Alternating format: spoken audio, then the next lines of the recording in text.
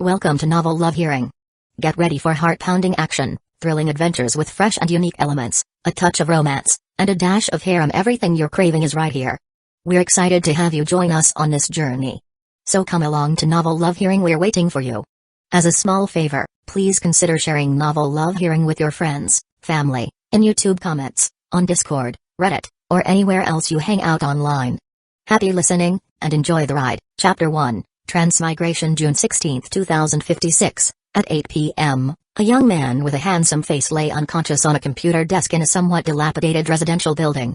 Despite his unconscious state, his face bore a look of agony. After an unknown period, the young man's fingers twitched slightly. Ouch, that hurts. Ken Mu instinctively covered his head and slowly regained consciousness. Where am I? Ken Mu looked around in confusion. He was in an unfamiliar room, simply furnished with a bed, a wardrobe, and a computer desk. On the left side of the computer desk was a photo frame containing a picture of a strange couple and a little boy, a family portrait. The sight of the photo triggered a flood of memories in Ken Mu's mind: the RR virus, evolution, monsters, and fighters. I live in Jiangnan Base City, in the Xin district, and I'm a high school student. Today is June 16th. The college entrance exams are over, and the results are out today. I have a classmate named Luo Feng, who fainted during the exams. Wait, Luo Feng? Is this the world of Swallowed Star? As his memories continued to resurface, Ken Mu finally confirmed that he had crossed into the world of Swallowed Star. He touched his face and found a mirror, looking at a visage almost identical to his previous life's but much more youthful. Ken Mu fell silent. The original owner of this body was also named Ken Mu. His father was a soldier who lost his life 8 years ago while resisting an invasion of monsters. His mother was a military researcher who perished 5 years ago when her entire team was wiped out by monsters during a research trip. At 13, he became an orphan. Over the years, he trained relentlessly, aiming to become a fighter and slay all the monsters. To become a fighter, one must meet 3 conditions: a strength of 900 kilograms, a speed of 25 meters per second, and a good reaction speed. Unfortunately, the original Ken Mu had average talent. Despite his desperate training, he remained only an intermediate student at the dojo of Limit. His best punching force was only 756 kilograms, but his speed was quite good, with a best record of 24.12 meters per second, not far from the requirements for a prospective fighter, and his reaction speed had already met the standards. However, due to his lack of punching force, he couldn't even reach the standard of 800 kilograms for an elite student at the dojo. The original Ken Mu, it was almost an impossible figure to achieve without some special opportunity. Because even with his frenzied training, his strength hadn't improved for a long time. Eventually, due to overtraining, his body accumulated too many hidden injuries, and he fainted in the training room half a year ago. It took 3 days of hospitalization to save his life. After that, every time he trained, his body felt like it was being pierced by needles, almost severing his path to becoming a fighter. He tried every method, buying various drugs and trying various folk remedies, but there was no improvement. His dream was almost shattered, but even so, he didn't give up, turning his hopes to the college entrance exams. As long as he could get into a military academy and use its resources, he still had a chance to recover and become a fighter. However, a text on the computer screen completely shattered his dreams. Candidate, Ken Mu. Gender, male. ID number, 4261232037050160120. Exam number, 5878643567890745. Liberal arts, 211 science, 228 mathematics, 121 total, 560 dividing line, 561. A difference of 1 point completely dashed the original Ken Mu's hopes. In extreme grief and indignation, he blacked out, and when he woke up, he was Ken Mu from another world. I was only 1 point short. Ken Mu sighed. In truth, the original Ken Mu was quite remarkable, with a willpower far surpassing that of ordinary people, but fate was cruel. When he discovered that his body was damaged and couldn't recover, he didn't despair but hoped to achieve his dream through another path. Unfortunately, a difference of 1 point was like the gap between heaven and hell. After carefully sorting through the memories in his mind, Ken Mu finally calmed his inner excitement. In his previous life, Ken Mu loved reading novels, including Swallowed Star. He had read Swallowed Star many times, remembering most of the plots and even the timeline. This was an incredibly vast world. On Earth, countless monsters occupied the skies and oceans, confining humans to various space cities. When humans paid a great price and nearly exterminated the upper echelons of human society to defeat the monsters and leave Earth, they discovered that the universe was so vast. There were more than 200,000 life planets in just the Milky Way alone. And the Milky Way was just one of the 8 galaxies controlled by the Silver Blue Empire, a low-level civilized nation. 8 galaxies, what a vast empire. Yet this was just a low-level nation. Above it was the Black Dragon Mountain Empire, a medium civilized nation controlling over 8,000 galaxies. The Silver Blue Empire was just one of the vassal states of the Black Dragon Mountain Empire. And the mighty Black Dragon Mountain Empire was merely a small subsidiary of the high-level civilized nation, the Ganwu Universe country. Further up were other territories of the human race, territories of other races, the original universe, and even the universe ocean and the origin continent. The universe was vast, with countless races living in it, countless strong individuals, and countless opportunities and dangers. In this world, even the undying were just a starting point. The universe masters and the true gods were the true powerhouses. This world was too vast, and in comparison, Earth was too small. Yet, despite its smallness, Earth was where the story began. The college entrance exams had just ended, and Luo Feng wasn't even a prospective fighter yet. Knowing the development of the plot, there was still a chance to attach himself to him. However, Ken Mu didn't have that intention now. Because in Ken Mu's mind, there was a peculiar soul connection. The target of the connection was right in front of him, on the right side of the computer desk. It was a bug the size of a palm, with an elastic shell and a surface resembling a caterpillar larva of the Zerg race that had slept for countless years but was still alive. Through the soul connection, Ken Mu knew it had become his clone. Just like how Luo Feng later had the clone of the Golden Horn Beast. Ken Mu could clearly perceive and control everything about it. Ken Mu shifted his consciousness into the Zerg larva's body. In an instant, Ken Mu felt his visual senses suddenly become strange, as if the world in front of him had been magnified 1,000 times. A giant appeared in his field of vision, startling Ken Mu. But he quickly realized that this was the perspective of the larva, and the giant was himself. The Zerg race was a powerful species capable of infinite devouring, evolution, and mutation. In the world of Swallowed Star, the Zerg race also existed. Not only did it exist, but the Zerg race was also one of the 6 pinnacle races. He had transmigrated and also gained a golden finger. After a moment of excitement, Ken Mu forced himself to calm down. If he didn't want to be mediocre like in his previous life, he had to consider his current situation. The college entrance exams were over, and changing his fate through the exams was no longer an option. The only hope was the larva in front of him. Knowing the future development, Ken Mu was well aware that Earth was a planet fraught with disasters. In the near future, Earth's civilization would face a nearly extinction-level disaster. 3 years later, on January 13, 2060, a golden horned beast would attack the New York base in the United States. This would officially open a war that almost annihilated humanity. It was a total war between humans and monsters. Under the leadership of the golden horned beast, most of the base cities would be breached. Earth's strongest, Hong and Lei Shen, Thunder God, would fight desperately, burning their souls and falling into a coma, almost becoming vegetables.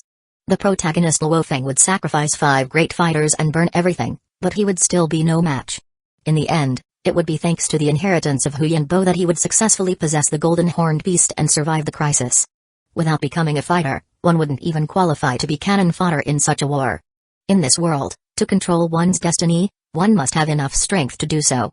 Chapter 2, the Zerg larva. To become a fighter, one must first pass the prospective fighter exam. As a member of the Limit Dojo, he could participate in the prospective fighter exam on the first day of every month. However, to become a true fighter, one needed more than just passing the exam. A practical combat exam was also required, and only after passing this could one truly become a fighter. The practical combat exam for prospective fighters was held only twice a year, on August 1st and February 1st. It was already June 16th, which meant that if Ken Mu couldn't become a prospective fighter before July 1st, he would miss the August 1st exam and would have to wait until February of the following year to become a fighter. This was unacceptable to Ken Mu. The time until the Golden Horned Beast's attack on the New York base in the United States was just over 3.5 years. How could Ken Mu accept wasting half a year? Because he possessed the Zerg clone, theoretically, Ken Mu could ignore the fighter exam and wait for the Zerg swarm to grow strong. Under normal circumstances, given sufficient resources, a single larva could develop into a Zerg swarm in a short time. Because each larva contained the entire swarm's genetic information, it could hatch various Zerg units according to need. However, in reality, Ken Mu learned from the larva's fragmented memories that during its long slumber, its gene pool had lost almost all the genes. The current gene pool only retained a species similar to a giant worker ant, which could only hatch into the lowest level Zerg nest. This meant that the development of the Zerg swarm would have to rely on plundering genes, analyzing them, and then evolving. This not only required time but also an environment suitable for the Zerg swarm's growth. The city he was in now certainly did not meet the conditions. Only the wilderness area could satisfy the environment for the Zerg race to grow, but the wilderness was teeming with monsters and was not a region that ordinary people could easily enter. The problem circled back to the starting point. To develop the Zerg swarm, Kenmu had to first become a fighter, at least a prospective fighter, because only then could he legally and reasonably enter the wilderness area. Pulling his thoughts back, Kenmu knew that becoming a fighter couldn't be rushed. What he needed to do now was to feed the Zerg larva, which had been starving for who knows how long. After searching the house, Kenmu finally found some frozen meat in the refrigerator that had been there for who knows how long. Kenmu took out the frozen meat and placed it in front of the Zerg larva. The larva, which had been starving and on the verge of madness, discovered the food and immediately opened its mouth full of sharp teeth, easily crushing the frozen meat and swallowing it in large bites. While the larva was eating, Kenmu carefully examined the familiar yet strange home. This was an 18th floor, 2-bedroom, 1 living room apartment. One room was his bedroom, and the other was his parents'. The original Kenmu had never had the heart to clean out his parents' room, which remained as it was when they were alive. Pushing open the door, Kenmu entered his parents' room. In the center of the room was a double bed, with a wardrobe on the left filled with various clothes. On the bedside table was a family portrait, and next to it was a desk with a bookshelf. The bookshelf was filled with books, most of which were about biology, genetics, and monsters. These books were left behind by his mother, who was a military researcher. Kenmu walked to the bookshelf, took out a book, flipped through it, found it incomprehensible, and put it back. The living room was simply furnished with only a television, a sofa, and a coffee table. After searching for a while, Kenmu didn't find any food suitable for the Zerg larva. By the time Kenmu was looking for food, the Zerg larva had already eaten most of the frozen meat, which was several times larger than its body. In Kenmu's perception, the food entered its body and disappeared in the blink of an eye under its terrifying digestive ability. A large amount of food was swallowed, and with the larva's stomach as the center, a warm feeling spread throughout its body. Under Kenmu's gaze, the larva's shriveled body visibly grew in size. As the larva recovered, Kenmu felt a faint warmth in his body, but it was too weak. My strength seems to have increased a bit, and the internal injuries feel better. Kenmu clenched his fist, feeling the changes within his body. There's no more food. The energy converted from such a small amount of food is not enough for the larva to recover its normal body, let alone hatch into a worker unit. The original Kenmu didn't have the habit of storing food, so Kenmu had to find a way himself. He turned on his phone, entered the password according to his memory. This phone was more advanced than the one from his previous life, but not by much, and Kenmu quickly figured out how to use it. He opened the banking app, which showed a balance of 523,586.23 yuan. Good, there's still quite a bit of money. This money was the savings of his parents, the pension, and the monthly government subsidy accumulated over time. As the descendant of martyrs, the government subsidy was 3,000 yuan per month, paid until he turned 18. Over the years, the original Kenmu had spent a considerable amount of money trying to become a fighter. After getting injured, he also spent a lot on treatment. The remaining sum of money, if he lived frugally, would last for a long time. But Kenmu obviously didn't have that intention. In his previous life, Kenmu had been mediocre enough. In this life, he wanted to live differently. He checked the time. It's not even 9 o'clock yet. I'll go out and buy some things. Kenmu remembered that there was a market not far from his building, where many meat stalls were located. Pork, chicken, dog, and even monster meat were sold there, although monster meat was much more expensive than ordinary meat. The Zerg larva was not a carnivore, on the contrary, it could eat almost anything. In extreme cases, it could even survive on soil. However, what was most suitable for it was the flesh and blood of living beings. Kenmu put the Zerg larva into the inside pocket of his clothes, tidied up a bit, and went out. The residential area Kenmu lived in was a military family relocation area with excellent security. He took the elevator down and walked through the narrow alleys. In this era, except for certain areas, the efficiency of land use was almost at its limit. Each residential building was like a huge square cement pillar, and even the military family relocation area was no exception. After passing through several alleys, Kenmu finally arrived at a narrow street. It was already night, and the street lights were on. Many people had just gotten off work, and the street was bustling with people coming and going. The smell of food from the roadside stalls wafted out, attracting passing customers. Someone was shouting loudly to sell their goods, others were calling friends, and the lively atmosphere showed no signs of an apocalypse. If it weren't for Kenmu seeing some strange names written on the menus of the stalls ahead, He would have thought he was still in the snack street from his previous life. Grilled 5-flavor pork from a single horn, wild boar, braised tiger hound in a sand pot, grilled meat skewers from a longhorn sheep. Ignoring these, Kenmu quickly walked towards his destination, the other end of the market. Because it was night, there wasn't much meat on the few meat stalls, and some stalls had already closed. Under the surprised gaze of the stall owners, Kenmu bought all the meat from several stalls. He bought over 60 pounds of ordinary pork and 50 pounds of single horn wild boar meat. Ordinary pork was fine, costing about 10 yuan per pound. Monster meat was different. Even the cheapest H-grade monster meat, the single-horned wild boar, cost over 100 yuan per pound. Such a small amount of meat cost Kenmu over 7,000 yuan, which was roughly 2 months' salary for an average worker. The reason Kenmu also bought monster meat was that he wanted to see if there was any difference between the larva devouring ordinary pork and monster meat. Carrying 100 pounds of meat, Kenmu returned home. This was only possible because Kenmu's current physical fitness was strong. In his previous life, carrying such a heavy load would have exhausted him. He placed all the meat in the living room and put the Zerg larva in the middle of the meat. With a thought, the larva's body frantically devoured the meat, and chunks of meat much larger than its body disappeared into its mouth, as if it were a bottomless pit. Its body also grew rapidly at a visible speed, and streams of faint warmth circulated within Kenmu's body. Chapter 3. The test. A sudden knock on the door echoed through the room. Kenmu was puzzled.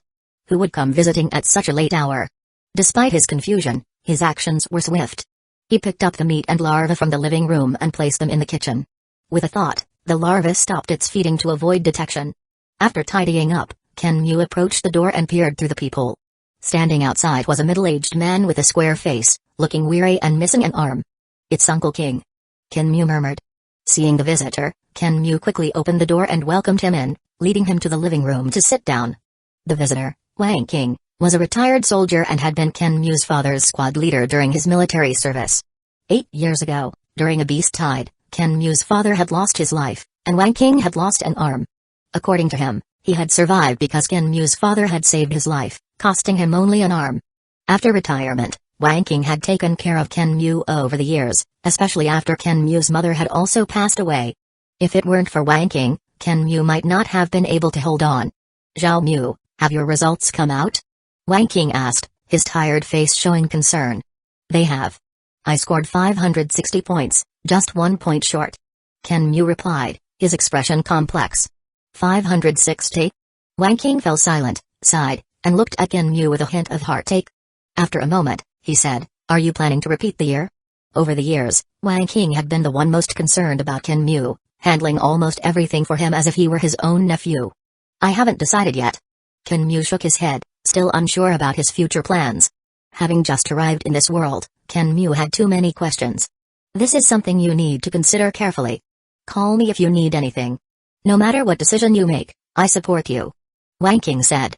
After some casual conversation, Wang King carefully observed Kenmu's expression, ensuring that he was okay before leaving, reassured. Wang King also lived in the same neighborhood. His wife had passed away years ago, leaving him with a son and a daughter. His eldest daughter was 15, while his son was 11 and still in elementary school. After retirement, Wang King had been assigned to work in a military factory, where he was busy from dawn till dusk. Although the work wasn't physically demanding, the long hours made it quite taxing. Usually, whenever Kenmu needed help, Wang King was there for him, which had fostered a close relationship between them. After seeing Wang King off, Kenmu returned to the living room and allowed the larva to continue feeding. As the larva ate, Kenmu felt a faint force circulating within him, repairing his internal injuries and enhancing his physique. He wasn't sure how significant the improvement was, though. "I'll go to the limit dojo tomorrow to test my strength and speed," Kenmu thought to himself. "I hope there's a noticeable improvement." Kenmu wasn't sure how much the larva, despite its strength, could enhance him. He could only hope that after accumulating enough energy and transforming into a worker bug, it would provide enough power to make him a prospective fighter. It was already close to 11, but Kenmu wasn't the least bit sleepy. He decided to check the latest news on his computer to learn more about this world. A fighter in the wilderness witnessed a battle between a limit dojo wargod and a horde leader-level monster, eventually slaying it with a single strike. The military has announced a significant breakthrough in the new generation of laser cannons, with hopes of miniaturization. The HR Alliance has developed a new type of potion that can enhance a fighter's physical fitness. Kenmu eagerly searched for information online, combining it with his memories to gain a clearer understanding of this world. It was very late when Kenmu finally fell asleep. In the early morning, The first light of dawn had just begun to break when an alarm clock woke Kenmu. Although he hadn't slept well, Kenmu felt a sense of lightness in his body. After a brief moment, Kenmu realized this was due to the larva's feeding, which had repaired some of his internal injuries. After getting up, Kenmu immediately went to the kitchen.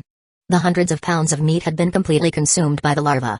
After a night of feeding, its body had grown from the size of a palm to half an arm's length. A normal Zerg larva is about half the size of an adult's forearm. The larva's body has recovered. Kenmu noted. Based on the larva's feedback, it had not only regained its normal size but also stored enough energy to be 1/5 of what it needed to transform into a worker bug. Kenmu defined the energy required for the larva to transform into a worker bug as 5 energy points, with approximately 100 pounds of regular pork providing 1 energy point. The meat of a single horn wild boar contained about twice the energy of regular pork. This meant that for the larva to transform into a worker bug, it would need 500 pounds of regular pork or 250 pounds of single horn wild boar meat. Last night, the larva had consumed 60 pounds of regular pork and 50 pounds of single horn wild boar meat, with some of that energy used for its recovery and the rest stored, amounting to 1 energy point. It would only need to eat another 200 pounds of single horn wild boar meat or 400 pounds of regular pork to reach the required amount and transform into a worker bug. Even with its arm-sized body, the larva would need a day or two to consume hundreds of pounds of meat. A day or two to transform from a larva into a worker bug might seem astonishing to other races, but for the Zerg race, it was actually quite slow. Typically, Zerg larvae could activate their genes and transform into worker bugs immediately after hatching from the nest. However, this larva had been in hibernation for an unknown period, its energy depleted and its body shriveled to extend its life. The meat of a single horn wild boar contains only about twice the energy of regular pork, but it costs a lot more. The cost effectiveness is low. Kenmu thought. But even though it's not cost effective, it saves more than half the time. Right now, what I lack the most is time, so I'll buy single horn wild boar meat. With over 500,000 yuan at his disposal, Kenmu wasn't short on funds in the short term. It was already the 16th, and the next assessment was only half a month away.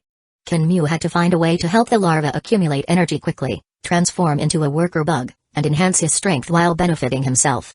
So, early in the morning, Kenmu went to the market and spent over 30,000 yuan to buy 300 pounds of single horn wild boar meat, allowing the larva to feast to its heart's content.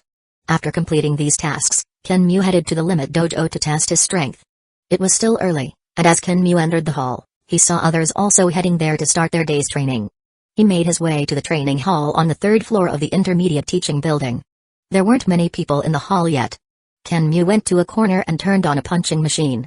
Standing in front of the machine, Kenmu recalled the original body's way of exerting force.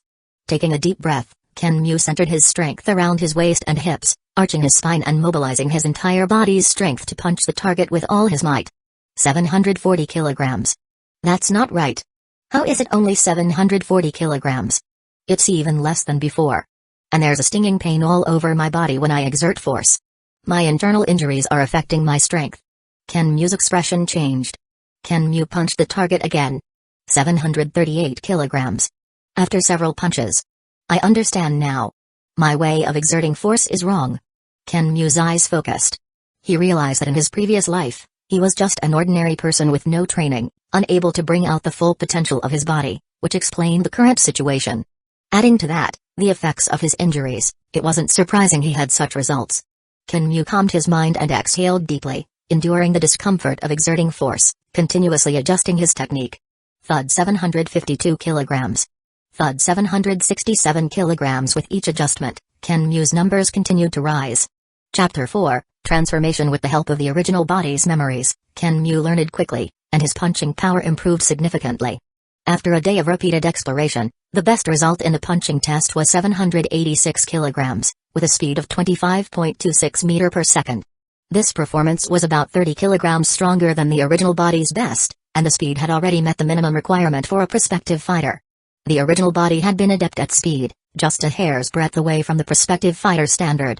My punching power has indeed increased, and my speed has already met the requirements. If only my injuries were healed, the results could be even better. Kenmu thought, satisfied. Although it was only a 30 kilograms increase in strength, it meant that his strength had truly improved. He sensed the larva at home, which was still feeding continuously. Once the Zerg larva transforms into a worker bug, it will feed back its strength, and reaching 900 kilograms is not impossible. Kenmu felt a surge of excitement. However, this test also revealed a serious issue. After crossing over, although Kenmu had inherited all the original body's memories, he was just an ordinary person in his previous life, without any training. Adding to that, the effects of his internal injuries caused his movements to always be deformed. Simply put, his mind knew what to do, but his body didn't. This was just for simple punching techniques. For more complex movements like footwork and spear techniques, it would likely be even worse. The solution to this problem was only one: practice, repeated practice, until it became instinctual. I must familiarize myself with the techniques and footwork as soon as possible. Kenmu vowed. He would not allow himself to be eliminated because of poor basics, even if his physical fitness met the requirements. He did not continue testing his strength and speed. As for his neural reaction speed, he knew without testing that it would be terrible, so Kenmu decided to practice his spear techniques and footwork first before testing again. He walked to the door of the weapons room next to the practice hall. Pushing the door open, he entered the weapons room, where a variety of weapons were displayed: swords, spears, sabers, halberds, axes, hammers, and so on, 18 types of weapons in total. The original body had practiced with spears. Following his memories, Kenmu picked up a spear he used to use. It was a Vanquisher Series 2 long spear, made entirely of special alloy, with a hard yet flexible shaft. Kenmu was 182 centimeters tall, and the spear was slightly taller than him. Of course, this was not a true Vanquisher Series 2 long spear, but a replica. It was similar in weight and appearance, not suitable for actual combat but excellent for practice. The spear was known as the King of Weapons, and as a long weapon, it had a great advantage against monsters, making it the weapon of choice for many fighters. Even Hong, the world's strongest fighter, used a spear. Holding the Vanquisher spear, Kenmu swung it a few times, feeling a surge of excitement. Kenmu began to practice according to his memories.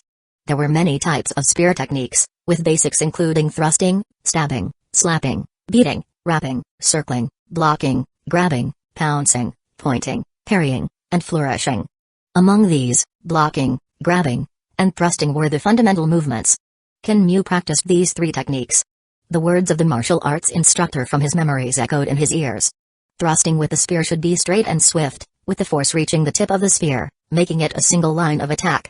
The spear should be thrust like a dragon emerging from water and retracted like a tiger entering its cave. After practicing for a while, Kenmu still felt unfamiliar. Although he had integrated the original body's memories and knew what to do in his mind, his hands and feet couldn't keep up, and his movements were always deformed, feeling awkward. A month for staff, a year for saber, a lifetime for spear. It seems it's not easy to master the spear. Kenmu thought. As he continued to practice, Kenmu slowly found a sense of it. Oh, Brother Mu, it's been a long time since I've seen you training. Are your injuries better? As time passed, some familiar students also came to practice and noticed Kenmu, who was training hard. Kenmu looked up, stopped his spear practice, and replied with a smile. They're better. I haven't exercised for too long and have gotten rusty. Kenmu said. Half a year ago, everyone knew about the incident where Kenmu had been taken away by an ambulance after overtraining at the Limit Dojo. After that injury, Kenmu rarely visited the dojo because he couldn't train. The person who spoke chatted casually for a few sentences before they each went back to their training. Throughout the day, besides a few familiar faces who showed concern for Kenmu, he devoted all his energy to training and did not encounter any pretentious or confrontational situations. During the training, although his body was still uncomfortable, as long as he didn't exert full force, it was bearable. By the evening, Kenmu was exhausted and returned home. After a simple wash and a quick meal, Kenmu collapsed onto his bed. This is too awesome. Although his body was tired, Kenmu's heart was exhilarated. The feeling of mastering strength was too captivating, especially the sensation of gradually becoming stronger, which was even more exciting. The progress of the Zerg larva's feeding was also encouraging. Most of the 300 pounds of single-horn wild boar meat had been eaten, and the energy accumulation for the worker bug had reached 3 points. At this rate, by the next morning, there would be enough energy for the transformation. With excitement, Kenmu fell asleep. The next day, Kenmu woke up before 5 o'clock, even before the alarm clock rang. Indeed, there's enough energy accumulated for the transformation into a worker bug. Kenmu thought. The 300 pounds of single-horn wild boar meat were almost gone, and the arm-sized larva's abdomen was slightly bulging. These meats were digested and transformed into a high-energy density liquid stored in its body. Now, with just a command, the larva, which had accumulated 6 energy points, could transform into a worker bug. Kenmu brought a larva to the living room and cleared a large enough space, eager to begin. Transform into a worker bug. Ken Mu thought. As soon as the thought appeared, the larva's body began to rapidly expand. Like inflating a balloon, it formed a cocoon that pulsed like a heart. With each pulsation of the cocoon, it grew at a visible speed. In just 15 minutes, the arm-sized larva became a cocoon 1.5 meters tall and nearly 1 meter wide. With a sound of rupture, a strange bug curled up inside the cocoon crawled out. This bug resembled a giant ant, with a terrifying appearance, a body length of nearly 2 meters, 6 legs, a pair of large pincers at its mouth, and a thick shell on its back. This was the worker bug, the most basic unit of the Zerg race, a support unit for collecting resources and incubating various Zerg structures. Although not a combat unit, the worker bug still had considerable strength. The worker bug weighed over 300 pounds, its shell could resist light weapon fire, and it could easily lift objects dozens of times its own weight. Its speed was slightly lacking, but its overall strength was at least that of an H-level monster. The moment the worker bug broke out of the cocoon, Ken Mu clearly felt a strong warm current flowing through his body, limbs, and bones. The transformation is successful. My strength has indeed increased, and my injuries have healed a lot. Ken Mu clenched his fist, feeling the enhanced strength within him, his heart filled with excitement. I'll go to the dojo later to test if I've reached the prospective fighter level. Ken Mu smiled. But now, I need to buy some meat. The worker bug needs enough energy to transform into a mother nest. According to the worker bug's memory, transforming from a worker bug to a mother nest requires 500 energy points, meaning the worker bug needs to consume at least 50,000 pounds of regular pork or 25,000 pounds of single-horn wild boar meat to transform into a mother nest. Ken Mu did a quick calculation, and his mouth twitched. Even buying cheap regular pork, 50,000 pounds of pork was 25 tons, which would cost 6 or 700,000 yuan even at wholesale prices. If he bought single-horn wild boar meat, it would cost at least 6 or 7 times that. With this calculation, Ken Mu realized that his money was far from enough. Chapter 5, Human Cell Repair Serum. In the morning, around 6 o'clock, Ken Mu bought a batch of meat and settled the worker bug before rushing to the limit dojo for a strength test. Strength 910 kilograms, speed 27.1 meter per second. Ken Mu was ecstatic. The feedback from the larva's evolution into a worker bug was better than expected. The physical fitness requirements for fighters were a punching power of 900 kilograms and a speed of 25 meter per second, and he had already exceeded the passing line. Especially in terms of speed, he far surpassed the requirements. Strength and speed are enough. Now it's all about the reaction speed. Ken Mu thought. He walked to the door of a smaller room in the practice hall, took a deep breath, and calmed his excitement. The fighter assessment was divided into strength, speed, and reaction speed. Ken Mu was most concerned about the reaction speed, as it was a comprehensive test of footwork, strength, speed, and more. He opened the door and saw a tall, expensive instrument placed inside. The front of the instrument resembled a 6-barreled Gatling gun, but with many more metal tubes, numbering in the dozens. The reaction test required dodging rubber bullets and red light emitted by the instrument within a circle of 3.6 meters in diameter. Leaving the circle, touching the red light, or being hit by bullets would result in a deduction of points, and failing to meet the score would result in failure. Click. Ken Mu turned on the instrument and stood in the red circle. The edge of the 3.6 meter diameter circle immediately emitted a hazy red light upward. Beep dot beep. The massive barrel of the neural reaction test machine began to rotate, and dozens of gun barrels almost instantly spewed out red light, with varying speeds and erratic flight paths. Ken Mu's eyes were fixed on the front, his body quickly dodging left and right, slipping through the gaps between the red bullets. Thud. Thud. He was hit several times in succession. Fortunately, the bullets were made of rubber and had little power, so they didn't hurt much when they hit. After several bursts of dodging, Ken Mu's body suddenly stiffened, and a sharp pain ran through him. It's affecting my injuries. Ken Mu's expression darkened. The stiffness of his body led to being hit multiple times in a row.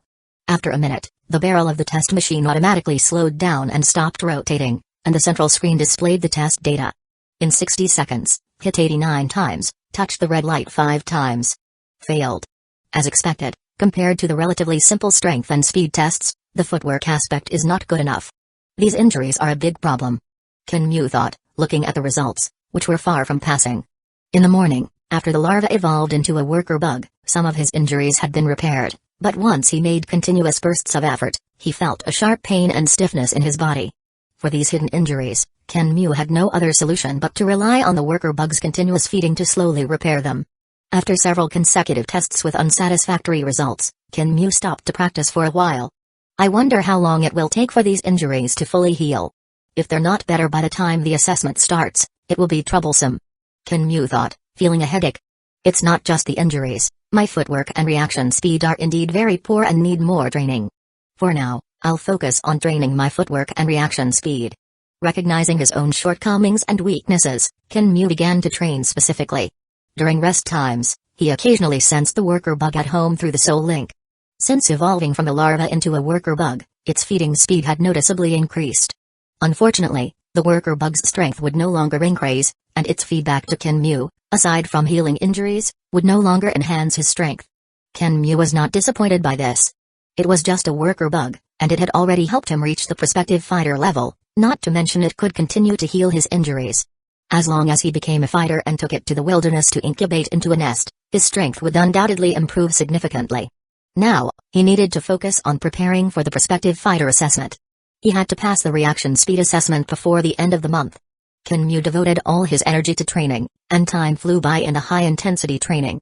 However, he was still far from meeting the minimum requirements for reaction speed. At this rate, it would be difficult to achieve his goal by the end of the month, and Kinmu had to consider what to do if he failed the assessment. On June 23rd, in the evening, Kinmu returned home exhausted after a day of training. After a simple wash, he collapsed on the sofa and turned on the TV to watch the news. Knock knock knock, a knock on the door sounded, and Kinmu got up to look through the peephole. He quickly opened the door and welcomed in a square-faced, one-armed middle-aged man. Uncle King. Wang King nodded and walked in with a bag in his hand. Why does it smell so good in here? As soon as he entered, Wang King noticed a strong fragrance. I've been cleaning these past 2 days and bought some air freshener. I must have sprayed too much. Kinmu replied calmly with a smile. In reality, Kinmu was worried that someone might smell the worker bug and deliberately sprayed a lot of air freshener. Before getting up to open the door, he had already instructed the worker bug to conceal its presence and hide in his room. I see. Look, I brought you something good.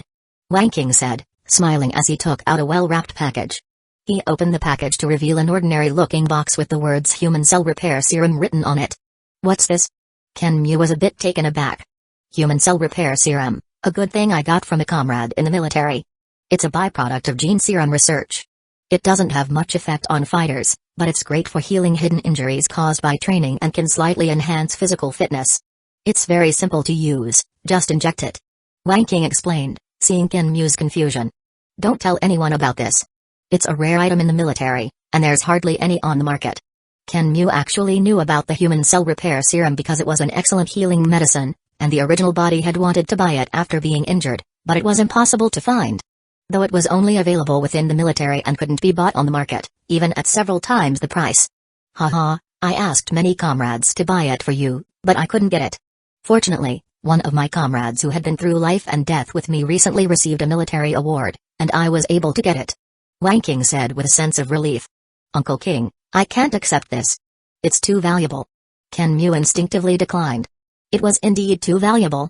Although it was priced at 200,000 yuan, if it were sold on the black market, it would be snapped up for 1,000,000 yuan. This was no small sum.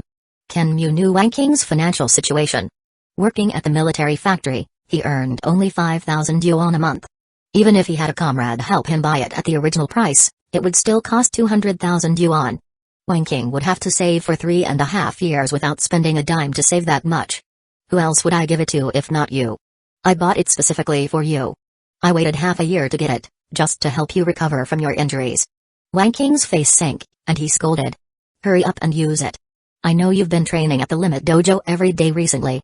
You already have hidden injuries, and if you keep training like this, your body will be ruined before you become a fighter. Kinmu fell silent. To be honest, he never expected someone to care for him like this. Normally, after crossing over and being an orphan, shouldn't he face people trying to oppress him? Kinmu was filled with emotion, looking at Uncle King's tired yet still bright eyes. After a moment, he smiled and no longer hesitated. All right, I'll use it. He opened the packaging and took out a metal syringe.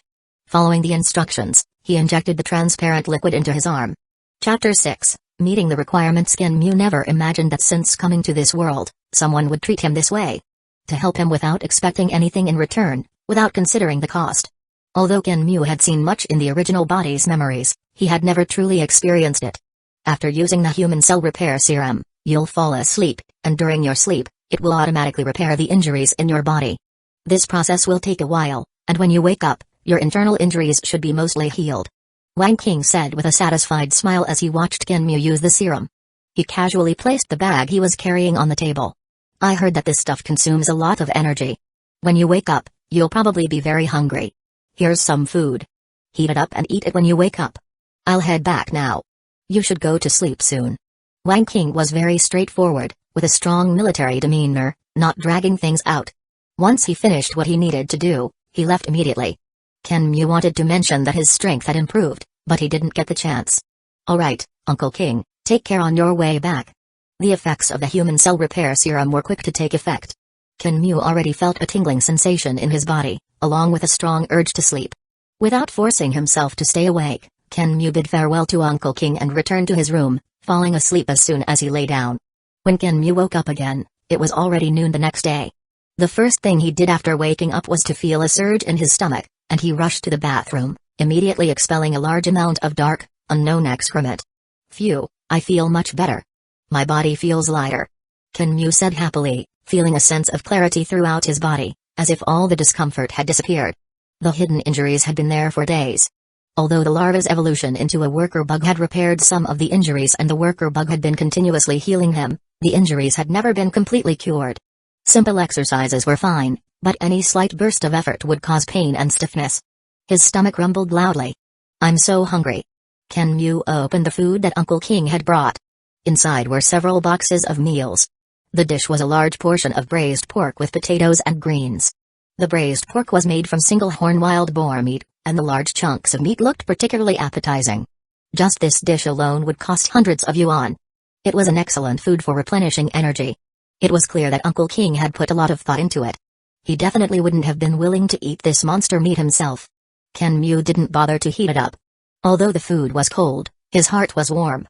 Some things didn't need to be said, they were best remembered in the heart. After buying several hundred pounds of meat for the worker bug as usual, Kenmu headed straight to the limit dojo.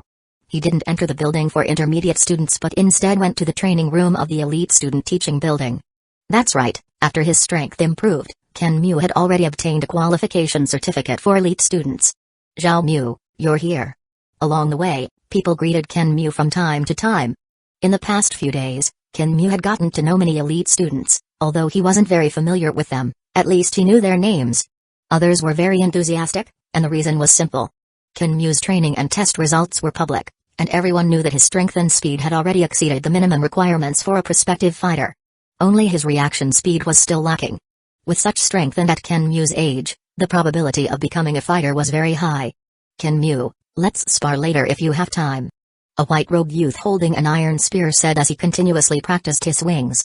"Brother Tai, sure, let's spar later," Kenmu replied without hesitation. This white-robed youth's strength was close to that of a prospective fighter, and he also used a long spear. Their strength was comparable, and sparring with him would benefit Kenmu. Fighters needed years of training, as well as sparring and even real combat. After greeting everyone, Kenmu walked to the test machine to test his strength again. Boom! Kenmu struck the punching bag. 932 kilograms. Seeing this data, Kenmu's eyes lit up. His strength had increased by another 20 kilograms. This was the effect of a human cell repair serum. Although its main function was to heal injuries, the first use also slightly enhanced physical fitness.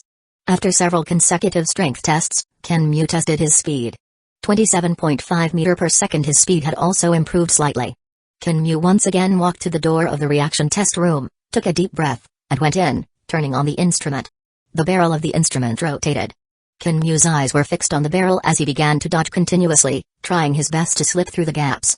The sound of bullets hitting Kenmu's body could be heard from time to time. 60 seconds passed quickly. In 60 seconds, hit 58 times, touched the red light once, not qualified. Looking at the data in the center of the instrument, although he was not qualified, Kenmu's face showed a hint of joy. This result was much better than before, just a little bit away from passing. During the dodging, Kenmu continuously exerted force and burst out, and his body felt no discomfort at all. Obviously, after being repaired by the human cell repair serum, the hidden injuries in Kenmu's body had completely healed, and he would no longer experience the previous situation where any burst of effort would cause sharp pain and stiffness. One more time. After adjusting his state, Kenmu burst out with full force, dodging. In 60 seconds, hit 55 times, did not touch the red light, qualified. Looking at the big qualified words on the instrument, Ken Mu's face showed a wildly joyful smile. Haha, I've made it. Excited, Ken Mu tested several times in a row, with some tests being qualified and others not. I still need to train. There are only a few days left before the exam. I'll focus on practicing my reaction speed these days. I just injected the human cell repair serum, and there's still residual medicinal power in my body. I can definitely intensify my training and fully absorb this medicinal power. Ken Mu's eyes were bright. For the next few days, Ken Mu immersed himself in the limit dojo, training until he was exhausted before going home. He even skipped picking up his high school diploma on the 28th, spending the time in intense training instead. Under such intense training, the results were quite gratifying. Although there was no significant change in speed and strength, Ken Mu's control over his body had greatly improved. His reaction speed had reached the point where he could avoid touching the red light and be hit less than 50 times in a minute, a result that could easily pass the exam. Time flew by quickly with the intense training, and soon it was the end of the month. There's only one day left before the prospective fighter exam. I'll go home early today, rest well, and prepare for tomorrow's exam. Ken Mu thought as he finished a set of training in the limit dojo and checked the time. Finally, it's time for the prospective fighter exam. After passing the fighter exam, I can start considering going out of the city to incubate the nest. Back at home, Ken Mu lay on the sofa. With my current strength, passing the exam won't be a problem. I should tell Uncle King so he won't be shocked later.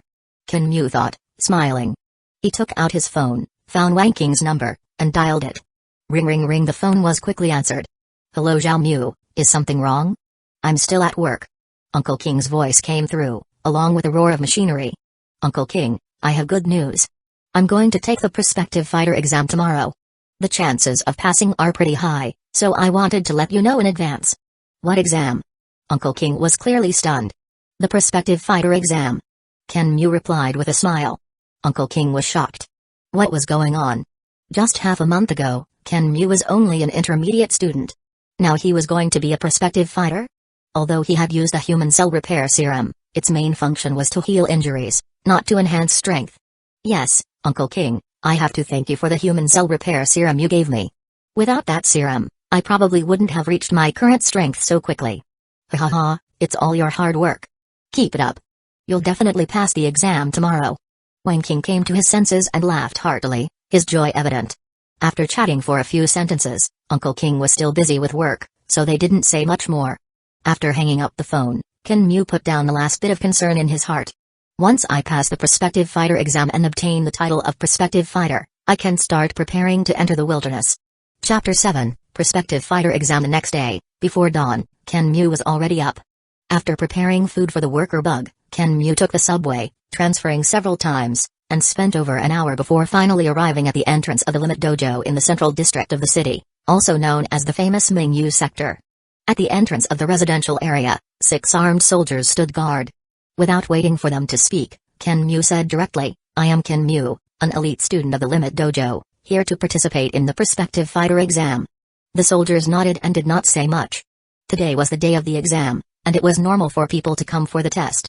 After an elderly man with white hair confirmed Ken Mu's identity, a soldier led him inside. Let's go. There are quite a few people here for the exam today. Don't wander around once you're inside. The soldier said as he led the way, explaining some rules to Ken Mu. Mingyu sector, as a fighter residential area, consisted of rows of villas with beautiful scenery, various flowers, grasses, and rockeries arranged in an orderly manner. In the center of the residential area stood a towering building, which was Ken Mu's destination and the site of the exam. After the soldier brought Ken Mu to the exam location, his task was completed, and a sweet-looking receptionist took over. Inside, there was a small bar counter, and 4 people were already waiting there, but they were not chatting and were sitting quietly. Among them, a young man in a black training suit, looking lean and wiry, caught Ken Mu's attention. Luo Feng. Ken Mu's heart skipped a beat. He had finally met Luo Feng. The unremarkable young man in front of him was Luo Feng. In the future, he would save the Earth multiple times, later carrying the banner of humanity and becoming the backbone of the human race, a nearly perfect protagonist. Of course, at this moment, he was still just a young and inexperienced youth. Ken Mu? Luo Feng was somewhat surprised to see Ken Mu also participating in the exam. Although they were classmates, their relationship was ordinary, and they usually trained separately. Seeing Ken Mu, Luo Feng didn't pay too much attention. If he could come for the exam, others naturally could too. Are your injuries healed? Congratulations, I heard that there's someone named Ken Mu in the dojo whose strength has improved rapidly. I didn't expect it to be you. Luo Feng smiled. As Ken Mu's classmate and a member of the Limit Dojo, Luo Feng naturally knew about Ken Mu's injury half a year ago. They're healed. It was only after my injuries healed that I discovered my strength had improved significantly. Ken Mu replied with a smile. Ken Mu had been training in the dojo recently, attracting the attention of many people. Even the dojo master Zhang Nian had taken notice, but Ken Mu was so engrossed in his training that he didn't care about these things. Unlike Ken Mu, who had only recently risen to prominence, Luo Feng had always been a genius and was one of the 3 elite students in the school, admired by many. The two chatted about school matters and had no shortage of topics. Their first meeting was pleasant, and they got along well. Before long, 4 more people arrived one after another, including a person named Yang Wu, who was also from the same Limit Dojo as them. They chatted for a while, and the exam finally began. Under the guidance of a fighter in loose sportswear, the 9 of them took the elevator to the 6th floor. The elevator doors opened, revealing a massive training ground where a dozen people were chatting. Among them, the only person Ken Mu recognized was the dojo master of his Limit Dojo branch, Zhang Nian. Obviously, these people were all fighters. Prepare for the test. A fighter with loose hair spoke from the crowd. This person was Wu Tong, the dojo master of the main branch of Limit Dojo in this base city and was called chief instructor. Come one by one. Give me your ID cards. The fighter who led Ken Mu and the others took their ID cards and handed them to chief instructor Wu Tong. The test begins. Wu Tong took out an ID card and swiped it across the open instrument. A crystal clear, seemingly transparent screen popped up on the instrument, displaying a large amount of personal information. First one, Ken Mu. The chief instructor looked at the identity information. Test your punching power. Yes. Ken Mu didn't expect to be the first one. He immediately stepped forward, slightly adjusted his state, and with a burst of strength from his waist, he punched the punching bag. The number 933 kilograms immediately appeared on the screen of the punching power test machine. Seeing the number, Ken Mu let out a sigh of relief. He had performed normally. Pass. Next one, Luo Feng. The chief instructor casually swiped the second ID card on the instrument and looked at the detailed identity information, smiling. Oh, 18 years old. Old Zhang, another one from your Xin district. The previous one was 19, and this one is 18. Both are quite good. Haha, Ken Mu has only recently risen to prominence. It's a pity he was injured from overtraining before, otherwise, he could have come for the exam even earlier. As for Luo Feng, you'll see. Instructor Zhang Nian laughed heartily.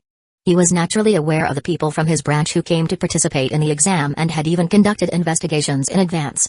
Don't be too happy too soon. The previous one barely passed, and this one is even younger. His strength is probably not as good as the last one. A rather obese old man among the dozen fighters joked. Instructor Zhang Nian curled his lips. Nonsense, Luo Feng, go up and show the people from the Bu district what a genius is. Yes, instructor. Luo Feng stepped forward and responded loudly before walking towards the punching power test machine. Boom, 1,101 kilograms, not bad. At this age, he can be considered a genius. Well, he passes. Chief Instructor Wu Tong took out another ID card and swiped it across the instrument. Next one. The 9 people quickly completed the punching test, and only one was eliminated, leaving 8 to participate in the next item, the speed exam. One by one. The order will be the reverse of just now. The first one is Yang Wu. Chief Instructor Wu Tong instructed. Yang Wu was the last one to test his punching strength, and this time he was the first to test his speed. 25.1 meter per second. Haha, Yang Wu, you're quite lucky. You actually made it past the line. Instructor Zhang Nian also laughed heartily. Unlike Ken Mu, who was taking the exam for the first time, Yang Wu had participated many times before. His speed was his weak point, and he had always been just a bit short of passing. Yang Wu ran over and looked at the display screen, which clearly showed the data 25.1 meter per second. Phew, that was close. Yang Wu himself smiled. He had finally passed. Well, pass. Next one. Chief Instructor Wu Tong also smiled. It was soon Luo Feng's turn. 28.6 meter per second, very good speed, actually so much higher than the passing line. Chief Instructor Wu Tong nodded with a smile. Next one. Ken Mu adjusted his breath and walked up, sprinting with all his might. 27.6 meter per second pass. Chief Instructor Wu Tong smiled. Discovering several good talents in a row, Wu Tong felt quite pleased. The speed exam ended, and only 2 were eliminated, leaving 6 to continue to the final exam, the reaction speed test. Like the branch of the Limit Dojo, the reaction speed test was also conducted using an instrument similar to a 6-barreled Gatling gun, but it looked much more advanced. This was normal. Unlike the one in the branch, this instrument was not only for the exam of prospective fighters. First one, Ken Mu. Chief Instructor Wutong said. Ken Mu heard and immediately stepped forward. This stage was what Ken Mu was most concerned about. Although he had basically passed during training, the actual exam was different. The switch was turned on, and the machine started. Wutong explained the rules, which were the same as what Ken Mu had known before: to dodge within the circle without touching or leaving the circle, otherwise, points would be deducted, and if the score was not enough, he would be eliminated. After explaining, Wutong walked to the reaction test machine and adjusted it to the appropriate intensity for the prospective fighter exam. Begin. The massive barrel of the neural reaction test machine began to rotate, and bullets flew out one after another. Ken Mu's eyes were fixed on the barrel as he dodged rapidly within the circle. Thud. Although Ken Mu had given it his all, he was still hit from time to time. Time passed second by second, and soon a minute had passed.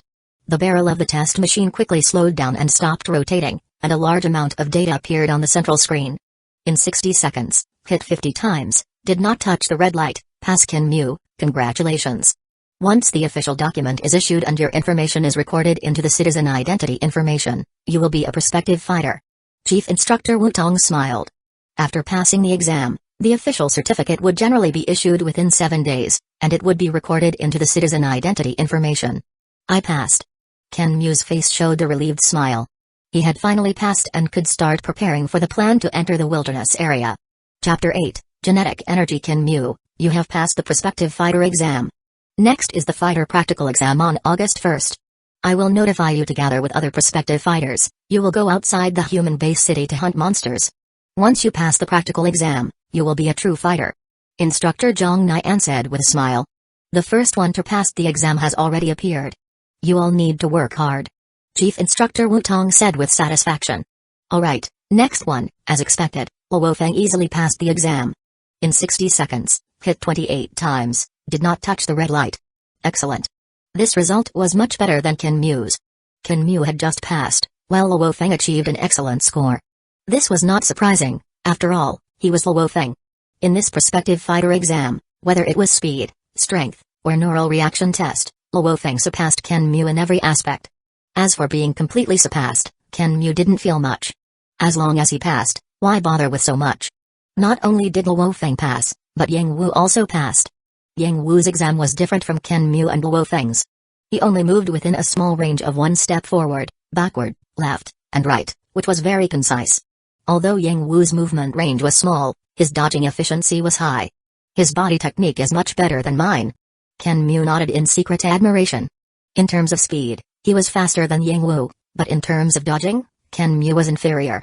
This was a technique higher than the basic technique. Later, Luo Feng would showcase this skill in the practical exam and gain a lot of attention.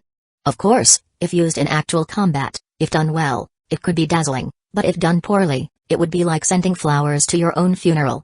Yang Wu had only just begun to master this body technique, and his movements were stiff, so his results were average. 60 seconds, hit 52 times, did not touch the red light, pass. Although he passed, Chief Instructor Wutong was not satisfied and instead scolded him. The reason was simple. Although Yang Wu's technique seemed sophisticated, it was actually not proficient, and he was hit too many times. If his technique had truly reached proficiency, his results would have been much better than Luo Feng's, with the number of hits possibly in the single digits, or even 0. In practical combat, if one's strength and proficiency was insufficient and they forcibly used a technique like that, they would surely die. Yang Wu was shocked by the chief instructor's scolding and broke out in a cold sweat. After admonishing Yang Wu, Chief Instructor Wutong smiled again. Alright, this time's prospective fighter exam has a total of 4 passers, Ken Mu, Luo Feng, Pei Yang, and Yang Wu. The 4 of them had excitement and joy in their eyes. Everyone, there are still things to do next, such as signing the practical exam contract. Please help with that. Chief Instructor Wutong said, looking at a silver-haired man in black robes who had been standing at the edge, smiling. Captain, sorry to have kept you waiting for so long.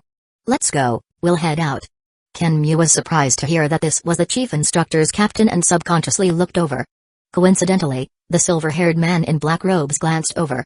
Ken Mu felt as if the man's eyes had infinite magic, making him feel dizzy and intoxicated. At the critical moment, the soul link with the worker bug in his mind trembled, waking Kenmu up. Although Kenmu was almost bewitched, the worker bug was not. It discovered the anomaly and actively warned him. What terrifying strength! Kenmu was shocked, knowing that this was likely the method of a spirit master. Spirit masters were also a type of fighter. They had strong souls and could project their mental power, possessing all sorts of incredible abilities. On the other side, besides Luo Feng, Yang Wu and Bei Ying's expressions became dazed. Spirit masters are indeed unpredictable. This method, if used in battle, could easily slaughter fighters with insufficient willpower. Seeing that there were actually two people who could resist his gaze, the silver-haired man in black robes smiled slightly, somewhat surprised. Wu Tong, these two youngsters are quite good. Chief Instructor Wu Tong also felt honored and nodded in satisfaction. They have good willpower. They are two good talents. With that, the two of them left directly. For them, Kenmu and Luo Feng's performance was good, but just good. What happened just now? What's wrong with me? Yang Wu and Bei Ying only came to their senses at this moment. They looked at each other and recalled what had happened before, breaking out in a cold sweat. Looking at the two of them drenched in cold sweat, the fighters watching from the side smiled. They had also experienced such a scene before. Kenmu, who was somewhat pale, glanced at Luo Feng, who was equally shocked. After this exam, Luo Feng would soon face the first major turning point in his life. Because his father was insulted, Luo Feng would act out in anger, get locked up in the police station, and then be assassinated. He would narrowly escape death and awaken as a spirit master. From then on, he would begin his extraordinary life. If one wanted to hitch a ride, this would be the best opportunity. At this moment, however, Kenmu did not have the intention to interfere. Luo Feng had his own opportunities and his own path. Kenmu had his own path, and with the Zerg clone, as long as he didn't die, the two of them would eventually meet at the peak. Friendships established in battle were more precious than such opportunistic approaches. As Kenmu was lost in thought, Instructor Zhang Nian's voice came. You four, come here. This is the fighter practical exam application contract. A plump old man took out 4 contracts from the corner of the training hall. Sign the contract, and you can participate in the fighter practical exam on August 1st. In the practical exam, you are responsible for your own life and death, although the mortality rate of the fighter practical exam is very low. The 4 of them took the contracts and carefully read through the contents. The contract was not long, mainly stating that any deaths or injuries in the practical exam were the responsibility of the individual and had nothing to do with anybody else. The 4 of them did not hesitate and signed the contracts directly. Instructor Zhang Nian smiled beside them. The contracts have been signed. There is still 1 month until the practical exam. During this time, you can start trying to cultivate genetic energy. With that, Instructor Zhang Nian walked to a computer and operated it briefly. A transparent giant screen appeared on the wall of the training hall, and an article appeared on the screen. On the article, a large name was displayed: Wuzin Xiang Tian Technique. Finally, we get to see the genetic energy cultivation method. Kenmu was secretly excited. In this world, why do fighters possess such powerful strength, able to slice through skyscrapers with a single blade and fight against 100-meter-tall beasts? It all relied on this genetic energy. This world did not have fighters at the beginning. Since the outbreak of the RR virus, humans who survived after being infected with the virus naturally evolved. Among them, some strong individuals, combining the inheritance from ruins, began to absorb the wandering energy in the universe and integrate it into every cell of their body. During the cultivation process, genes would be optimized, and bones, cells, blood, internal organs, skin, etc.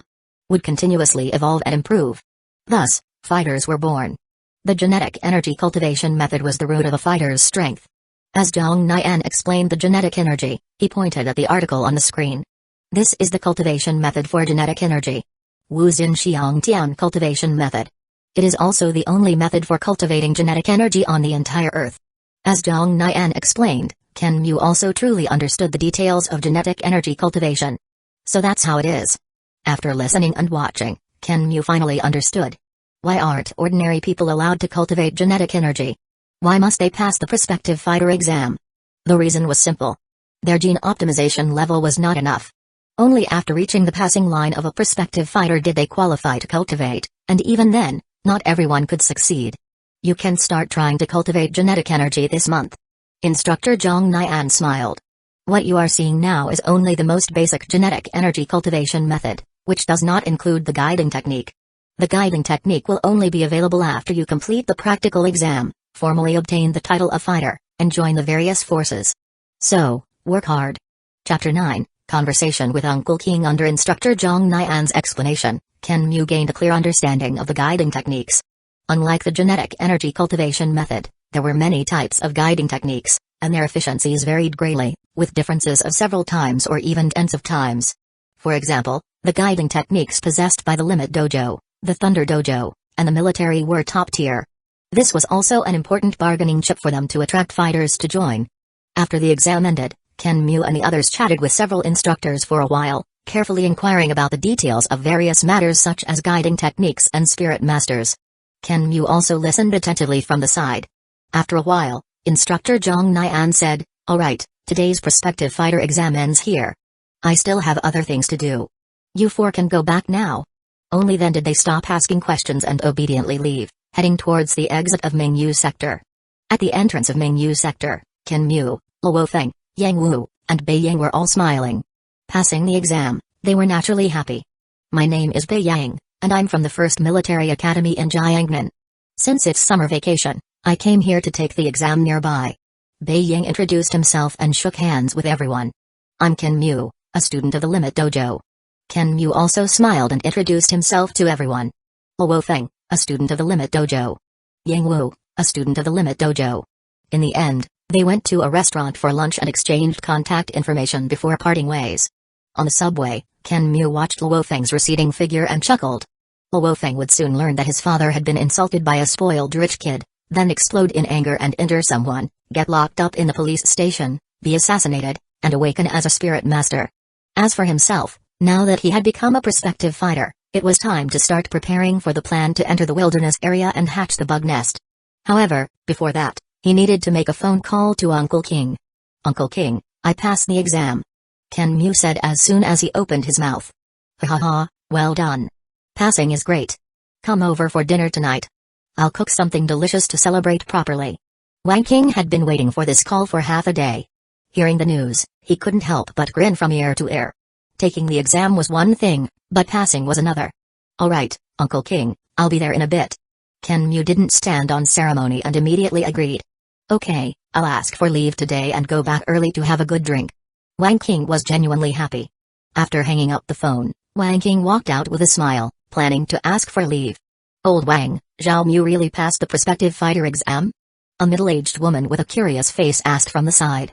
The other workers on the assembly line also looked on enviously. They also knew about Ken Mu's situation. These people were either retired from the military or family members, and they were more aware of the treatment of fighters than ordinary people. "Yes, he just called.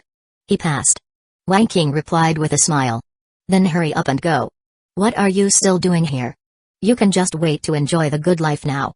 At the entrance of the workshop, a bald middle-aged man heard the commotion inside and also showed an envious expression. Those were fighters with special privileges. Even someone like him, with a military background and a manager of a military factory, would not dare to offend a fighter. "Manager, I'll head back first then." Wang King smiled. Amidst the envy and jealousy of the crowd, Wang King walked home with a light step. On the other side, Ken Mu got off the subway, bought 2 bottles of good wine and some snacks. Uncle King's house was not far from Ken Mu's, just a 10-minute walk away. Carrying the things, Ken Mu walked to the elevator entrance of a building and pressed the button for the 23rd floor. Ding! The elevator door opened, and Ken Mu walked out, stopping in front of the door with the number 2301, and knocked. "Brother Mu, you're here." The one who opened the door was a long-haired girl with a melon seed face, wearing an apron and a smile on her face. The girl was pretty, with a simple and cute look in her eyes. "Mu." Ken Mu also smiled. The girl was Wang King's eldest daughter, named Wang Mu, and she was only 15 years old this year. Ken Mu carried the things inside and saw Uncle King busy in the kitchen, with a little boy helping inside. "You came, why did you bring things?" Uncle King turned his head and said with some dissatisfaction. "It's just some food and 2 bottles of wine." Ken Mu raised the wine bottles and smiled. Putting the things down, Ken Mu walked into the kitchen and helped out on his own initiative. Uncle King only had one arm, and many things were inconvenient for him. Ken Mu couldn't just sit and wait to eat. "Zhao Wu, you can go out and play. I brought you some snacks. Go eat something." The kitchen was small, and it was already crowded with 2 people. So, Ken Mu simply let Zhao Wu, Uncle King's youngest son, go out and play. "Okay, Brother Mu." Zhao Wu had been eyeing the snacks Ken Mu brought for a while. He didn't want to work anymore and ran out immediately. Uncle King scolded him with a laugh but didn't stop him. In the kitchen, the two of them chatted while busy with the ingredients. Zhao Mu, you've really made something of yourself this time. I never expected that you would become a prospective fighter all of a sudden. Uncle King smiled. I didn't expect it either. It's mainly because the human cell repair serum you gave me was really effective. After using it, my body recovered, and my strength actually increased significantly. Otherwise, I definitely wouldn't have passed the exam. Ken Mu said. This was indeed true. Without that human cell repair solution, Ken Mu might have been stuck at the reaction speed test. That's because you worked hard and have good talent. That thing doesn't increase strength much. Uncle King said, skillfully cutting meat with one hand and sighing. They chatted casually and soon finished preparing the meal. At the dinner table, they both poured wine. Uncle King had no other hobbies, except for enjoying a drink, and although Ken Mu didn't have much of a taste for alcohol, he also enjoyed drinking and chatting with Uncle King. After a few rounds of drinks, Uncle King, I heard that after passing the practical exam, no matter which force I join, I'll at least be assigned a villa. At that time, you, Mu, and Zhao Wu can move there with me. Ken Mu took a sip of wine, put down his glass, and said solemnly. It's good that you have this intention, but we won't go. Uncle King's face was full of smiles, but he refused straightforwardly. Seemingly having anticipated Uncle King's thoughts, Ken Mu didn't beat around the bush and said directly, Uncle King, although I haven't passed the practical exam yet, I'm quite confident, so I'll tell you in advance to avoid being caught off guard later. After passing the exam, you can move there with me directly, and we can look after each other. The environment and conditions in the villa area are much better. Before Uncle King could speak, Ken Mu continued, these years, you've treated me like your own nephew. Now that I've become a fighter, we should definitely enjoy some happiness together. Moreover, even if you don't consider yourself, you should consider Mu and Zhao Wu, right? Mu is taking the high school exams this year and hasn't decided which high school to go to yet. I've inquired, and as long as we move to a fighter residential area, we can enroll in a private high school, which is much better in all aspects than a regular high school. Zhao Wu can also enroll in a private school. Hearing Ken Mu say this, Uncle King was also hesitant. He didn't care about himself. But when it came to the children, it was different. Forget it, your intention is appreciated. You're not young anymore.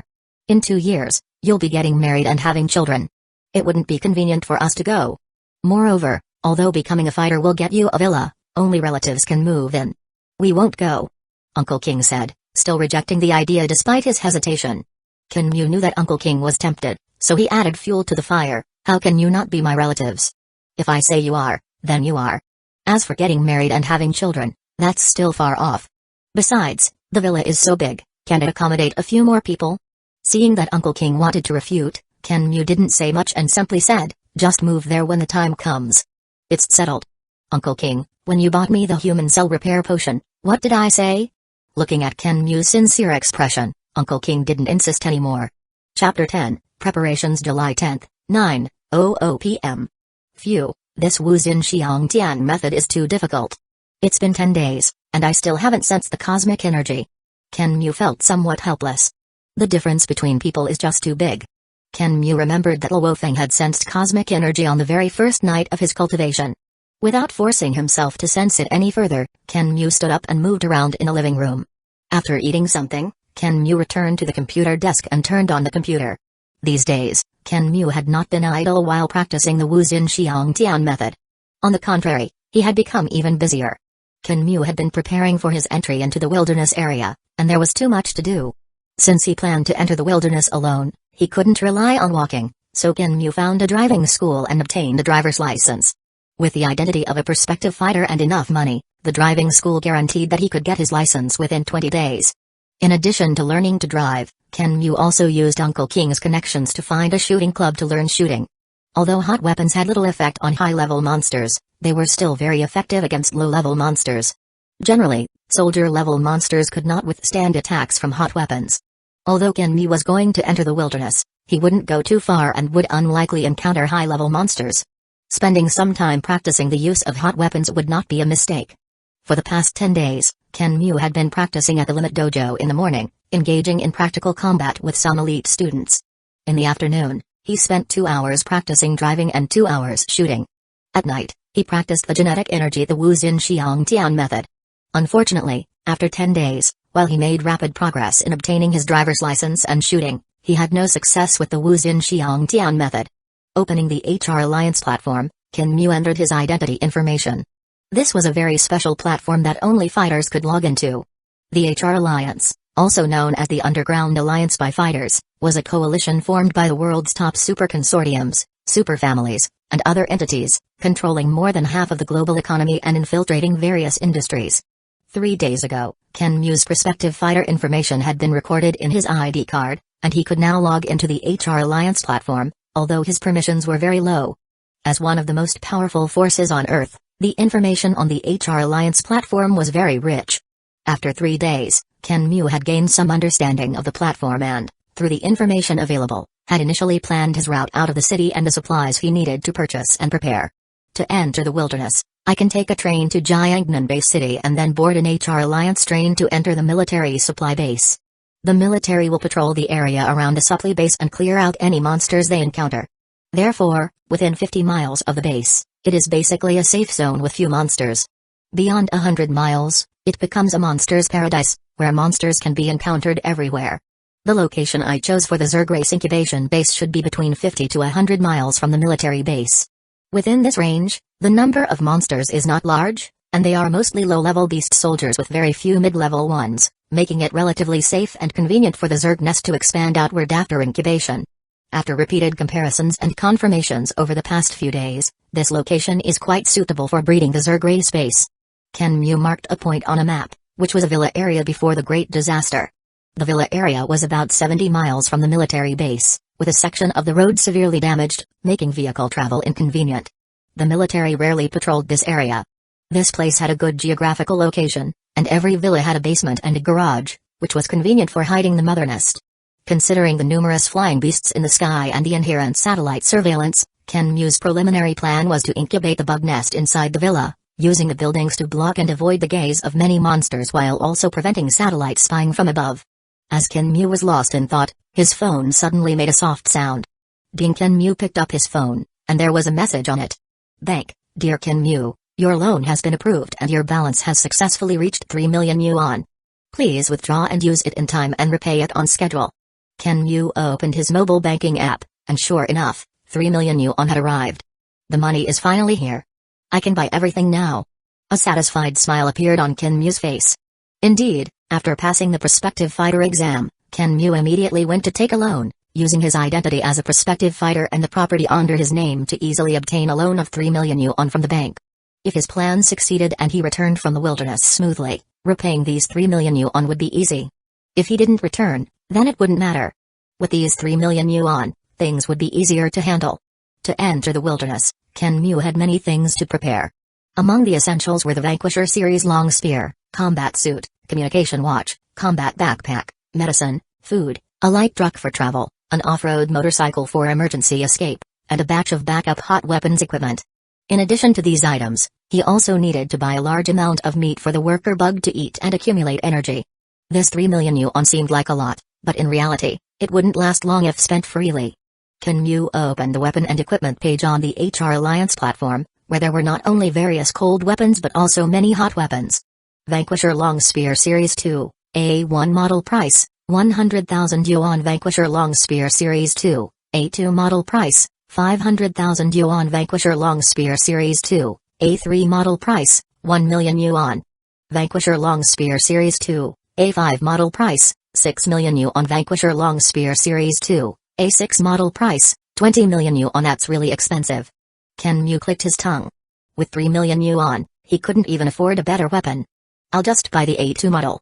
Most of the destination is low-level beast soldier monsters with a small number of mid-level ones. An A2 level weapon is enough. Qin Mu was well aware that with his current strength, dealing with low-level beast soldier monsters was already a stretch, let alone mid-level ones. If he encountered them, he could only run. The combat suit just needs to be able to defend against low-level beast soldier monsters. As for the backpack and communication watch, I'll buy the cheapest ones. They're just for show anyway. After picking and choosing, Qin Mu selected some essentials. Even though he chose the cheapest options, it still cost him about 1 million yuan. Qin Mu had actually looked at these items many times and was just waiting for the loan money to arrive. There's still a big expense, the off-road pickup truck for travel and the off-road motorcycle for escaping in an emergency, as well as the hot weapons and sufficient ammunition. This off-road pickup truck can't be too heavy, and the worker bug needs to be able to lift it. In case it gets stuck, we need to be able to get out. The cheapest off-road pickup truck that meets the conditions costs 500,000 yuan, but this pickup truck comes with a machine gun and 5,000 bullets. Considering that, it doesn't seem too expensive. With the speed of the off-road pickup truck, it could easily outrun most beast soldier level monsters. This was Kenmu's greatest safety guarantee after entering the wilderness, and he couldn't afford to be careless. An off-road motorcycle for escaping in an emergency, 100,000 yuan. A rifle, 3,000 rounds of ammunition, a quadruple rocket launcher, 16 rounds of ammunition, a box of landmines, binoculars, night vision goggles, some hand grenades, medicine, military food, etc. Totaling 500,000 yuan. After days of training, Kenmu could already use most hot weapons, although he was just proficient in their use and couldn't be too demanding in terms of accuracy. These hot weapons would not be used unless absolutely necessary. Because monsters in the wilderness were sensitive to hot weapons, once used, they could easily attract a large number of monsters. Of course, when it was crucial for saving one's life, one couldn't afford to be too concerned. Among these weapons and equipment, the most practical might be the box of landmines. Because the incubation of the bug nest required 3 hours, during which the bug nest could not move. Once discovered by monsters, they could only fight desperately. With this box of landmines, the safety factor could be greatly improved. The most powerful hot weapon, the quadruple rocket launcher, could easily kill low-level and mid-level beast soldier monsters and severely injure high-level ones. It was considered one of Kenmu's trump cards. Most of the weapons and equipment could be delivered directly to his home, but the off-road pickup truck and hot weapons could only be sent to the military camp. With a few clicks, 2.1 million yuan was gone. Kenmu let out a soft breath. The things he needed to buy were basically complete. The remaining money, after setting aside some for basic expenses, was all used to buy meat. The energy provided by this meat would be enough for the worker bug to accumulate enough to transform into a bug nest, with some surplus to incubate worker bugs. Prepare for a few more days. By the 20th at the latest, if I still haven't learned the 5 hearts towards the sky method, I'll have to set off. Kenmu thought to himself. Because successfully cultivating gene primordial energy for the first time would greatly enhance one's strength, it would be best to succeed. If not, there was nothing he could do. However, by the 20th at the latest, Kenmu had to set off. Any later, and time would be too tight. Kenmu also needed to leave some time for buffer. Chapter 11, Entering the Wilderness. After purchasing all the necessary items, Kenmu shifted his focus back to improving his strength. During the day, he engaged in practical combat at the dojo in the morning, practiced driving and shooting skills in the afternoon, and cultivated the Wuzin Xiangtian method at night. Time passed day by day in his training. After 11 days, Kenmu still had not sensed cosmic energy. 13 days. 15 days. 19 days. At night, in Kenmu's living room. I'll try one more time. If I still can't sense it, then so be it. After failing to sense cosmic energy for over 10 days, Kenmu initially became very anxious. However, as the scheduled departure date approached, Kenmu's heart gradually calmed down. If he couldn't sense it, then he couldn't. The preparations he had made were already sufficient. Kenmu's mindset became increasingly peaceful, and his mind went blank. He entered a strange state where he no longer deliberately tried to sense anything, just emptying his mind. So comfortable. Suddenly, Kenmu sensed a faint breath flowing into his body from the Baiuyaku point on his head. A smile appeared on Kenmu's lips. He had finally felt cosmic energy. Slowly, not only the Baiuyaku point on his head, but also the palms of his hands and the soles of his feet began to sense cosmic energy flowing in. As Kenmu became more adept at sensing cosmic energy, the speed at which it entered his body also increased. It was like a broken water pipe.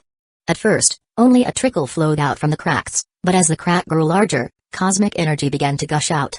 This cosmic energy, upon entering Kenmu's body, was greedily devoured by his extremely hungry cells. During the process of devouring, Kenmu's body underwent an instinctive gene evolution. His bones, muscles, and internal organs were all evolving. His cells began to divide, and even his weight started to increase. His physical fitness improved rapidly during this process. It wasn't until more than an hour later that Kenmu opened his eyes. The first time a human cultivates gene primordial energy, their strength increases the most because their body has never absorbed genetic energy before. The first time cultivating, strength can easily increase by hundreds or even thousands of kilograms.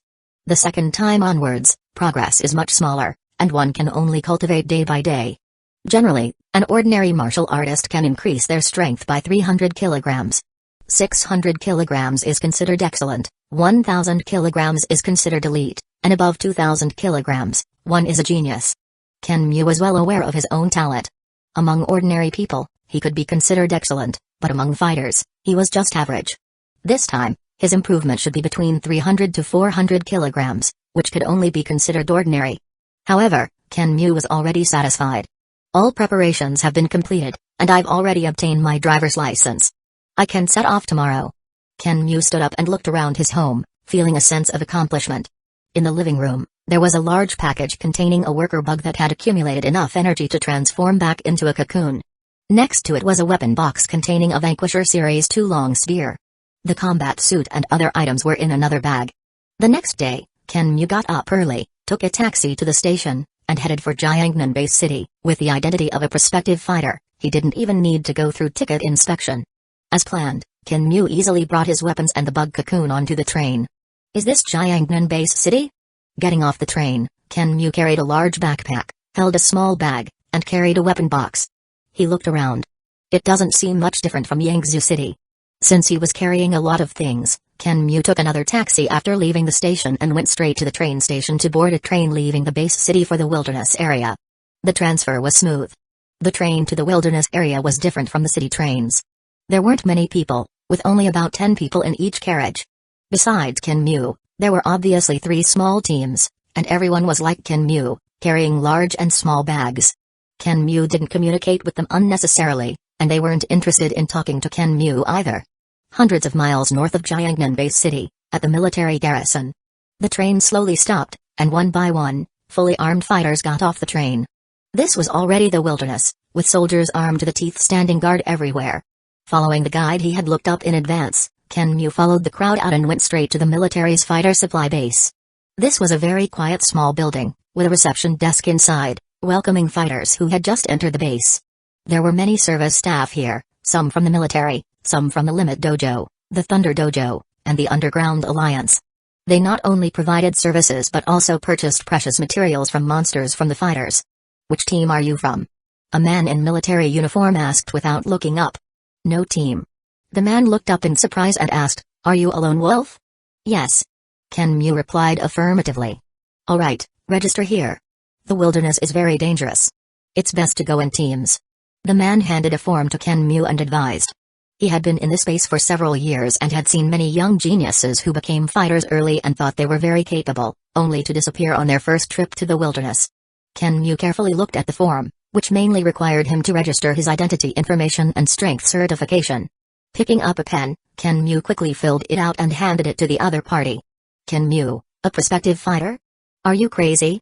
With your strength, any monster in the wilderness can kill you. The man looked up at Kenmu carefully, then looked at the form, entered the information into the computer, and checked it repeatedly to confirm he hadn't made a mistake. He wore an expression as if he had seen a ghost. Can a prospective fighter enter the wilderness alone? Kenmu's expression remained unchanged. He had anticipated this reaction. On the HR Alliance forum, he knew that although situations like his were rare, they were not unheard of.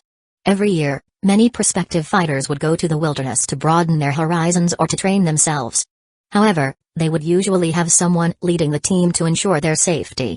There were not many reckless individuals with the strength of a prospective fighter who dared to enter the wilderness alone, and most of them died in the wilderness. Of course you can. As long as you're not afraid of death. The man shook his head and handed Kenmu a set of keys.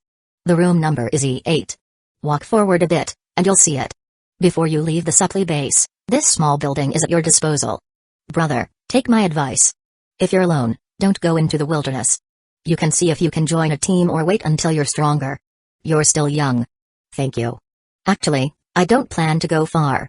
I'll just look around near the base to broaden my horizons. Kenmu took the keys and smiled. You decide for yourself then. Good luck. Picking up his backpack, Kenmu walked in the direction the man had pointed and soon saw a 3-story building with the number E8. The environment of the building was nice, much more luxurious than Kenmu's home in Yangzhou City. However, Kenmu didn't have the heart to admire these things. Instead, he put all his bags in the room and then went out to find the military truck and other supplies he had purchased from the HR Alliance. He didn't even bring the giant backpack containing the bug cocoon. This was a safe area arranged by the military, and the security was very high. There wouldn't be anyone foolish enough to steal things here. After asking around outside, Kenmu quickly found his belongings. There was an off-road pickup truck, an off-road motorcycle, an automatic rifle, a quadruple rocket launcher, and various ammunition, all without any missing items. After checking that everything was in order and the vehicles were in good condition, Kenmu loaded all the items onto the off-road pickup truck. By the time he finished, it was already dark. Kenmu didn't know that while he was busy, news of his plan to enter the wilderness alone had already spread throughout the supply base.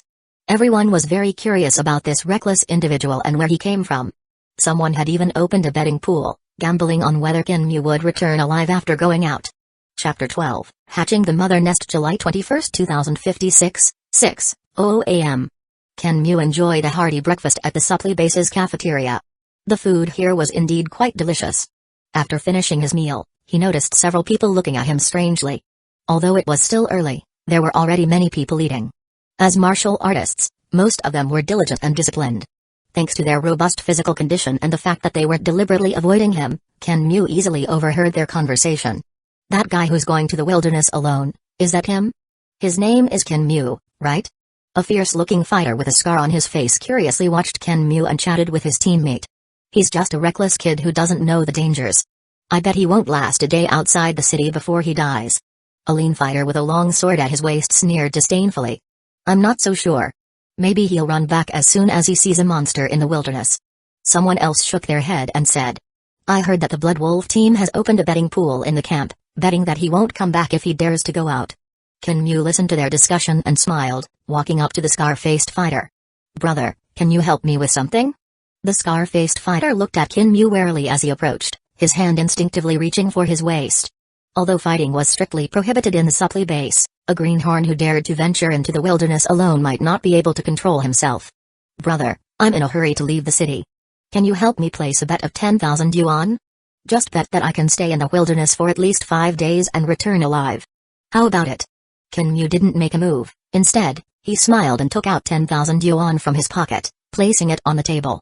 The scar-faced fighter was taken aback but then nodded in approval, raising his thumb. Brother, you've got guts. If you can come back alive, how about joining our mighty bull team? Our captain is a warlord-level fighter. Let's talk about that when I get back.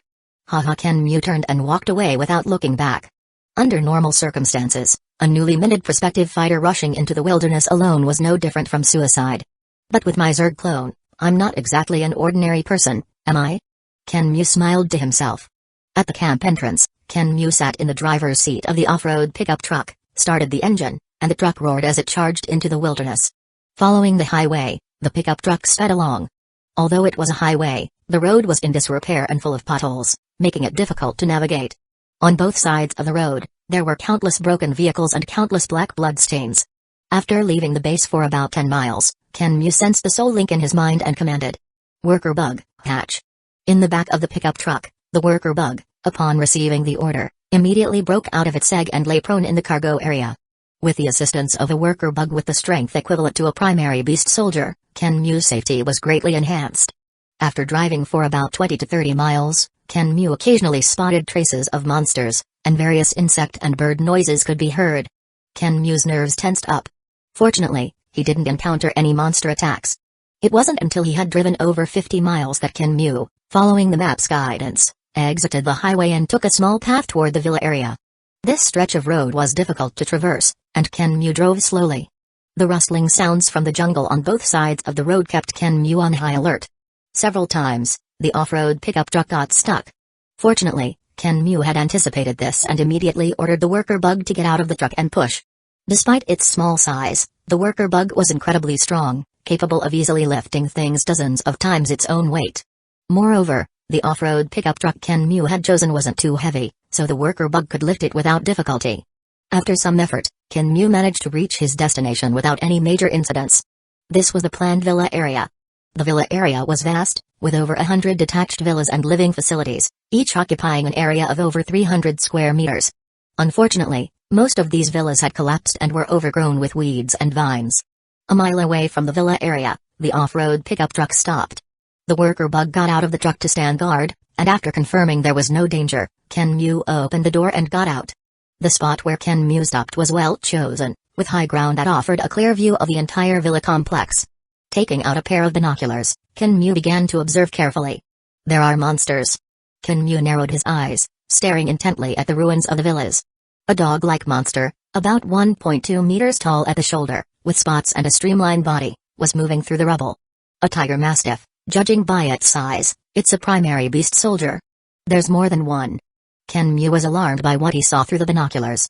Far from being just one, within his field of vision, Kinmu spotted 7 or 8 tiger mastiffs. Besides the tiger mastiffs, Kinmu quickly discovered more monsters. A group of pig-like monsters with bristly hair like sharp spines and a pair of huge tusks gathered together, searching for food in the ruins.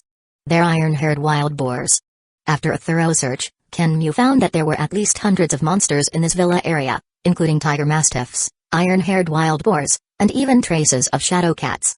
This villa area is too dangerous. I need to change my plan. Kinmu calmly analyzed the situation.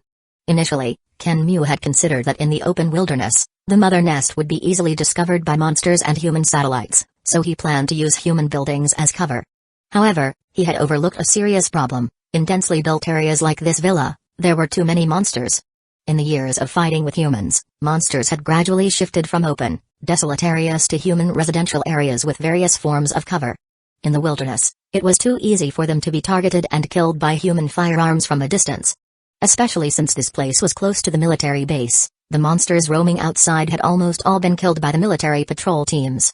Now, with the complex environment and numerous monsters in this villa area, attempting to sneak in and hatch the mother nest there was almost impossible. As a newcomer who had never entered the wilderness before, even if he managed to sneak in, finding a suitable place to hatch the mother nest in a completely unfamiliar environment would be too dangerous. In the dark corners of the villa area, who knows how many monsters were hiding? Rushing in recklessly would be courting death. Moreover, if he sneaked in alone, the various firearms in the car would be completely useless. Relying on just some information from the HR Alliance platform to make a plan without entering the wilderness is still too crude. Understanding the key issues, Kinmu decisively abandoned the idea of entering the villa area and began to search for a suitable place to build the mother nest nearby. The villa area was located in a hilly region with a complex environment.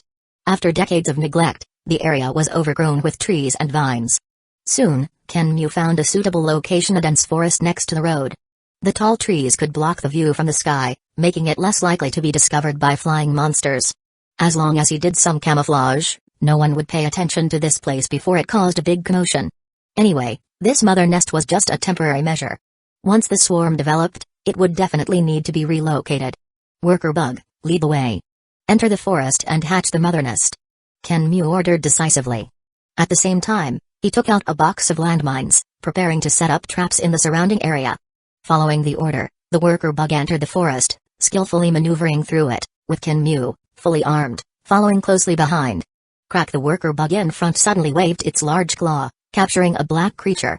His Kinmu took a closer look and saw a venomous snake nearly a meter long, completely black with a triangular head, obviously highly toxic. That was close. A cold sweat broke out on Kinmu's forehead.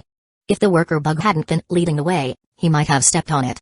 After venturing dozens of meters deep, the worker bug stopped and carefully searched the surroundings. After confirming there was no danger, it lay on the ground. Then, the worker bug's body quickly transformed into a huge meat sack, pulsating like a heart. The meat sack grew rapidly with each beat, expanding in size each time, while a purple fungal mat spread out like flowing water, dissolving any plants, small insects, and other creatures it encountered as if they had been doused in concentrated sulfuric acid. This worker bug was transforming into a mother nest. Chapter 13, The First Battle. The incubation of the mother nest required 3 hours, and Kinmu didn't just wait idly. Instead, he started setting up defenses around the area. After carefully surveying the surrounding terrain, Kinmu placed landmines at strategic locations and unloaded some of the vehicle's heat weapons, positioning them near the nest. Once all the arrangements were made and a certain level of security was ensured, Kinmu, who was drenched in sweat, finally relaxed a little. Kinmu glanced at his tactical watch to check the time. It was now 2 p.m. and the jungle was already stiflingly hot and humid. Wearing a full set of combat gear, Kinmu was sweating profusely from the slightest movement. Yet, despite the heat, Kinmu had no intention of removing his combat suit. In this jungle, there were all sorts of venomous insects and snakes. Without the protection of the combat suit, it would be tantamount to seeking death. Returning to the vehicle, Kinmu turned the air conditioning to the maximum and took a large gulp of water before heaving a long sigh of relief. It was July, the time of year when the sun was at its most scorching, and it was 2 p.m. with the sun blazing like an oven. This timing was actually calculated by Kenmu in advance, as it was relatively safer despite the heat. Such high temperatures were not only unbearable for Kenmu but also drove most of the ferocious beasts to seek shade. Next, it's time to wait. Once the nest hatches successfully, we'll be safe. Kenmu murmured to himself. As the temperature cooled slightly, Kenmu, armed with his weapon, carefully patrolled the area to ensure no monsters would disturb the incubating nest. Time ticked by as Kenmu waited anxiously. The originally man-sized tumor grew larger with each breath-like pulsation until it reached over 5 meters in height before slowing down its growth. A purple fungus carpet covered a radius of 20 meters around the tumor, enveloping and digesting some plants, as well as venomous insects and snakes that hadn't managed to escape. It's almost there. The hatching progress has exceeded 90%. Soon, the Zerg will appear on Earth. Kenmu said, a smile spreading across his face as he watched the nest on the verge of hatching. Then, in the next moment, Kenmu's expression changed. An unusual sound suddenly came from the jungle. Crack! The sound of a branch breaking startled Kenmu. He gripped his long spear tightly, took a few steps back, and assumed a defensive stance. Something's not right. It's a ferocious beast, he muttered. From the depths of the jungle, a tall and robust figure emerged, a large canine monster with spots and a streamlined body. It's a tiger mastiff, Kenmu exclaimed, his mind quickly flashing through the information on the tiger mastiff. The tiger mastiff was known for its astonishing speed and strength among canine monsters. A casual charge from it could exceed 2,000 kilograms in force. Although Kenmu was somewhat panicked, he forced himself to remain calm. It was just a tiger mastiff at the level of a primary beast soldier, and Kenmu was already a prospective fighter, not weaker than this monster. After all, the practical exam for fighters required hunting at least 3 beast soldier level monsters to pass. This tiger mastiff was just one of the most common monsters in the exam. With his excellent equipment and thorough preparation, Kenmu wasn't afraid of a mere tiger mastiff. Watching the approaching tiger mastiff, Kenmu glanced at the path it was taking, where a landmine was buried. There were 3 more such landmines in this area. He also glanced at a loaded rifle and a quadruple rocket launcher behind him, feeling more confident. These heat weapons were enough to easily kill the tiger mastiff. Kenmu gripped his spear tightly and assumed a defensive posture, moving to the right to attract the tiger mastiff's attention. The tiger mastiff, following Kenmu's movements, naturally changed direction and avoided the landmine in front of it. If it had stepped on the landmine, even the most defensive iron-furred wild boar would have died. Kenmu didn't intend to use the landmine to kill it, as the explosion would easily attract more monsters.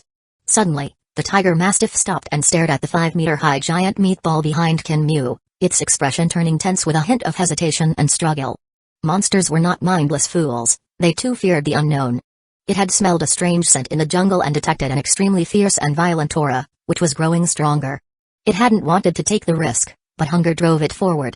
The tiger mastiff let out a low growl, saliva dripping from its sharp fangs to the ground. In the next moment, the tiger mastiff burst into action, pouncing on Kenmu. Swish! Kenmu swiftly sidestepped, dodging the tiger mastiff's frontal assault, and then, with a flash of cold light in his eyes, he thrust his spear fiercely, leaving a bloody hole in the tiger mastiff's body. Awoo! The tiger mastiff yelped in pain and quickly retaliated, its tail, like an iron whip, sweeping towards Kenmu, forcing him to withdraw his spear to defend. Die! Kenmu parried the sweeping tail with his spear and then thrust it straight out, forcing the tiger mastiff to retreat continuously.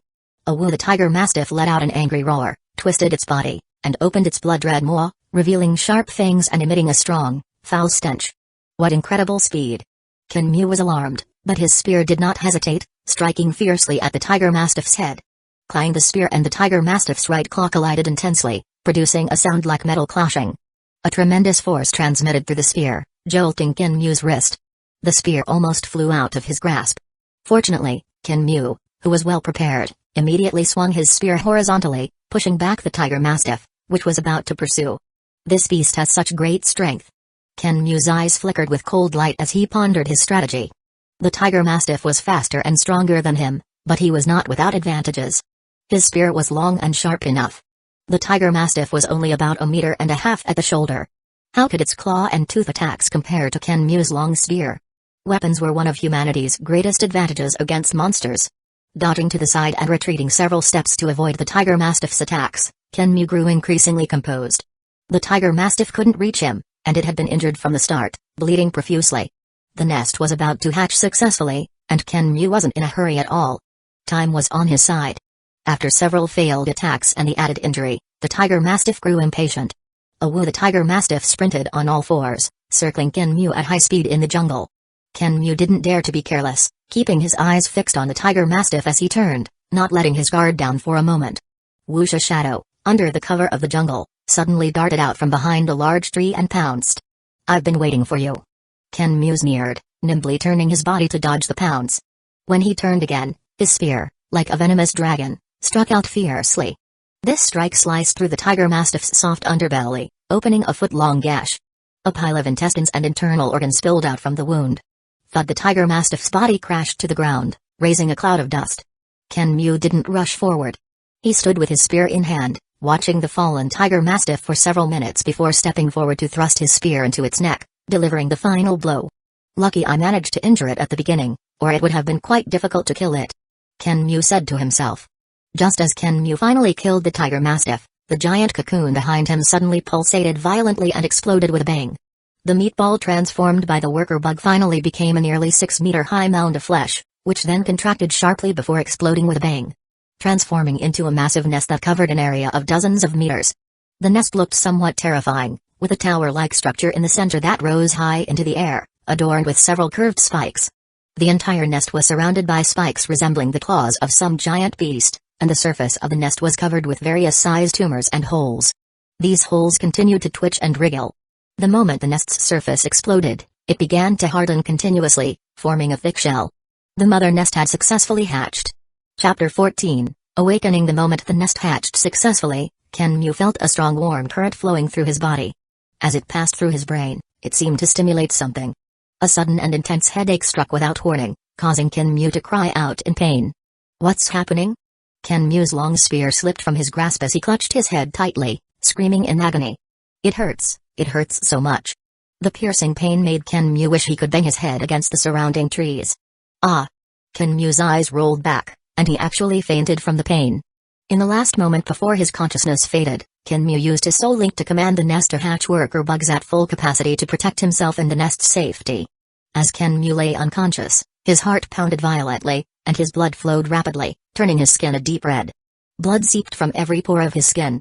A strong warm current circulated within him. This was the feedback from the successful hatching of the mother nest.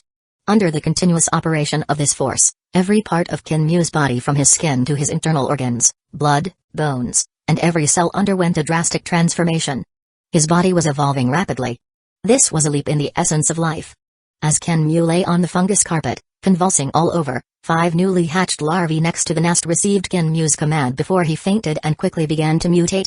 Like inflating balloons, they transformed into cocoons that pulsated like hearts.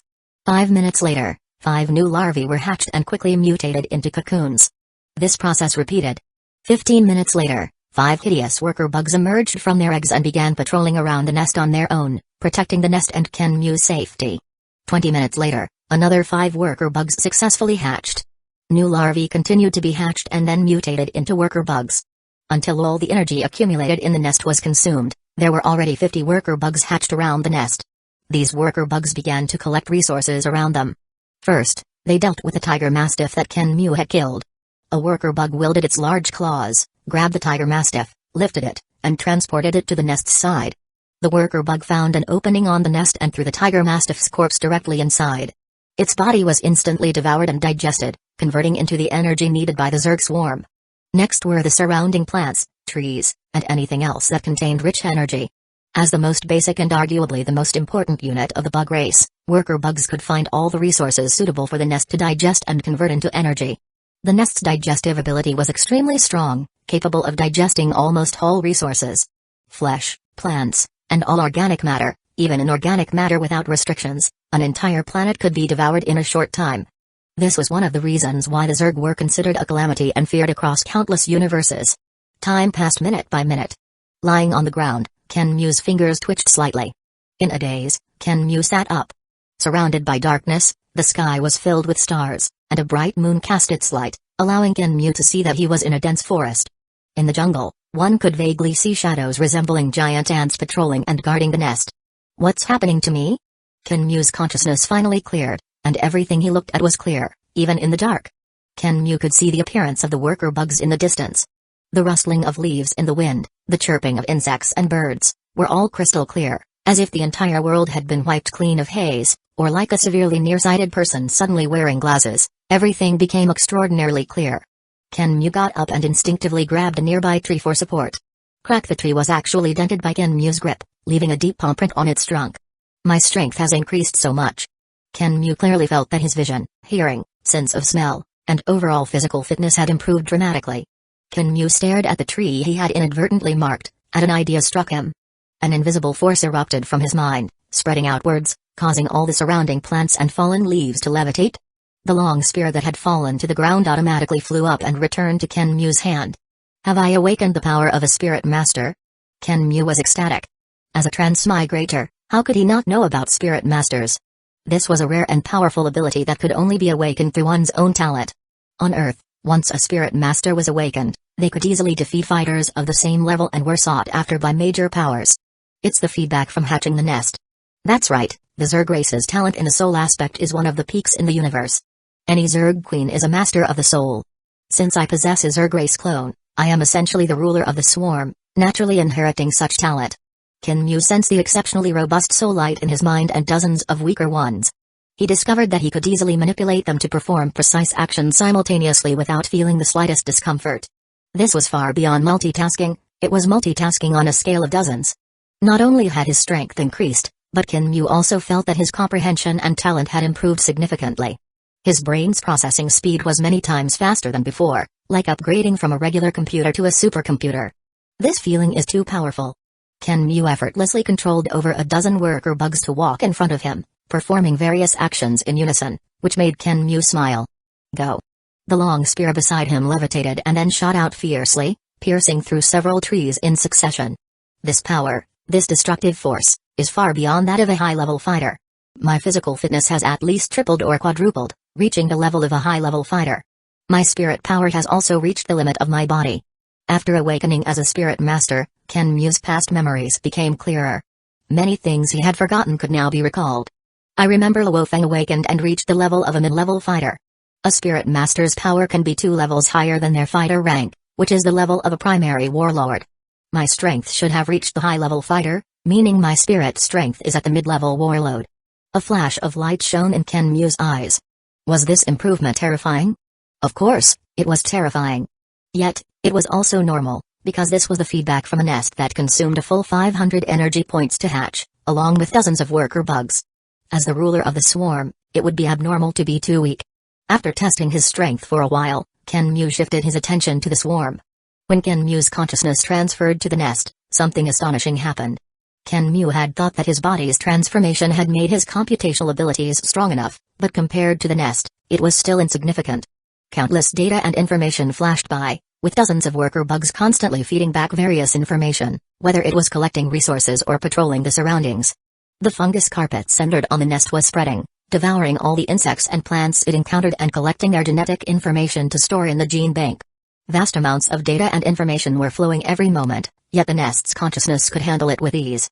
Not only was there information processing, but Kenmu also discovered more abilities and information about the nest. Firstly, the first-level nest could hatch larvae, with 5 larvae hatching every 5 minutes, which could then mutate into other Zerg units. Of course, for now, there was only the option of worker bugs. Secondly, the first-level nest's feedback to Kenmu's strength was not infinitely stackable, there was an upper limit. The upper limit for a first-level nest was the high-level fighter. To increase the upper limit, it was necessary to upgrade the nest's level. The method to upgrade the nest's level was simple, just meet 2 conditions. One was to consume 5,000 energy points, and the other was to analyze enough monster genes to a certain degree. The nest itself did not possess intelligence, but it had strong computational abilities, similar to an AI supercomputer in mechanical life forms. It not only had a certain gene analysis capability but could also help Kenmu manage the daily affairs of the swarm. To analyze genes faster, there was another method, to hatch another type of Zerg race building. There was only one other Zerg race building in the gene bank besides the nest, the evolution chamber. The evolution chamber was the military research center for the Zerg race. It could collect the genes of other powerful creatures, study, analyze, create, or mutate new bug units, and also strengthen existing units of the swarm. It was the testing ground for the swarm's continuous evolution and the core of its strength. Chapter 15, The battle of the swarm hatching an evolution chamber requires consuming 1 worker bug and 100 energy points. After successfully analyzing a monster, we can create an identical monster through its genetic map. After further research, we can take its essence and discard its flaws to create stronger Zerg units. Kenmu's face was filled with excitement. This was the core ability of the swarm. The swarm has discovered 872 unknown biological genes. Should they be analyzed? With a thought, the nest sent back a message. Kenmu was surprised. Where did so many biological genes come from? After a careful investigation, Kenmu discovered that most of them were from small insects, plants, and other such organisms. These were the biological genes absorbed by the fungus carpet when the nest was hatching. Filter out all the biological genes below the beast soldier level. Immediately, the information in his mind became much clearer, leaving only 2 types. One was the tiger mastiff, and the other was called the black ring snake. Kenmu was not surprised by the tiger mastiff, as he had killed it himself, but what about the black ring snake? Kenmu connected his consciousness to the nest to check its memories. Upon seeing the memory, Kenmu broke out in a cold sweat. It turned out that after he had fainted, night had fallen, and many nocturnal monsters began to hunt. A black ring snake over 5 meters long, with black patterns all over its body and at the primary beast soldier level, had intruded into the swarm's territory. It was discovered by the patrolling worker bugs and torn apart by them. Luckily, I ordered the nest to hatch worker bugs at full capacity to protect myself and the nest's safety, or it would have been a shame to die like that. Kenmu's expression was a mix of relief and lingering fear. Next, we need to hatch the evolution chamber and analyze the monster genes. We currently have 54 worker bugs and 3 energy points. Kenmu took stock of the forces at his disposal. 54 worker bugs equivalent to the primary beast soldier level, plus my own strength at the high-level warrior rank and spirit power at the mid-level warlord rank, is enough to sweep through the villa area's monsters. A smile appeared on Kenmu's face. The monsters in the villa area were almost all at the primary beast soldier level, with few at the mid-level. Although there were hundreds of them, monsters at this level were like grass before a mid-level warlord spirit master, easy to cut down. It's dawn. I actually slept through the entire night.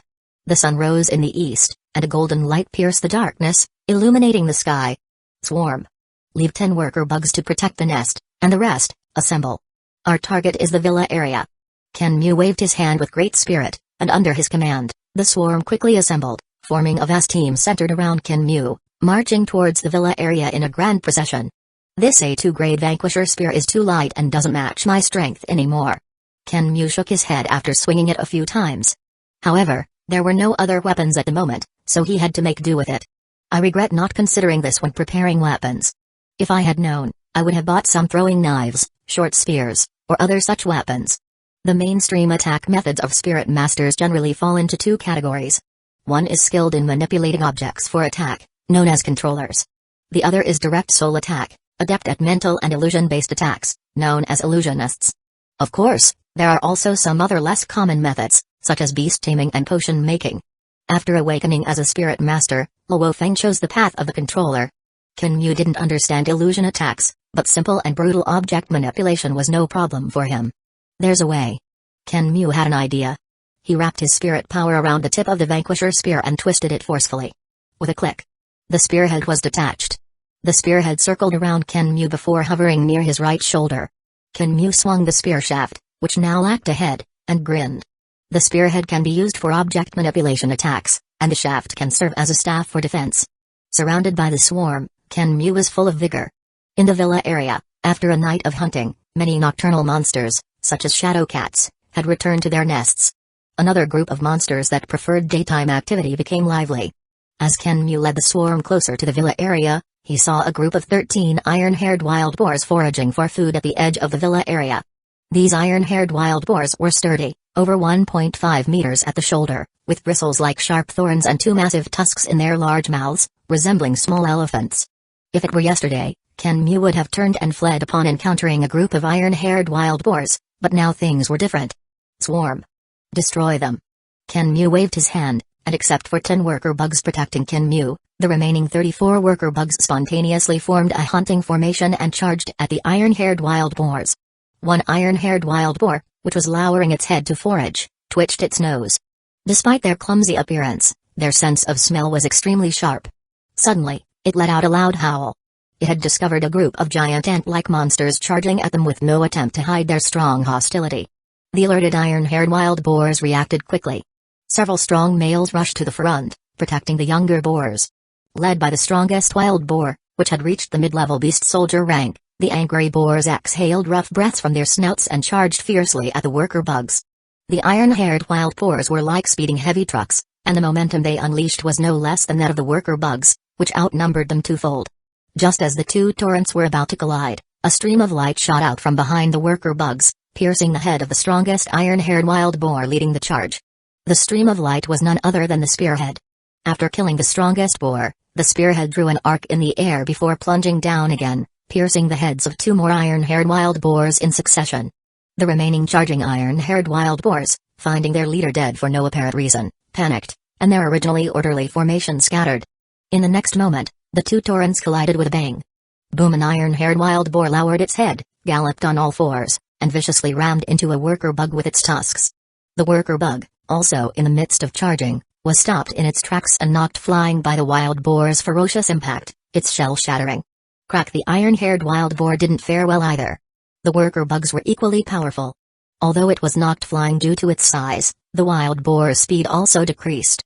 Without speed, the iron-haired wild boars, which were at a significant numerical disadvantage, immediately fell into crisis.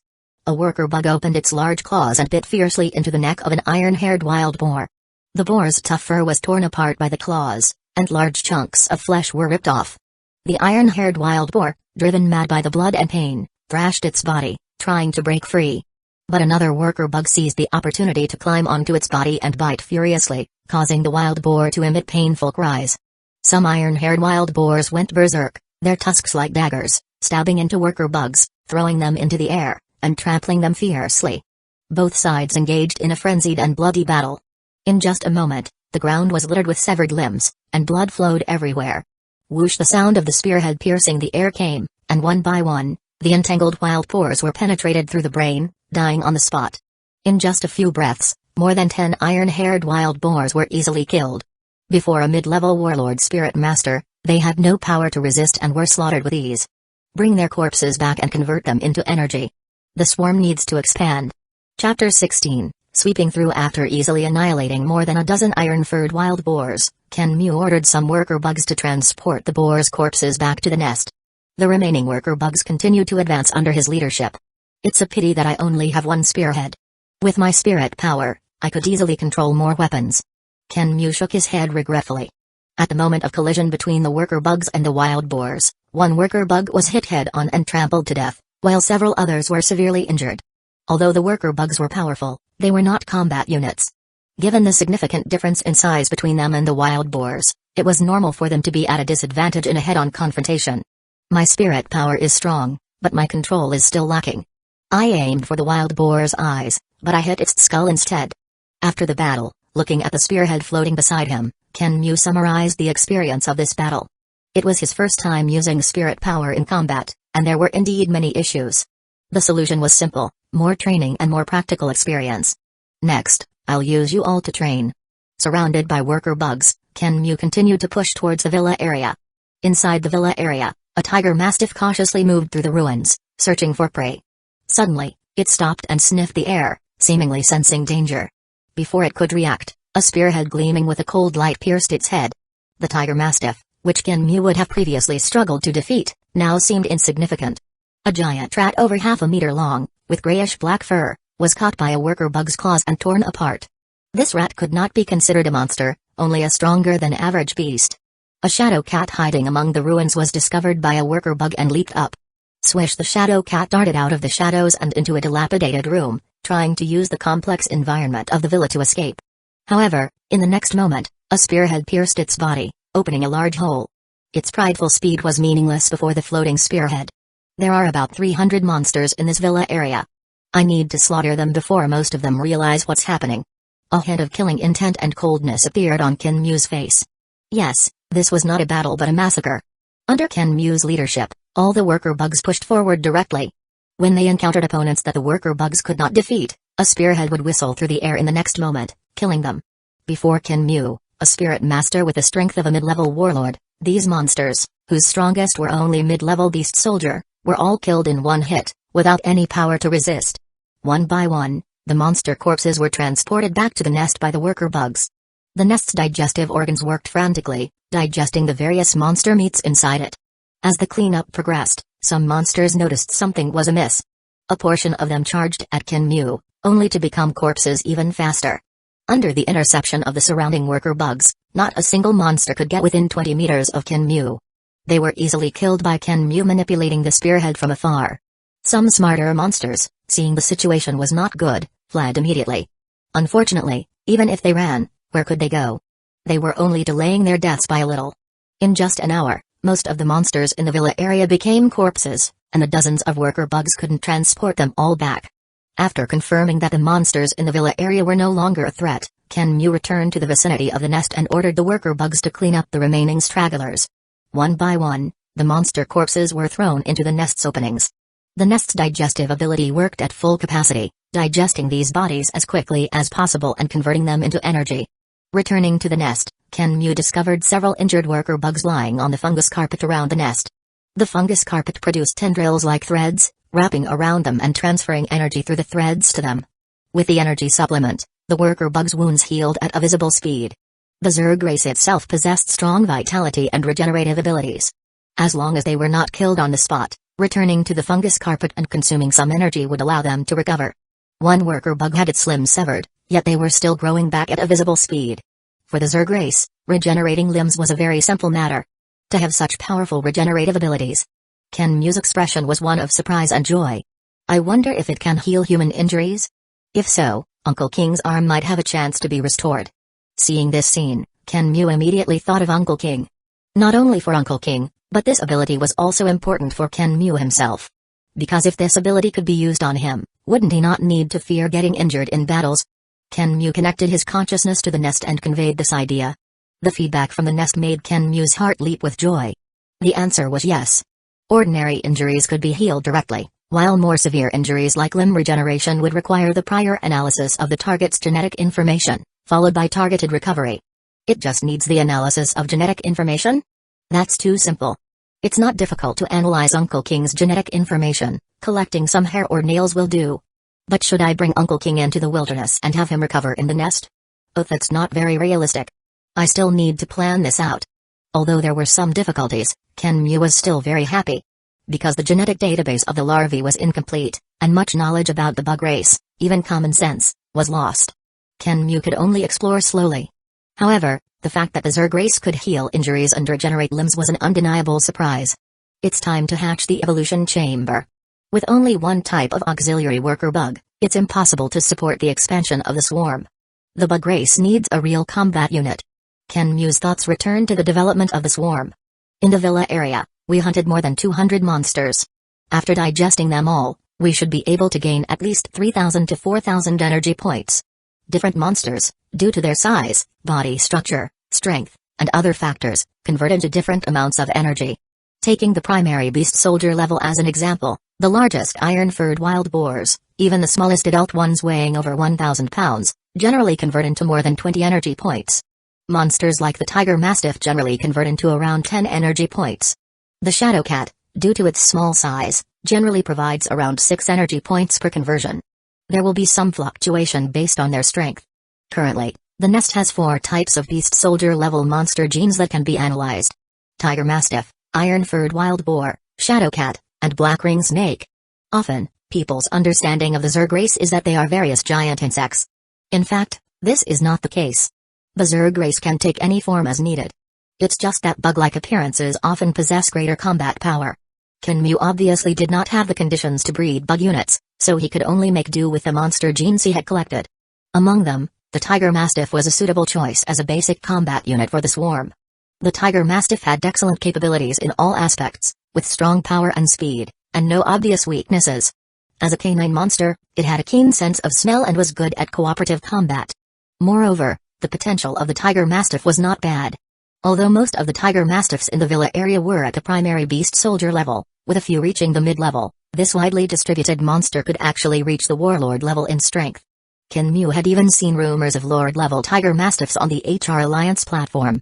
As for the iron-furred wild boars, although they were strong in power and defense, they were not flexible enough and were too large and clumsy. Compared to the tiger mastiff, They were inferior in every aspect. Of course, as tank units, they were still good and could be hatched in small numbers. They would be effective against some large-sized monsters. The Black Ring Snake specialized in poison and was not suitable for large-scale battles. The Shadow Cat, with its small size, quick reflexes, and extreme speed, was obviously a good candidate for a reconnaissance unit.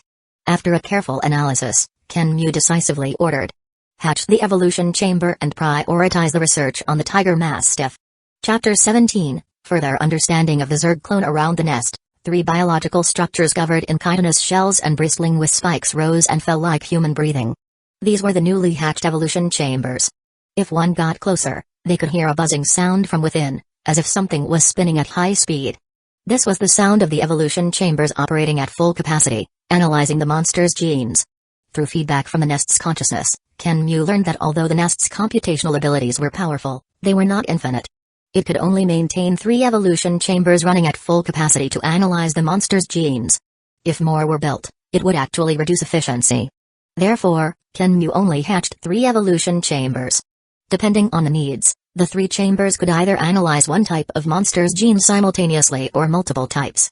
To enable the swarm to have its first combat unit as soon as possible, Kenmu had all 3 evolution chambers analyze the Tiger Mastiff's genes. A vast amount of information was flowing rapidly, and Kenmu was amazed by what he saw. As soon as the analysis began, all the memories and information of the monster were presented in a very intuitive data stream, exposing all its secrets. From its birth, its first howl, growth, battles, to its eventual death, it was all clearly displayed like a long movie. From birth to death, all the memories have been read. Kenmu was astonished. Some useless memories were discarded, while some battle-related memories were retained. These memories, after extracting their essence, would be loaded onto the newly hatched Zerg units, allowing them to be born with strong combat power. However, this was just the beginning. A deeper level of analysis was underway. Countless gene spirals appeared in Kenmu's mind in a very intuitive manner. In the evolution chamber, gene information was being extracted like ants pulling silk. This is too beautiful, too magical. Kenmu was amazed. The countless gene chains were combined in a form that Kenmu couldn't understand but was extremely exquisite and perfect, making it a sight to behold. This structure was extremely vast, like a galaxy, constantly combining and eventually converging into a complete life structure diagram. This was the life diagram of the Tiger Mastiff. Once the analysis is complete, will the swarm be able to fully master the Tiger Mastiff's genes? As soon as this thought appeared, corresponding information emerged in the nest. The answer was negative. Once the analysis was complete, what was mastered was only the dominant genes in the Tiger Mastiff's gene information. With this level of gene control, the Tiger Mastiffs hatched by the nest would only be as strong as this Tiger Mastiff, which was at the mid-level beast soldier rank. If all its hidden genes were truly analyzed, it would be possible to hatch Overlord level, or even Horde leader level Tiger Mastiffs, controlling everything about this species like their creator. That was beyond the capabilities of a first-level mother nest. This life structure diagram is too astonishing. With each life structure diagram mastered, the swarm can hatch one more type of unit. I can feel that in the evolution chamber, I can easily and freely modify this life structure diagram. But I don't understand the gene structure at all. If I modify it rashly, the life structure diagram will collapse, and I won't be able to create new units. Kenmu frowned. Although all the Zerg units were derivatives of his will, due to the lack of inheritance, he couldn't understand the gene information at all. If he couldn't understand even the most basic gene information, then creating new Zerg units was out of the question. He could only rely on the evolution chamber's inherent modulation ability, consuming a vast amount of energy for random evolution, hoping for good luck. This was obviously not what Kenmu wanted to see. No, even if I don't understand this gene information, I can learn. Kenmu suddenly thought of the room at home, filled with all kinds of books, including research on various monster genes. That's right. Although the swarm's inheritance is gone, I can completely learn the basic knowledge of gene modulation through human technological research, and then quickly master gene knowledge with the help of the nest's powerful computational abilities and the evolution chamber's gene modulation capabilities. At this thought, Kenmu's eyes lit up. In the world of Swallowed Star, one of Luofeng's clones, the remote ocean body, actually possessed a similar ability. Luofeng's remote ocean body had a talent secret technique called creation, which allowed him to refine energy, combine life genes, and eventually condense life. Later, Luofeng even used this ability to create a new species. Once I return to the base, I'll start learning about genes. With my current insight and learning ability, Plus the assistance of the nest, my progress will be very fast. Kenmu's eyes were filled with a sense of longing. That was the creation of life. No longer paying attention to the constantly analyzed gene information in the evolution chamber, Kenmu returned his consciousness to the nest to learn and familiarize himself with more information about the swarm. One thing that particularly caught Kenmu's attention was the soul of the Zerg clone. Unlike the human soul, which was an integrated whole, the Zerg race's soul was dispersed. The entire swarm soul, in Kenmu's consciousness, was composed of an exceptionally bright orb and dozens of very dim points. These corresponded to the nest and the worker bugs. Kenmu could easily transfer his consciousness to the nest or any worker bug. This was somewhat similar to the soul of the Zerg Queen in Kenmu's memory of the Swallowed Star world. In this world, the true life form of the Zerg race was actually only the queen. Later, Luo Feng enslaved a queen at the sector lord level, and that queen's soul consisted of 10,000 orbs, 10,000 soul sources. Kenmu's situation was different. His Zerg clone was not a single one but the entire swarm. Therefore, the soul of Kenmu's clone was composed of all the Zerg units. His position in the swarm was more like the collective consciousness of the entire swarm, the absolute ruler of this swarm. Although this swarm's strength was still weak, its potential was far beyond what a queen could match. The ruler of the Zerg race? Kenmu's eyes gleamed.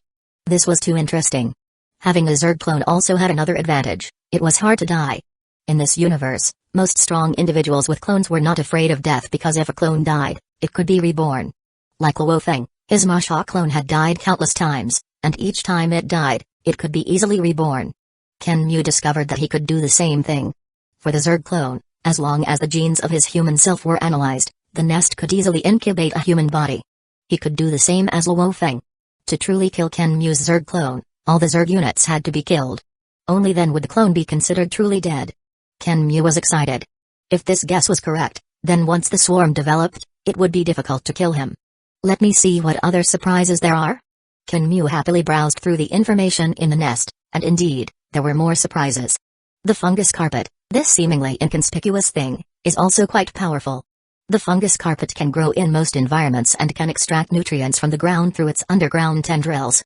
It can also digest the corpses of other organisms, processing them to sustain itself and other bug units. This is also why the evolution chambers need to be hatched on the fungus carpet. Moreover, the fungus carpet forms a neural connection network, alerting the swarm to any information, including invaders, that appears on the fungus carpet. As long as the Zerg units stand on the fungus carpet, they can receive a continuous supply of energy, accelerate the recovery of their injuries, and even get a speed boost. Therefore, when battles take place on the fungus carpet, the swarm will have an absolute advantage. The more Kenmu learned, the more he felt the power of the Zerg race, and he also felt that this Zerg race was somewhat different from the one in his memory of Swallowed Star.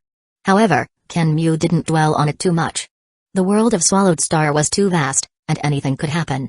Soon, new Zerg units will appear. It's time for my swarm to expand. Chapter 18, New Zerg Unit. After a day, the evolution chamber consumed hundreds of energy points, and a complete life structure diagram appeared in the nest. The analysis of the Tiger Mastiff's genes is finally complete. The progress towards evolving into a level 2 nest has reached 6%. A smile appeared on Kenmu's face. He could now hatch Zerg units other than worker bugs. Consuming 15 energy points, in 20 minutes, we can hatch a Tiger Mastiff with the combat strength of a mid-level beast soldier. Indeed, it was mid-level beast soldier rank. There were still 3,124 energy points. Leave 1,000 energy points as backup and use the rest to hatch Tiger Mastiffs. Under Kenmu's command, 5 larvae around the nest immediately began to mutate, turning into cocoons, and their gene information transformed into that of the Tiger Mastiff. 20 minutes later, 5 exceptionally strong Tiger Mastiffs broke out of their eggs. Kenmu stepped forward, looking at the Tiger Mastiffs with a shoulder height of nearly 1.5 meters. A satisfied smile appeared on his face. Go. Fight for the swarm. The 5 Tiger Mastiffs immediately ran outward, guided by the nest, toward a battlefield. While the nest was analyzing the Tiger Mastiff's genes, to accommodate the swarm's growing territory, the nest continued to hatch dozens of worker bugs, so now there were a total of 126 worker bugs. A small number of them guarded the nest, while the majority, under the nest's command, hunted down the remaining monsters in the villa area and expanded the swarm's control deeper into the wilderness. A shadow cat nimbly maneuvered through the ruins, toying with several worker bugs that were far less agile than it. Just as it was feeling proud, a strong Tiger Mastiff charged over, leaped onto the wall with a few jumps, and bit into the shadow cat's body. Indeed, in terms of combat, The worker bugs are still lacking. Although Kinmu said this, a smile appeared on his lips. The Tiger Mastiff's combat effectiveness did not disappoint him. It's time to consider establishing another base for the swarm. This location is too close to the military camp, and there aren't enough monsters. In Kinmu's initial plan, hatching the nest here was just a stepping stone. He didn't expect to awaken, greatly accelerating the swarm's development speed. Taking out a tablet computer, Kinmu manipulated it, calling up a map and continuously zooming in on the location. There are 3 counties relatively close to me, which are County 0201, County 0202, and County 0203. Kinmu's first choice was County 0203 because it was relatively remote, with fewer fighters, and close to City 023, the original Suju.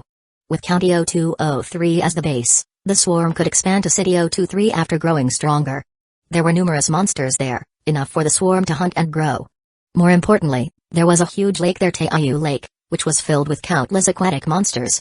Taiyu Lake was part of the Yangtze River system, with its water flowing into the Yangtze River through more than 70 rivers and streams on the north and east sides, connecting with the Yangtze River.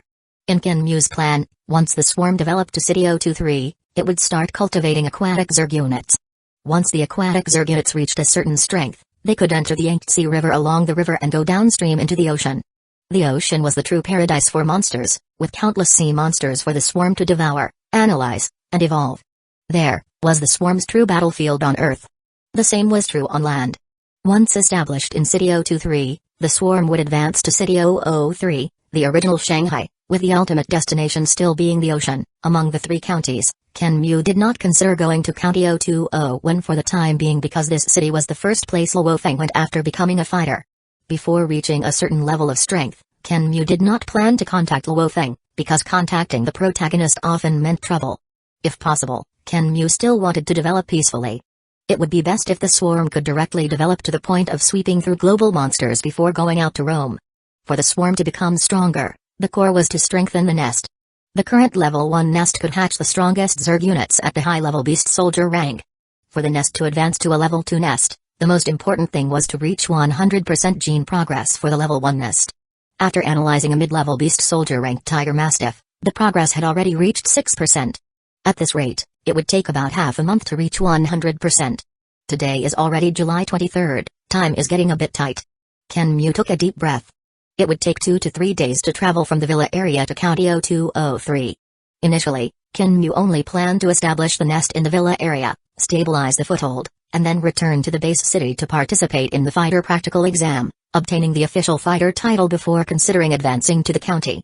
Because after obtaining the fighter title, one could join various forces, acquire guidance techniques and various cultivation secret methods, and equipment.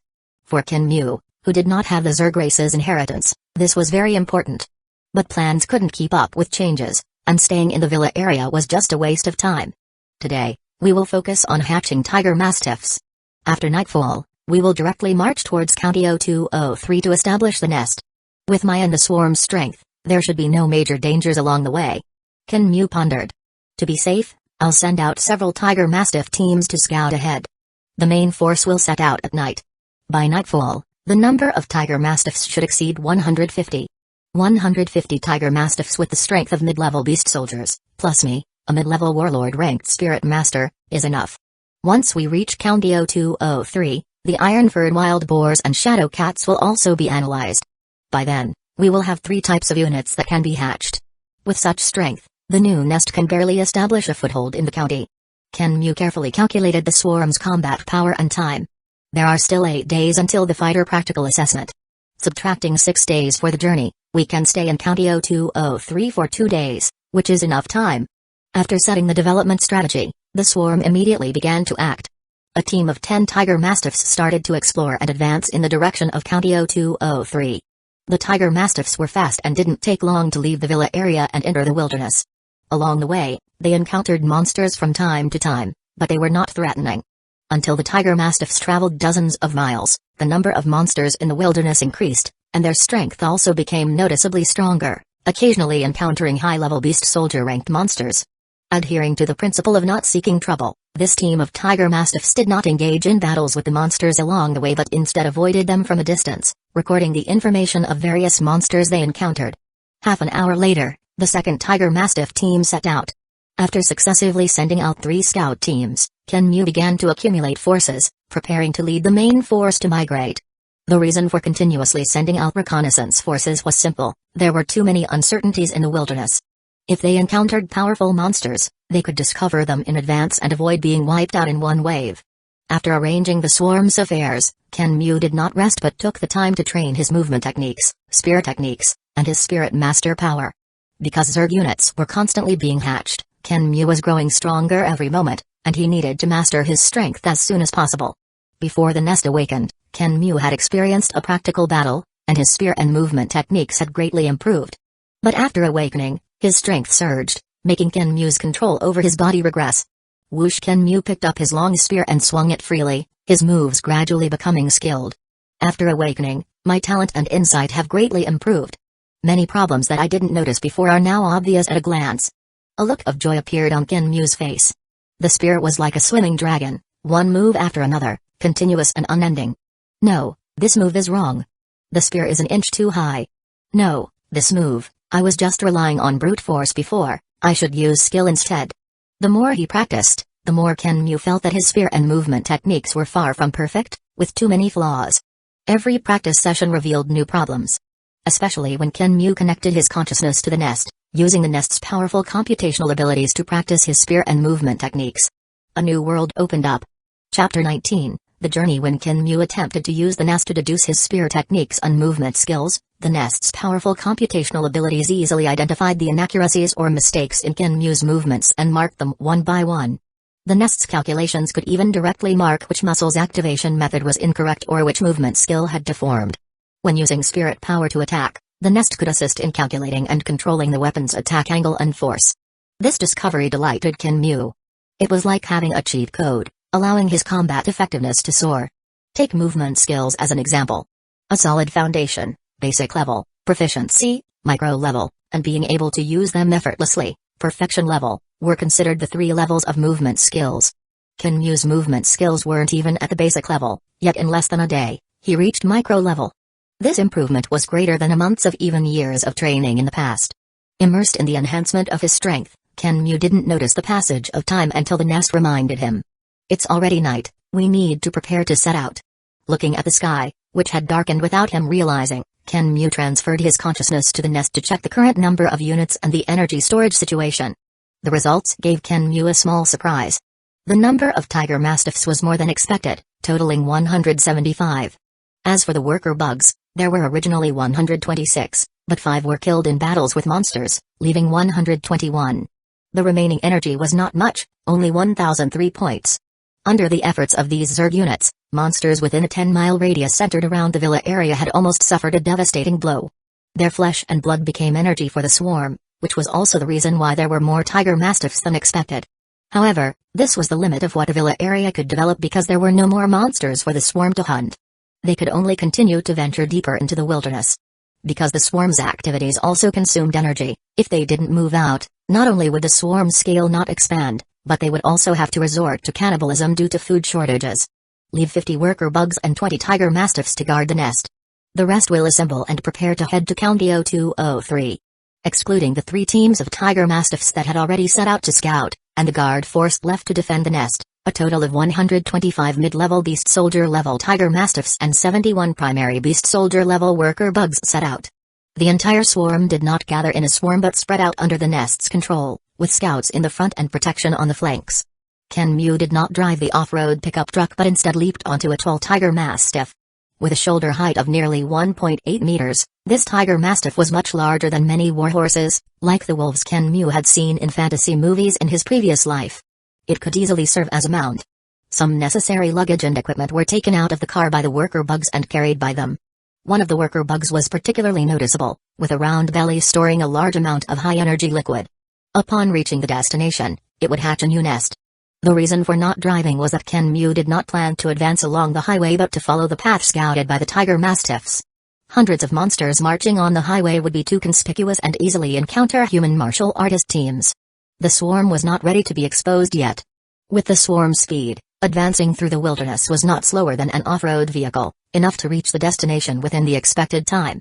Under the starlight, the swarm protected Kenmu, who was riding a tiger mastiff, in the center, silently moving forward. This allowed Kenmu, who had entered the wilderness, to take the time to admire the night scenery he had never seen before. The starry sky in the wilderness was beautiful, with the sky resembling a deep painting, stars twinkling with faint light, and a crescent moon hanging gently in the sky, casting a hazy silver glow over the earth. Under the moonlight, a gentle breeze blew, and various beautiful flowers and plants swayed gracefully in the moonlight, making people feel as if they were in a dream. In the distance, unknown insects chirped, and flying insects with shimmering lights danced among the flowers and trees. Such a beautiful scene was like a world filled with poetry and dreams. However, the roar of a tiger mastiff awakened Kinmu, who was intoxicated by the beauty. Ahead, a tiger mastiff encountered an exceptionally beautiful and large flower. A horrifying event occurred. The flower suddenly opened wide, enveloping the entire head of the tiger mastiff. The tiger mastiff didn't even have time to roar before it was tightly locked inside the flower bud. The surrounding tiger mastiffs rushed up, tearing and digging, scattering the branches and leaves of the strange flower, ripping it to shreds. The trapped tiger mastiff struggled to break free, angrily uprooting it. In this world, not only had various animals mutated and evolved, but plants had also done so. A seemingly beautiful scene was actually filled with danger, with venomous insects and monsters lurking. This awakened Kinmu, and his relaxed mood immediately turned vigilant. Fortunately, the swarm now had enough strength to easily resolve general dangers without Kinmu's intervention. Along the way, they encountered more than 10 monsters, all of which were resolved by the swarm and turned into food for the swarm. After several hours of travel, the scouting tiger mastiffs sent a message that they had discovered a herd of single-horn wild boars ahead. This herd of single-horn wild boars numbered more than 20, with black fur resembling black steel spikes and a deep gray horn on their heads. 3 of these single-horn wild boars had reached the high-level beast soldier rank, while the rest were mostly at the mid-level beast soldier rank. If a battle were to occur, with the swarm's current strength, there would likely be significant casualties if Kinmu did not intervene. Without avoiding them, Kinmu controlled the swarm to surround them. To reduce the swarm's casualties, Kinmu only had the swarm surround them without attacking. Surrounded by several times their number of tiger mastiffs, the single-horn wild boars were somewhat panicked, but under the leadership of several high-level beast soldier single-horned wild boars, they did not fall into chaos but confronted the tiger mastiffs. Under the moonlight, Kinmu carefully observed these wild boars. They were a type of pig monster even stronger than the iron-furred wild boars. Compared to the iron-furred wild boars, they were more robust and agile, and the unicorn on their heads greatly enhanced their attack power.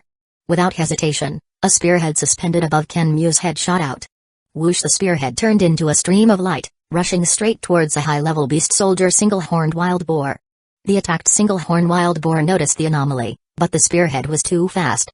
Although it tried to dodge, its body couldn't react in time, and it could only slightly lower its head to avoid the vital eyes. Crack! The spearhead did not successfully pierce the unicorn wild boar's eye socket but hit its skull head-on. The A2 grade Vanquisher spearhead emitted a faint sound of shattering, with fine cracks appearing on the spearhead. The tremendous kinetic energy carried by the ultra-fast speed allowed the spearhead to penetrate the single-horn wild boar's skull head-on. The attacked single-horn wild boar roared in anger, lowering its head and revealing the horn on its head, galloping like high-speed tanks. Although their numbers were several times that of the single-horned wild boars, under Kinmu's control, the swarm did not confront the wild boar's charge head-on but instead opened a gap and attacked from the flanks. The spearhead is somewhat damaged. The spirit power attached to the spearhead allowed Kinmu to discover the issue immediately. Using an A2 grade Vanquisher spearhead to shatter the skull of a high-level beast soldier single-horn wild boar known for its defense was still too strenuous. But at this moment, Kinmu couldn't afford to care about that. He controlled the spearhead to draw an arc and take the life of another unicorn wild boar from the flank.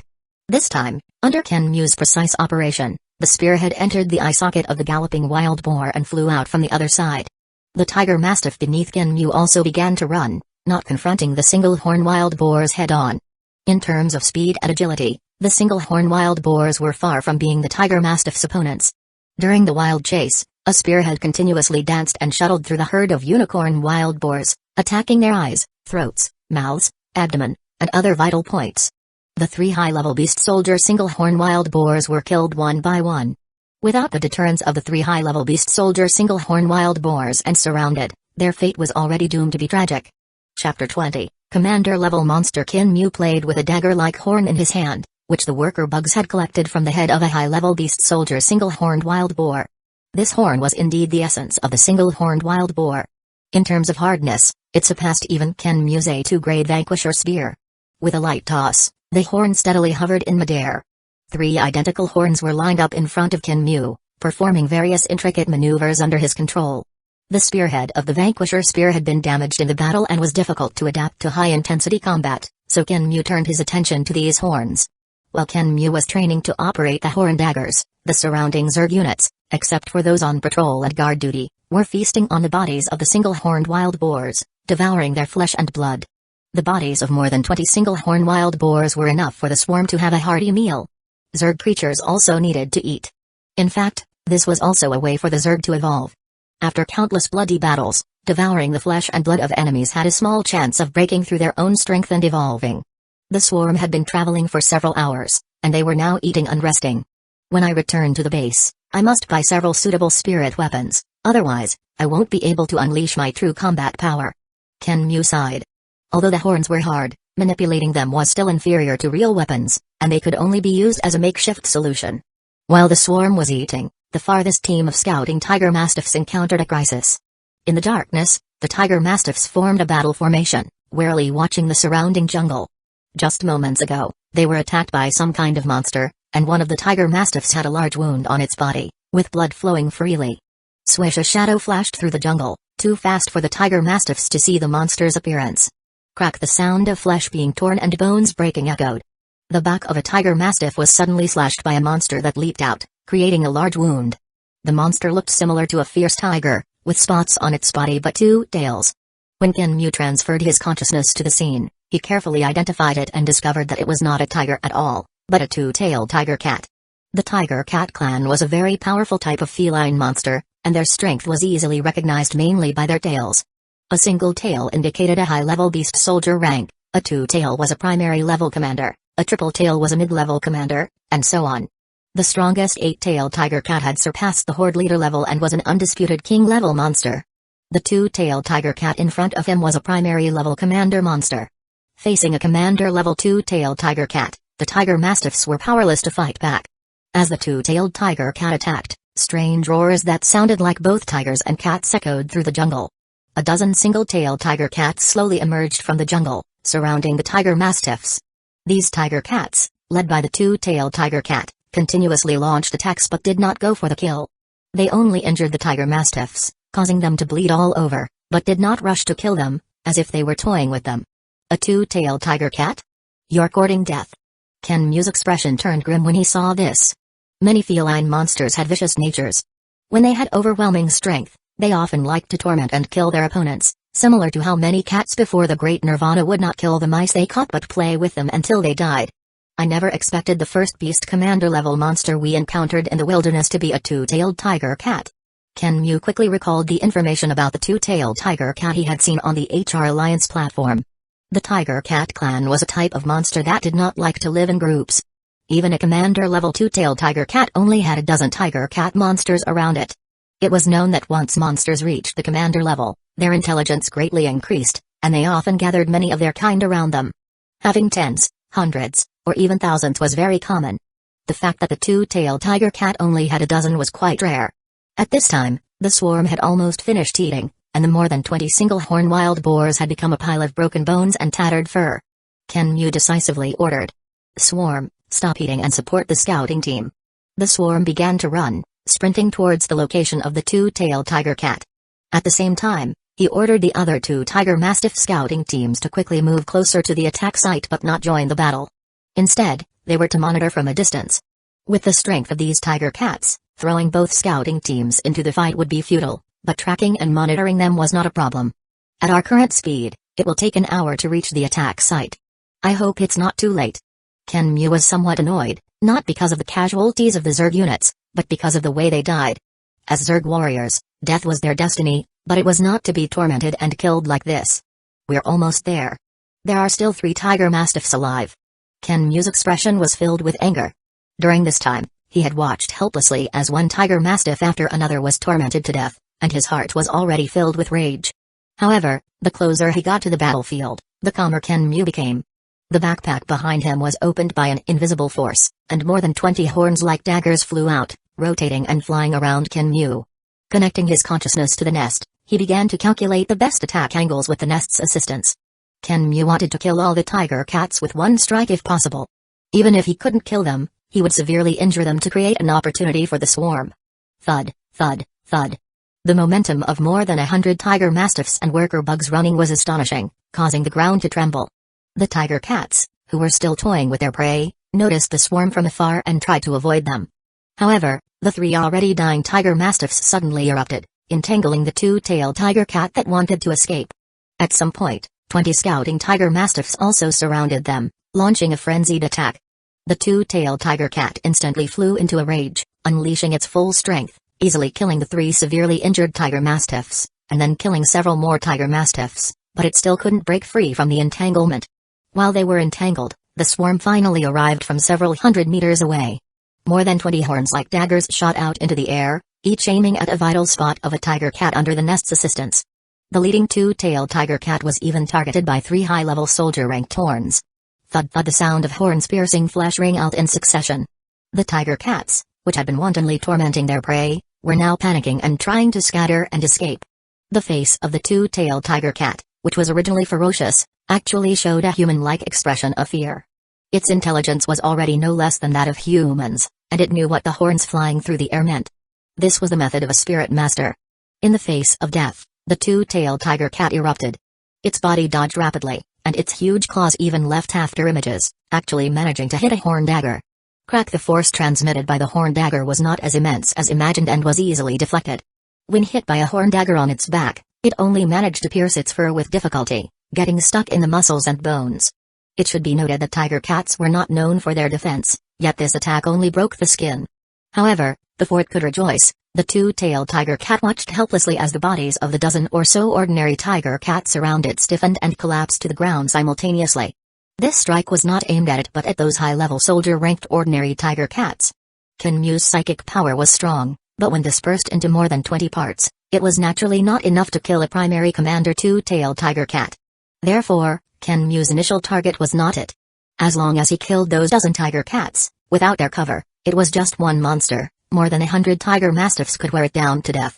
In the next moment, more than 100 tiger mastiffs surrounded and killed the two-tailed tiger cat. In the sky, more than a dozen horn daggers returned to Kinmu's backpack like swallows returning to their nest, leaving only 3 high-level soldier-ranked horns circling in the air, looking for an opportunity to attack. By manipulating only 3 horn daggers, Kinmu could make each one erupt with the attack power of a mid-level warlord. Whoosh, a horn dagger whistled towards the two-tailed tiger cat. The two-tailed tiger cat, which was already on guard, unleashed its full strength to dodge rapidly. However, just as it dodged one horn dagger, the next one followed closely. The two-tailed tiger cat's eyes were bloodshot, and it went crazy, avoiding the vital parts but still being pierced through its left leg.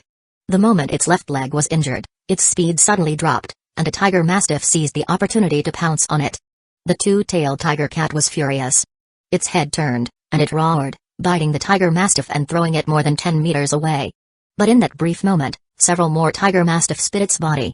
The other tiger mastiffs seized the opportunity, leaping high into the air and pouncing, piling up the place where the two-tailed tiger cat was into a mountain of flesh. Only a few cries of distress were heard, and the voice of the two-tailed tiger cat gradually weakened until it completely disappeared. Chapter 21, entering the town looking at the lifeless two-tailed tiger cat, its body torn and tattered from being bitten, Kinmu remained silent. Kinmu could have manipulated the horn daggers to kill it directly, but he didn't. He only injured it, allowing the swarm to kill it. He wanted it to also experience the pain of being tormented. As for the body of the two-tailed tiger cat, Kinmu did not let the swarm devour it completely. Instead, he ordered the worker bugs to dismantle the body of the two-tailed tiger cat. The materials of a commander-level monster were different from those of a soldier-level monster and were very valuable. For example, its claws and teeth, as well as the tendon from its tail, could easily fetch a price of tens of millions if brought back, while the horns of high-level soldier single-horn wild boars could only sell for thousands of dollars. Kinmu still had a loan of 3 million yuan on his back. He couldn't afford to be without money. The remaining parts of the body were also carried by a worker bug, ready to be analyzed by the new mother nest that would be hatched upon entering City 0203. When the nest analyzed monster genes, it was best to have a complete body, such as the brain and other key parts, to speed up and improve the analysis. Conversely, the effect would be worse if parts were missing. For example, without the brain, it would be impossible to read its memory information. On the other hand, claws, tendons, and the like were not important, but when it came to selling, the most valuable items were these claws, bones, and fur. In summary, This operation could both make money and be used to analyze monster genes. Rest on the spot. The battle was over, and Kenmu did not rush to continue the journey. This battle had resulted in significant losses for the swarm, with 15 tiger mastiffs dead and an entire scouting team wiped out. Fortunately, there were no more accidents on the subsequent journey. Although they encountered some monsters while traveling, none posed a threat to the swarm. On July 26, as dusk approached, Kenmu and the swarm finally arrived at the outskirts of Sitio 203. Unlike the wilderness, the density of monsters in Sitio 203 was very high, with dozens or even hundreds of monsters on any given street. Before Kenmu led the main force to arrive, 3 tiger mastiff scouting teams had already entered Sitio 203 to scout. The information sent back by the scouting teams shocked Kenmu. In just half an hour, the scouting teams discovered no less than 5 commander-level monsters, including a high-level commander wild bull.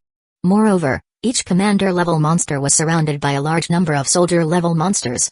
With the swarm's current strength, it stood no chance against any of them. Fortunately, the scouting tiger mastiffs were monsters themselves and did not cause any waves. Sensing the rout of the scouting teams, Kenmu led the swarm into Sitio 203 discreetly, avoiding some commander-level monsters and advancing along a small path. After swiftly killing more than a dozen soldier-level monsters, the swarm finally arrived at a dilapidated residential area without any major incidents. Enter the underground garage. The underground garage of this residential area was large and had strong concealment, making it suitable for the nest's hatching. One by one, the tiger mastiffs entered the underground garage and spread out to clear any potential threats inside. A backpack on the back of a worker bug following Kenmu was opened by an invisible force, and a tactical flashlight flew out, automatically turned on, and then floated on Kenmu's right shoulder. The dark underground garage was illuminated brightly by the tactical flashlight. Sizzle monsters were startled in the darkness, and a group of rodent-like monsters over a meter long, with piercing screams and red eyes, charged out from the darkness. Black-furred rats? Kenmu glanced at them without concern. These black-furred rats were only primary soldier-level monsters and would not be a match for the tiger mastiffs. Sure enough, although these black-furred rats came aggressively, they died even faster, easily killed by the tiger mastiffs and worker bugs without Kenmu needing to intervene.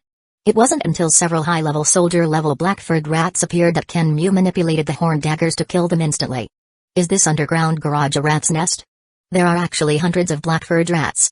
After spending more than 20 minutes sweeping through the underground garage, Kenmu complained. The underground garage did not contain any other monsters, only black-furred rats.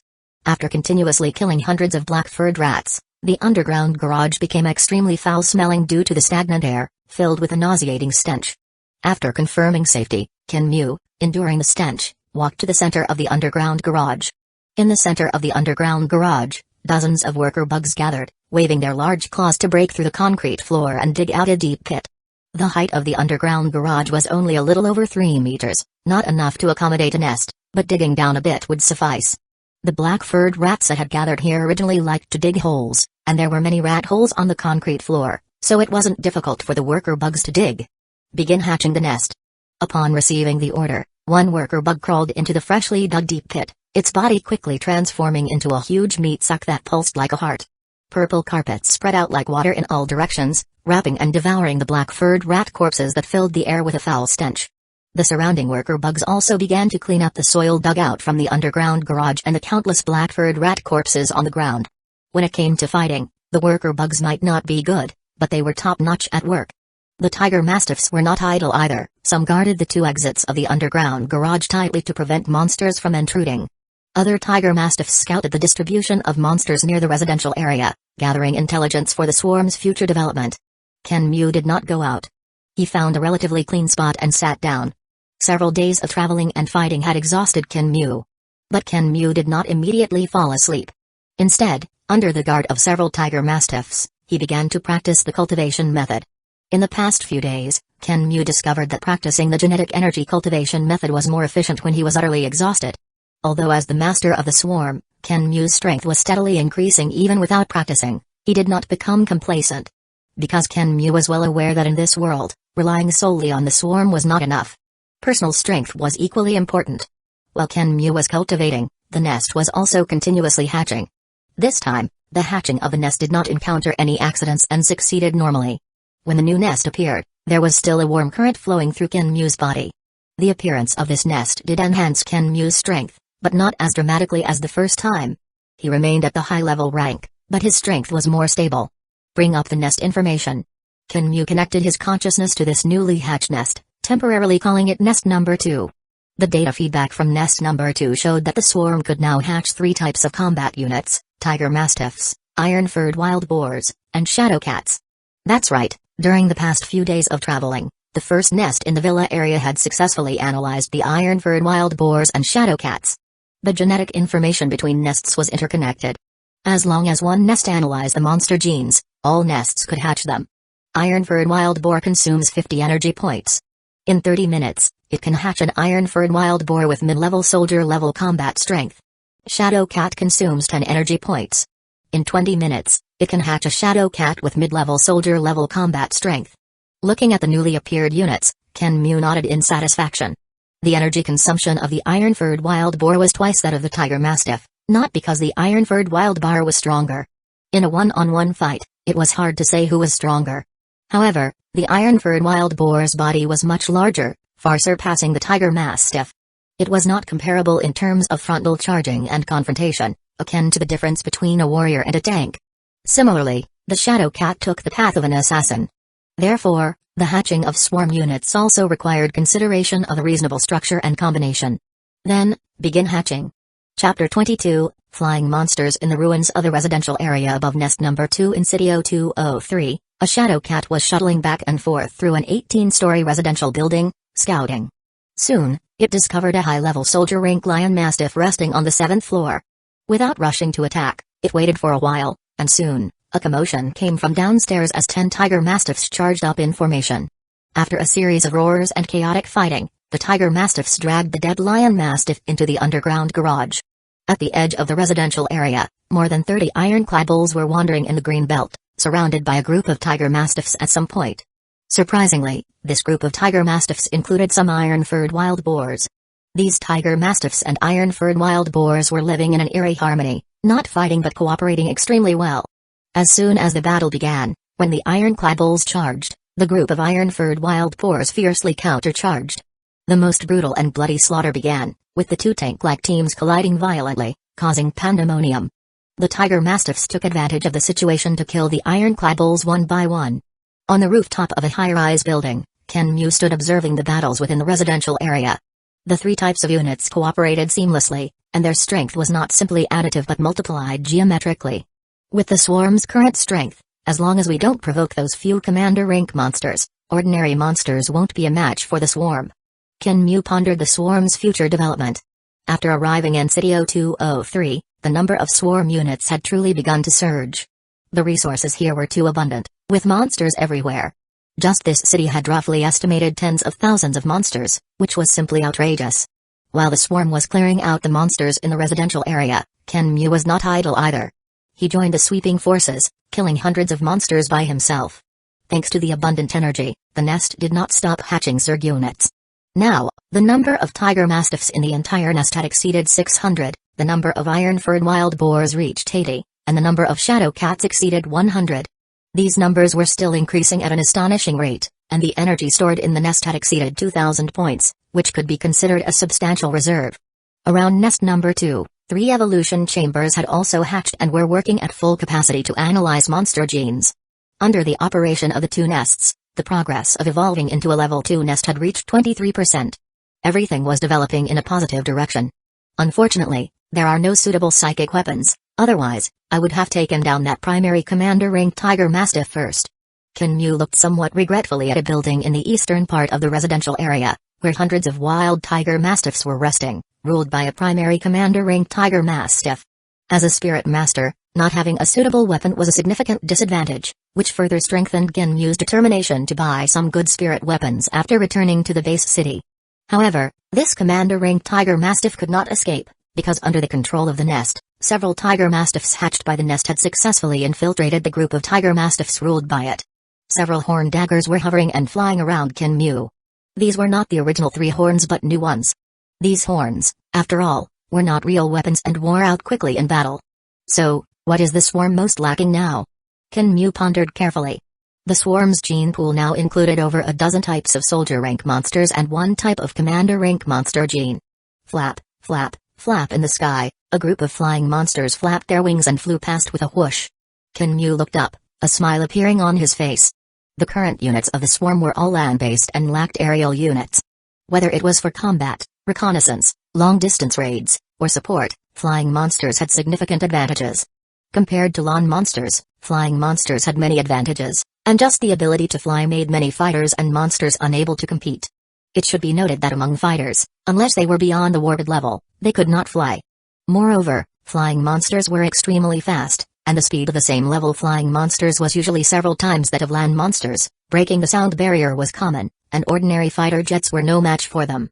Therefore, the sky and the ocean were both forbidden zones for humans. With a thought, Kinmu summoned 30 shadow cats and 50 tiger mastiffs to the building he was on. He ordered them to hide well and began to wait for the flying fierce beasts passing by in the sky. After a short while, hundreds of grayish-black, with a wingspan of about a meter, sparrow-like monsters emitted sharp cries as they flew past 100 meters above the residential area. On the rooftop, Kinmu narrowed his eyes, carefully observing the flying monsters in the sky. Gray cloud sparrows, a common monster in the wilderness area, living in groups. Their strength is usually at the primary soldier rank, but with their vast numbers, there are also many commander ranks and even horde leader ranks existences. The strongest among this group of gray cloud sparrows should be at the high-level soldier rank. We can take action. After careful identification, Kinmu stared at the largest gray cloud sparrow in the group, with a wingspan of just over 2 meters, and affirmed. Once the decision was made, Kinmu acted decisively. The backpack behind him opened, and 10 horn daggers whistled out, shooting towards the gray cloud sparrows in the sky. Thud! The chest of a gray cloud sparrow was pierced, and it immediately let out a terrified cry, flapping its wings weakly and falling down. The consecutive deaths of 10 gray cloud sparrows immediately caused an uproar in the entire monster group. All the gray cloud sparrows angrily screeched in the sky, searching for the hidden enemy. Soon, some gray cloud sparrows discovered Kinmu on the rooftop, as he did not hide but stood there openly. After a few sharp cries, all the gray cloud sparrows found the culprit and immediately swooped down like a dark cloud. They're coming. Hundreds of gray cloud sparrows swooped down, as if covering the sky, a scene that was chilling. But Kinmu showed no fear. 20 more horn daggers flew out from his backpack, rapidly rotating around him and shooting straight into the sky. One by one, the gray cloud sparrows bled and fell from the sky. These gray cloud sparrows, mostly at the primary soldier level, were fine in the sky, but getting close was suicidal. However, there were just too many gray cloud sparrows, and they all swooped down at the same time. Even with Kinmu manipulating 30 horn daggers, there were bound to be some that got through. A gray cloud sparrow screeched, only a few meters away from Kinmu, but Kinmu still showed no intention of dodging. Just as the gray cloud sparrow revealed its bloodthirsty fangs, a shadow darted out from the rooftop passage near Kinmu, leaping up and accurately catching the gray cloud sparrow. It was a shadow cat. Feline monsters were extremely agile and fast. They usually liked to hunt these small flying monsters and were most effective against them. 30 shadow cats appeared one after another from the passage, covering the entire rooftop. They continuously jumped up, fighting with the gray cloud sparrows in the sky. Plop! A gray cloud sparrow with its wings pierced fell in front of Kinmu. Kinmu's eyes narrowed, and an invisible force erupted, straight into the gray cloud sparrow's consciousness. The gray cloud sparrow's eyes rolled back, and it fainted. Just a primary soldier monster, how could it withstand a mid-level warlord spirit master's attack? This was a spirit attack method that Kinmu had figured out. Although it was still crude and simple, it was no problem to deal with such a monster. Every Zerg queen was a soul master, most adept at various soul attacks, and as the master of the swarm, Kinmu had the same talent. After just a simple attempt, Kinmu found the knack. Not right? What's going on? After continuously testing the spirit attack several times, Kinmu suddenly noticed something strange. He seemed to have sensed the soul link of a gray cloud sparrow. Chapter 23, Zergization. After losing nearly half of their companions, the gray cloud sparrows circling in the sky finally felt fear. With a series of mournful cries, they flew away without looking back. Watching the fleeing gray cloud sparrows, Kinmu did not pursue them. As a spirit master, although Kinmu could also control objects to fly, engaging in combat with flying monsters in the sky without a suitable spirit weapon was asking for trouble. Ignoring the escaping gray cloud sparrows, Kinmu curiously stared at a nearby gray cloud sparrow with a pierced wing, bleeding profusely. A faint soul link connected Kinmu to it, and this link grew stronger, transforming towards other units hatched by the nest. What's going on? Is this soul enslavement? Kinmu thought subconsciously. In the world of Swallowed Star, There was a very terrifying ability: soul enslavement. Once enslaved, one would be completely controlled, wholeheartedly serving the other as their master, unable to escape even in death. But I don't know any soul enslavement methods.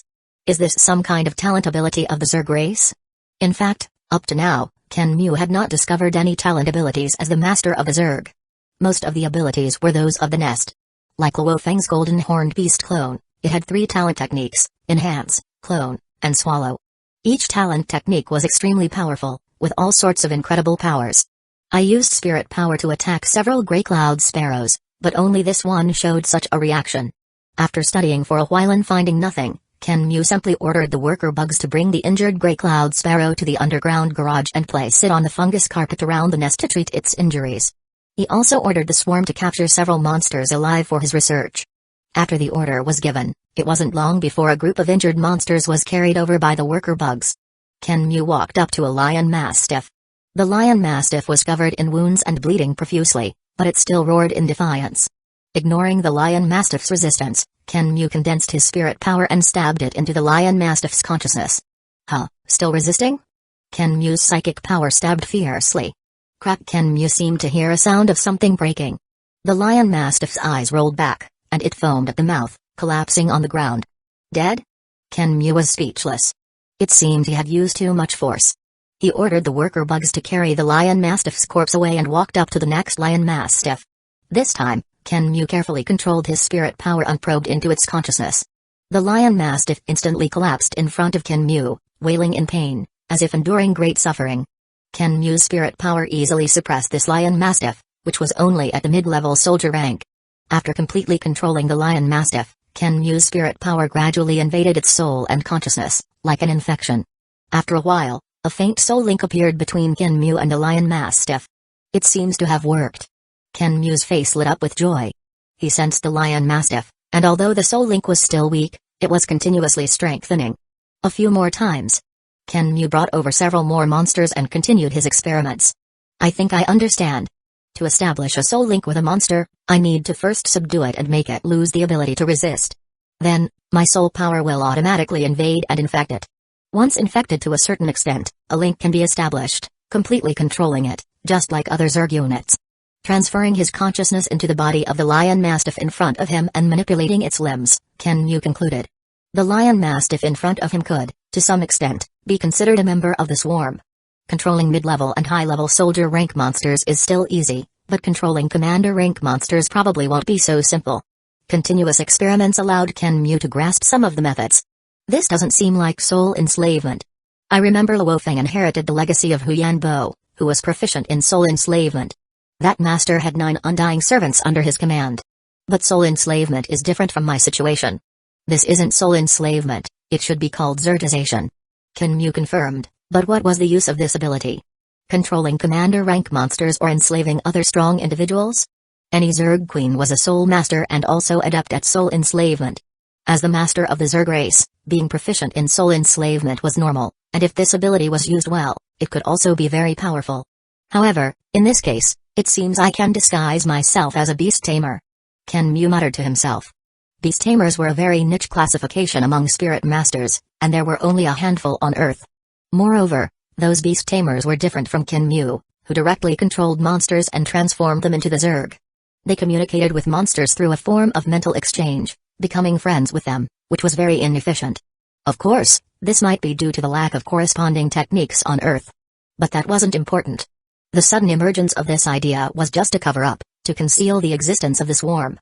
Because as the swarm continued to develop, it would inevitably be noticed by interested parties. Having the title of a beast tamer as a cover could extend the time before the swarm was exposed. After all, it was normal for a beast tamer to control a few monsters. Controlling a few more monsters wouldn't be strange either, given the number of geniuses in this world.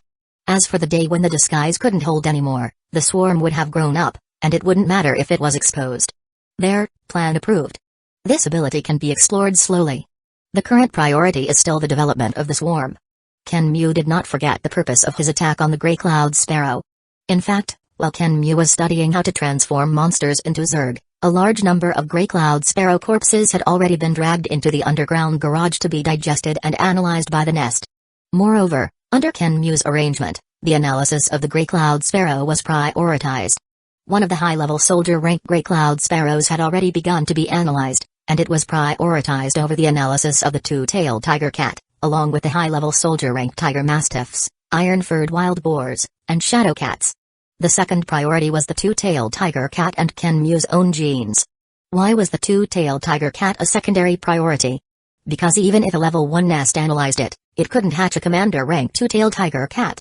In the short term, it wasn't very meaningful, and it might not even be as cost-effective as the shadow cat. As a secondary priority, Kenmu's own genes were analyzed for two reasons. One was to better understand his own body, making it easier to train specifically. The other reason was that if Kenmu was injured or died unexpectedly, he could use the nest to heal and resurrect. The third priority was monsters like the single-horned wild boar, ironclad bull, and lion mastiff.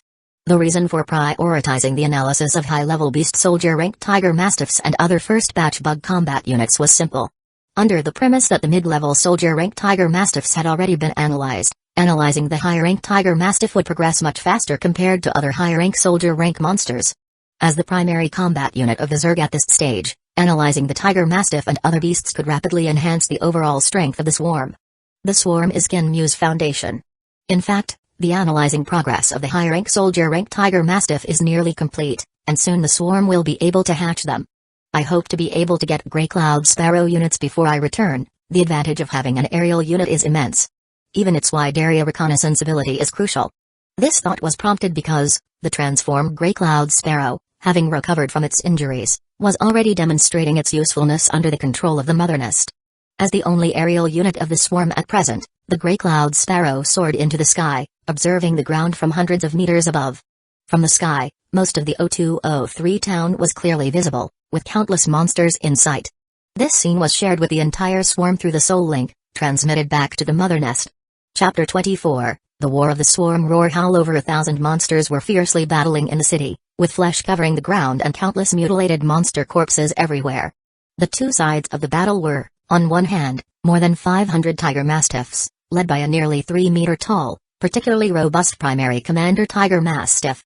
On the other hand, the composition was much more complex, consisting of tiger mastiffs, iron-furred wild boars, shadow cats, and Grey Cloud Sparrows in the sky. Among them, the number of tiger mastiffs was the highest, exceeding 1,000, while the number of iron-furred wild boars and shadow cats also exceeded 200. As for the Grey Cloud Sparrows in the sky, although their number was the least, there were still 100. Although there was no commander rank monster leading them, this mixed monster team had many high-level soldier rank monsters. With their seamless cooperation and absolute numerical advantage, they actually suppressed the commander rank tiger mastiff. On the battlefield, more than 200 iron-furred wild boars gathered together uncharged. When their sturdy limbs ran on the ground, the earth trembled. Howl. The tiger mastiff commander roared in anger, wanting to lead its clan to retreat. The tiger mastiff, which already possessed a certain level of intelligence, never expected that it would encounter such a situation while leading its clan on a hunt as usual. The monsters in this residential area were too bizarre. Just mere soldiers, facing its commander's strength, not only showed no fear, but even dared to hunt it. Moreover, they cooperated seamlessly, like a precise instrument. As soon as the battle started, its side suffered heavy losses. Especially those tiger mastiffs. Normally, as long as there was no commander rank leading the opposing side, it only needed to howl once to make them submit. But now, not a single tiger mastiff paid attention to it, and instead, they acted like mortal enemies, crazily attacking. After it consecutively killed several enemies, the opponents became even crazier. The earth trembled more violently, and looking at the iron-furred wild boars charging like heavy tanks, it felt fear. But its anger also erupted. How dare they? It was a commander that had risen through countless battles. With a roar, the tiger mastiffs, which were about to retreat, turned around and counterattacked crazily under the leadership of the primary commander tiger mastiff. Boom! The two massive teams collided violently. The tiger mastiff commander opened its bloody mouth and bit the leading high-level soldier rank iron-furred wild boar, then shook its head fiercely, actually throwing it away. With a swing of its claws and fangs, it killed one iron-furred wild boar after another, fully displaying its commander's strength. Even high-level soldier rank iron-furred wild boars found it hard to withstand its attacks. However, apart from it, the other tiger mastiffs were helpless against the iron-furred wild boars charging. They were knocked flying the moment they collided, tossed into the air, and then heavily trampled, crushed into meat paste. In just one charge, The dead tiger mastiffs exceeded 100, while the iron-furred wild boars only lost about 50 or 60. More importantly, their formation was completely scattered, and their morale was almost broken. The tiger mastiffs did not let go of this opportunity and closely followed the iron-furred wild boars, completing the battlefield segmentation. The entire battlefield was divided into smaller battlefields, with fighting everywhere. The shadow cats, under the cover of the tiger mastiffs and iron-furred wild boars, emerged from the shadows, and the gray cloud sparrows occasionally swooped down from the sky, grabbing large chunks of flesh. The tiger mastiff commander watched as its clansmen continued to die tragically, becoming increasingly furious. It charged left and right on the battlefield but was tightly entangled. There were at least 100 high-level soldier rank monsters around it, crazily launching death charges at it. Even a commander rank monster would have to avoid such an attack. If it weren't for its guards desperately rescuing it, it would have been severely injured long ago. However, as time passed, the guards around it became fewer, and injuries began to appear on its body. After barely repelling an iron-furred wild boar, a shadow cat hidden on the side of an iron-furred wild boar silently leaped up and dug out one of its eyes with a claw. The severely injured tiger mastiff commander howled in pain and wanted to counterattack, but the continuous fighting had greatly consumed its strength, and its reaction speed had noticeably decreased. After being severely injured and blinded, it wasn't long before the tiger mastiff leader was submerged by the swarm, emitting a powerless wail. We won. This was the first commander rank monster killed by the swarm without relying on Kinmu. The swarm had truly established a foothold in City 0203. I should return to the base city. After more than a day of development, the number of swarm units had grown explosively. Excluding the casualties, the remaining Zerg units were close to 2,000. Among them, there were more than 1,200 tiger mastiffs, with 400 at a high-level soldier rank. Both the iron-furred wild boars and shadow cats exceeded 300, with more than 100 at the high-level soldier rank respectively. The least numerous gray cloud sparrows also numbered over 100, and they were all at the high-level soldier rank. Moreover, their numbers were still increasing at a rate of over 1,000 per day, so even without a commander leading them, they were still a very powerful force.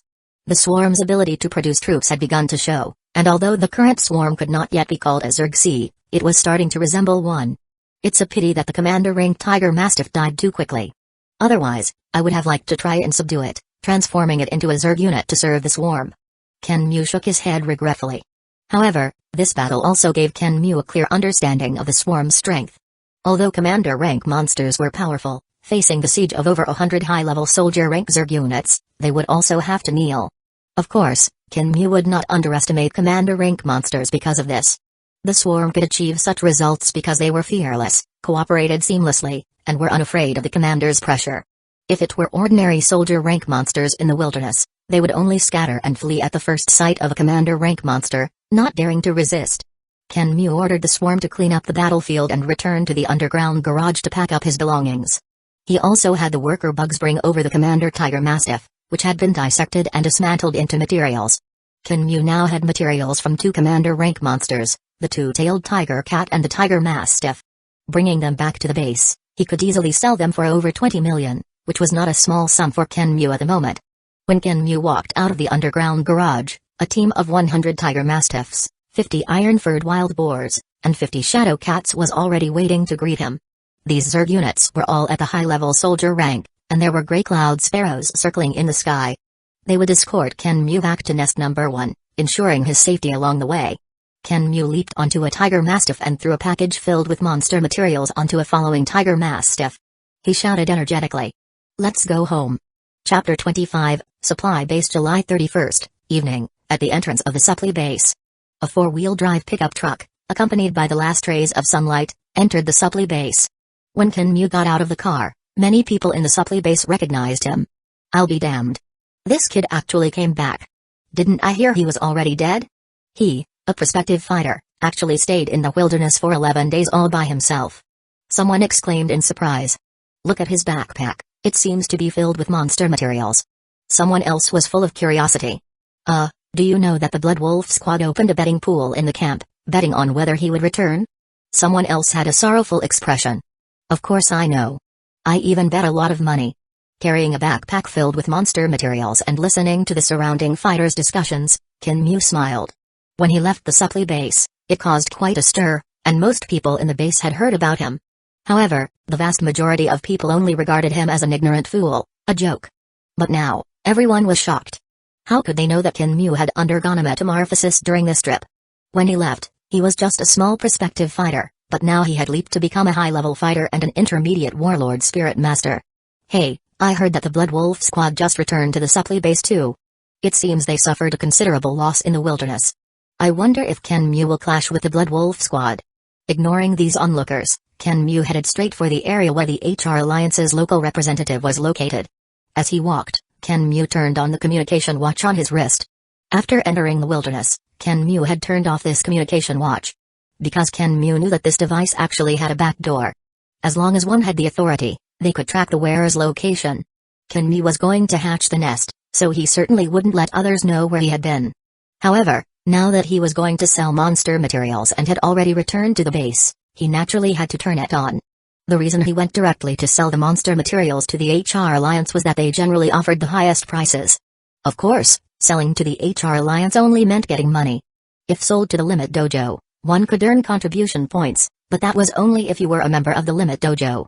Selling to the military or the Thunder Dojo was similar, accumulating contribution points and the like, just with different names. Since Kinmu hadn't joined any forces yet, selling to the HR Alliance was the most profitable. Let's go, follow him and see what monsters Kinmu hunted. Some troublemakers followed behind, full of curiosity. What's there to see? It's probably just some low-level soldier-ranked monster materials. A prospective fighter, what kind of monsters can he kill? Although someone said this, quite a few people still followed. The life of a fighter was actually quite monotonous, either fighting monsters or training desperately. The supply base hadn't been this lively in a long time. Who didn't like to watch the excitement? Especially such a rare spectacle that hadn't been seen in many years. Kinmu heard this and chuckled inwardly. In his backpack, there were materials from 2 commander rank monsters, as well as dozens of horns from high-level soldier-ranked single-horned wild boars, which Kinmu used as consumables. Kinmu had no intention of hiding his strength, so he didn't mind others knowing what materials he was selling. He wasn't loafing. In the upcoming fighter practical exam, Kinmu would fully display his talent to strive for the best treatment. The fighter supply base wasn't large, and soon, Kinmu arrived at his destination. Good evening, sir. Are you here to sell monster materials? A sweet-voiced, attractive young girl in HR Alliance professional attire quickly stepped forward to greet him. Yes. Kinmu responded, opening his backpack and placing it on a platform. There were professionals nearby who would appraise the value of the monsters hunted by the fighters. A staff member walked up to the backpack and took out the materials one by one. This is the horn of a single-horn wild boar? Judging by the size and color, it's at least from a high-level soldier-ranked single-horned wild boar. Before the HR Alliance staff could speak, a sharp-eyed fighter in the crowd said. There's more than one, my god, they're all high-level soldier-ranked horns, 30 in total. There was an uproar in the crowd. It was just some high-level soldier-ranked materials, which wasn't much for many present. But this was a prospective fighter who had hunted these alone in the wilderness. The significance of this was entirely different. When the staff member took out a tendon from the tail of a 2-tailed tiger cat, the crowd, which had been discussing, was stunned. What the hell? What is this? Am I seeing things? Is this a tendon from the tail of a 2-tailed tiger cat? That's a primary commander rank monster.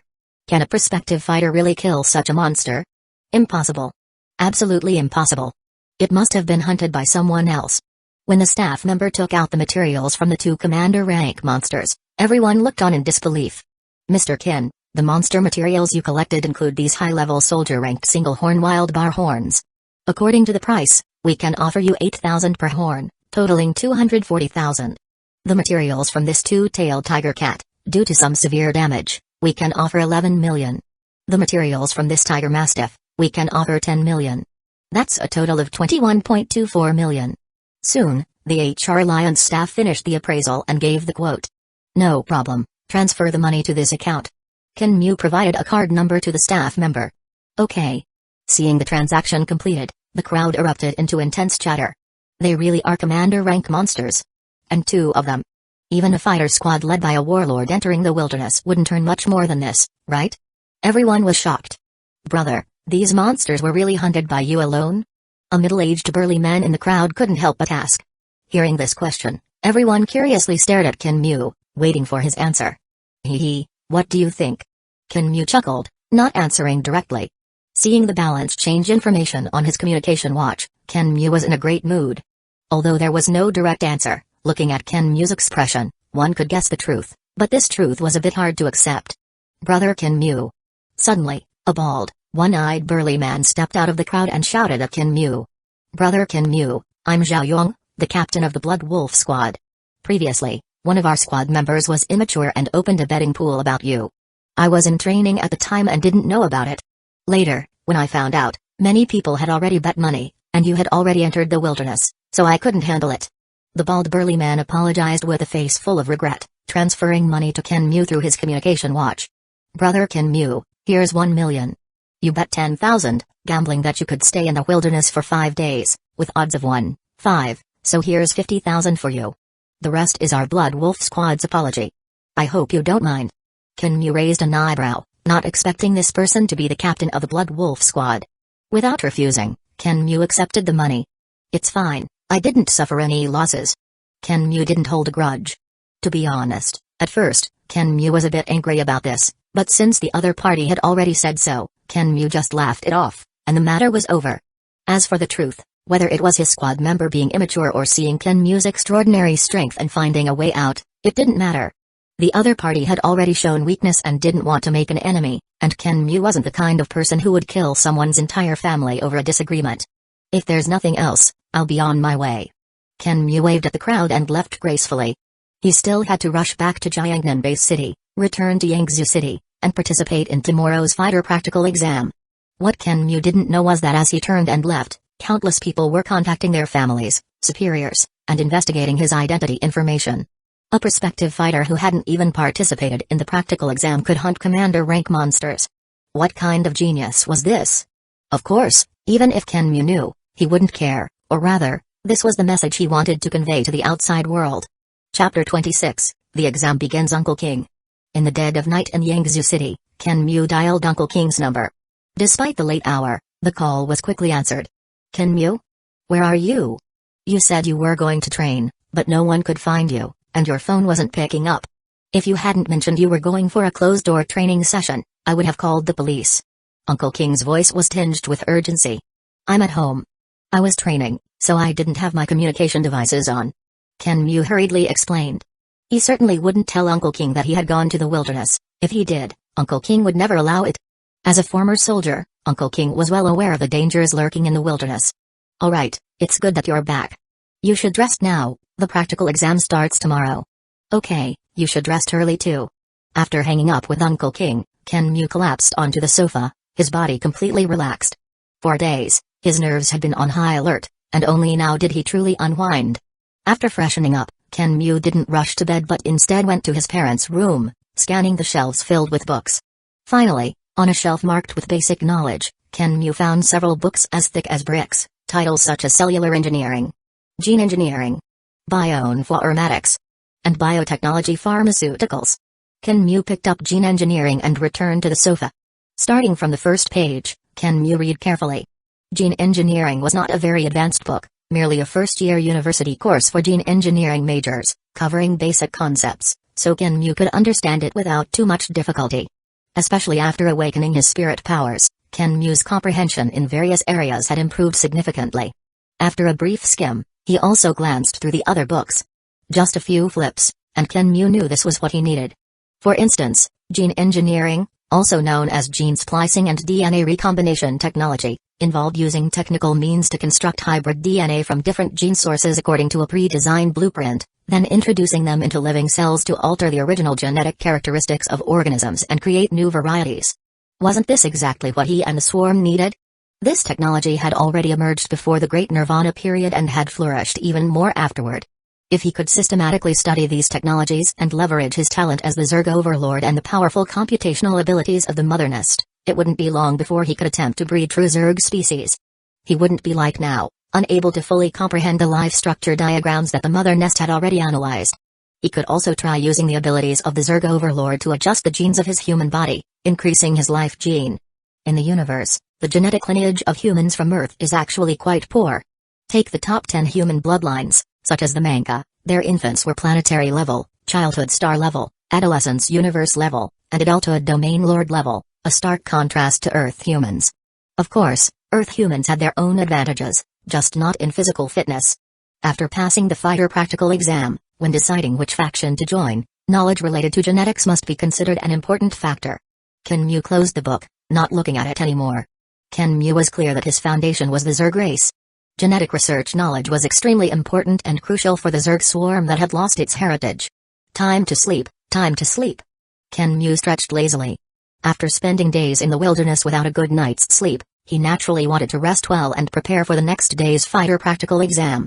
On the morning of August 1st, led by a fighter from the Limit Dojo, Kenmu, Luofeng, Yang Wu, and 30 other prospective fighters headed to the train station. Inside the carriage, many prospective fighters sat listening to the introductions and recruitment pitches from the HR Alliance, the military, Thunder Dojo, and Limit Dojo displayed on the carriage screens. Kenmu, however, remained unperturbed, not having decided which faction to join. He would make his decision based on their offers after the exam. These major powers each had their advantages. The HR Alliance was wealthy, the government military was the strongest domestically with good benefits, while Thunder Dojo and Limit Dojo offered more freedom. Glancing at Luofeng, Kenmu knew that during this period, Luofeng had also experienced a lot, awakening his spirit powers, his strength surging to the level of a mid-level warrior. He had already joined the Limit Dojo and signed a contract. Luofeng didn't have much ambition at his point, preferring to keep a low profile, spend more time with his family, and not reveal his identity as a spirit master. Otherwise, his treatment could have been even better. Kenmu, on the other hand, didn't share this mindset. Why hide one's strength when one had the power? Only by showcasing enough talent could one gain more support and grow faster. Thus, this fighter practical exam would be Kenmu's best stage to debut. Beside him, Luofeng and Yang Wu were discussing. They were planning or had already joined the Limit Dojo. Kenmu, which faction are you planning to join? Luofeng looked at Kenmu and asked. I haven't decided yet. I'll see how it goes after the exam. Kenmu shook his head honestly. As they chatted, the train soon pulled into the station. The group of prospective fighters disembarked. There were many participants in this practical exam, numbering over 1,000. The vast crowd of prospective fighters entered a large military base. The base covered a vast area, with numerous soldiers armed with sophisticated weapons and various heavy weapons visible everywhere.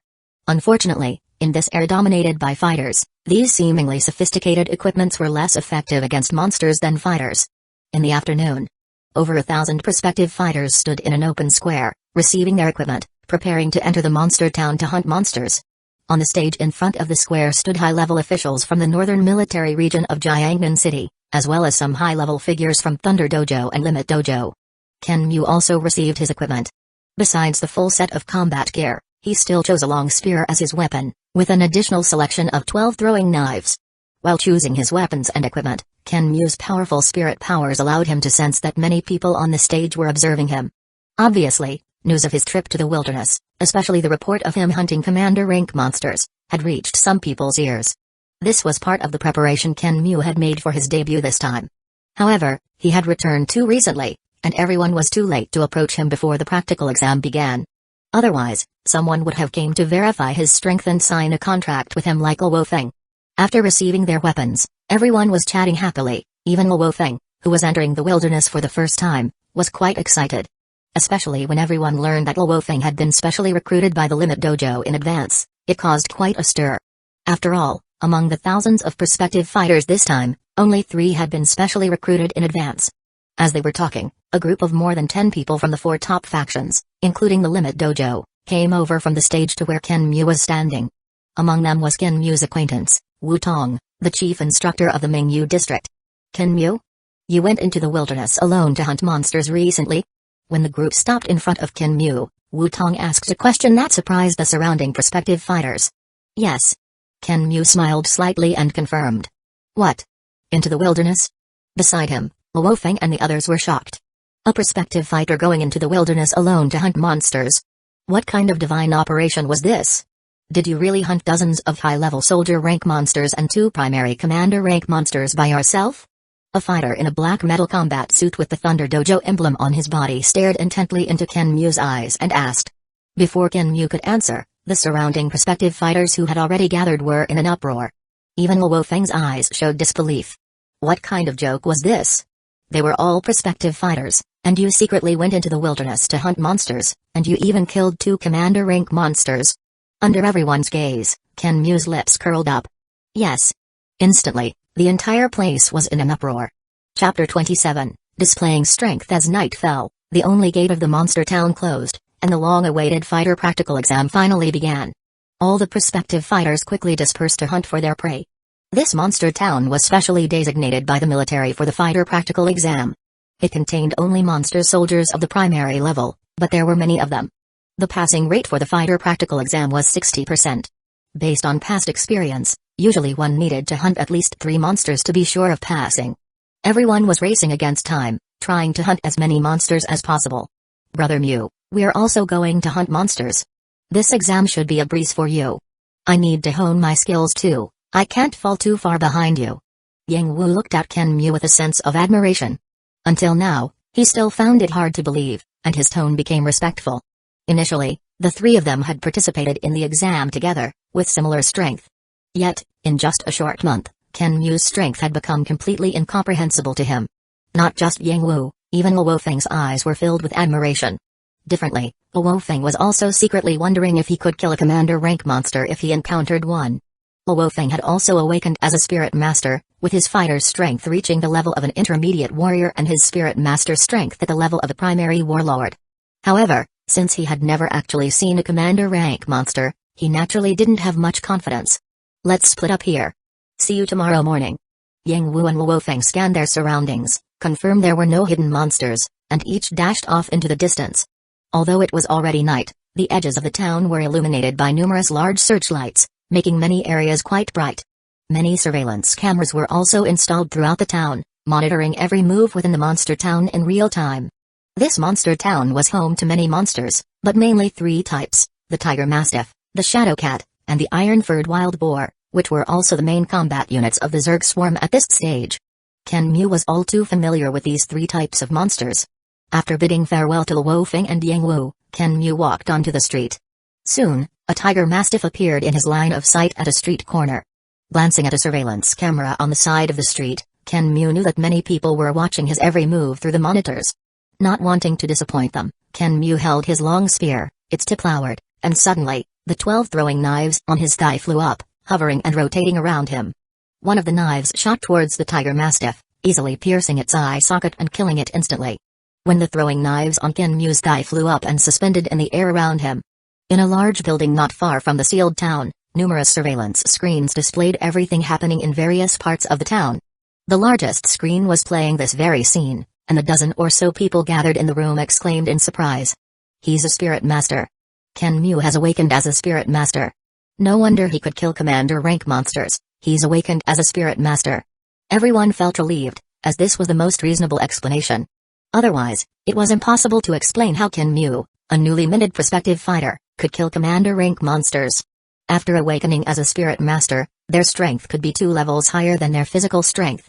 This meant that as long as Ken Mew raised his strength to that of an intermediate warrior, his spirit master's strength could reach the level of a primary warlord, and he would be among the strongest in that category, making it unsurprising that he could hunt 2 primary commander rank monsters. After receiving information from the supply base last night, Ken Mew's background had been thoroughly investigated by the major powers.